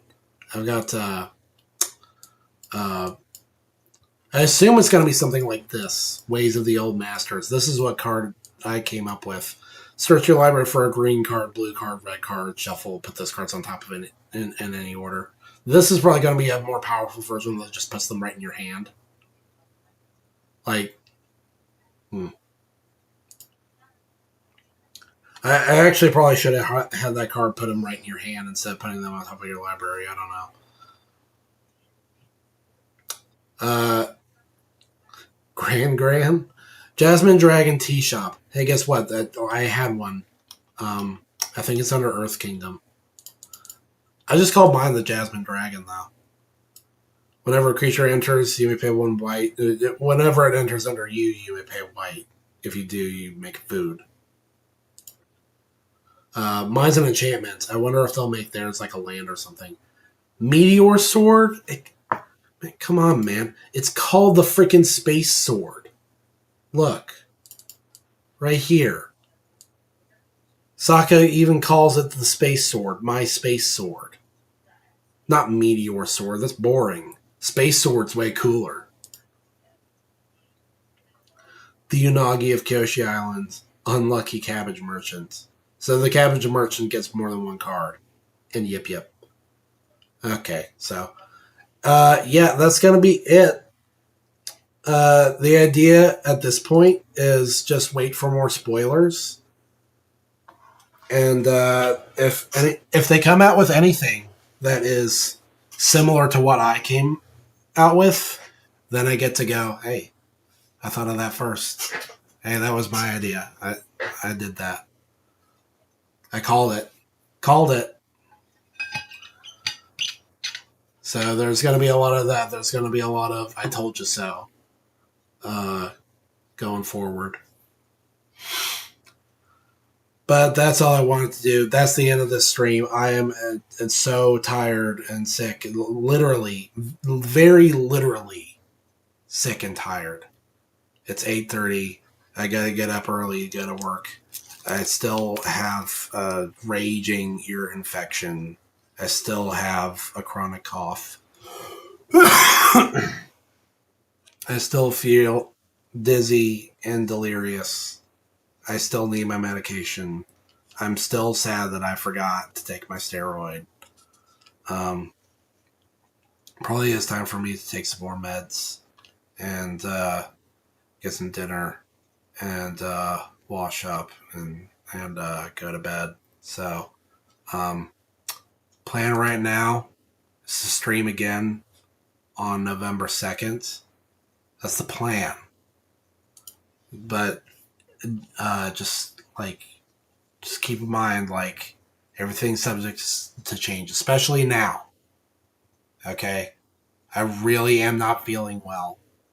If I'm still feeling like this next week, stream's not happening. I don't care if there's One Piece. I feel awful. And I really just need time to get better.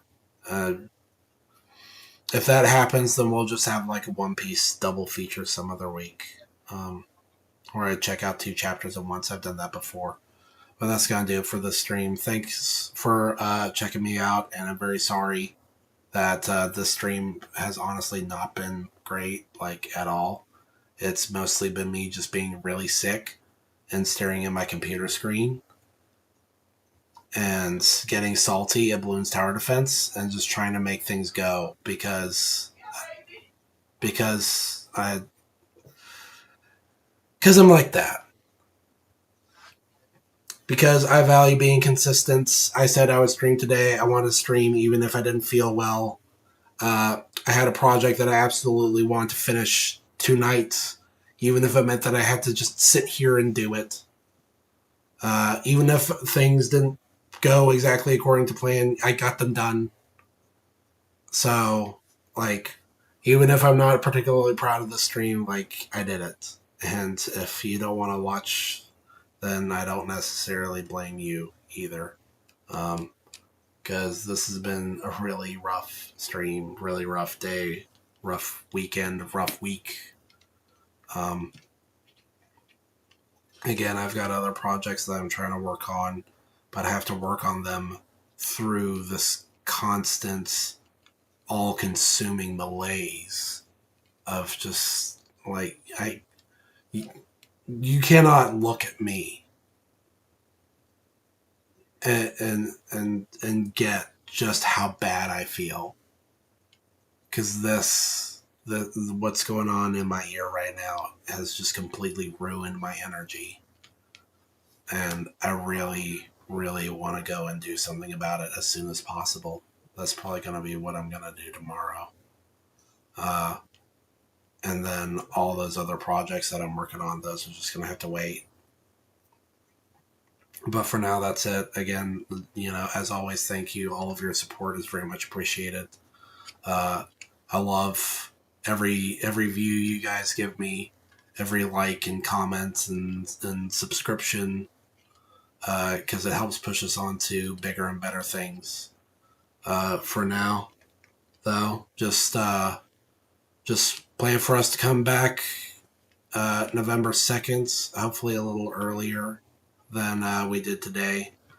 But in case anything changes, uh, as always, like, check out all my little socials here, especially Twitter. Twitter's like the easiest one to manage. But yeah, that's it. I guess one other thing that I'll ask of you guys before I go is just please pray for my health, because I'm so sick of dealing with this. This has been really rough. I cannot even tell you how difficult this last week has been dealing with all of this going on. I really hope that gets fixed up, especially in time for Halloween, because I actually have been looking forward to it. But you guys have a good night. Catch you later. Thanks again.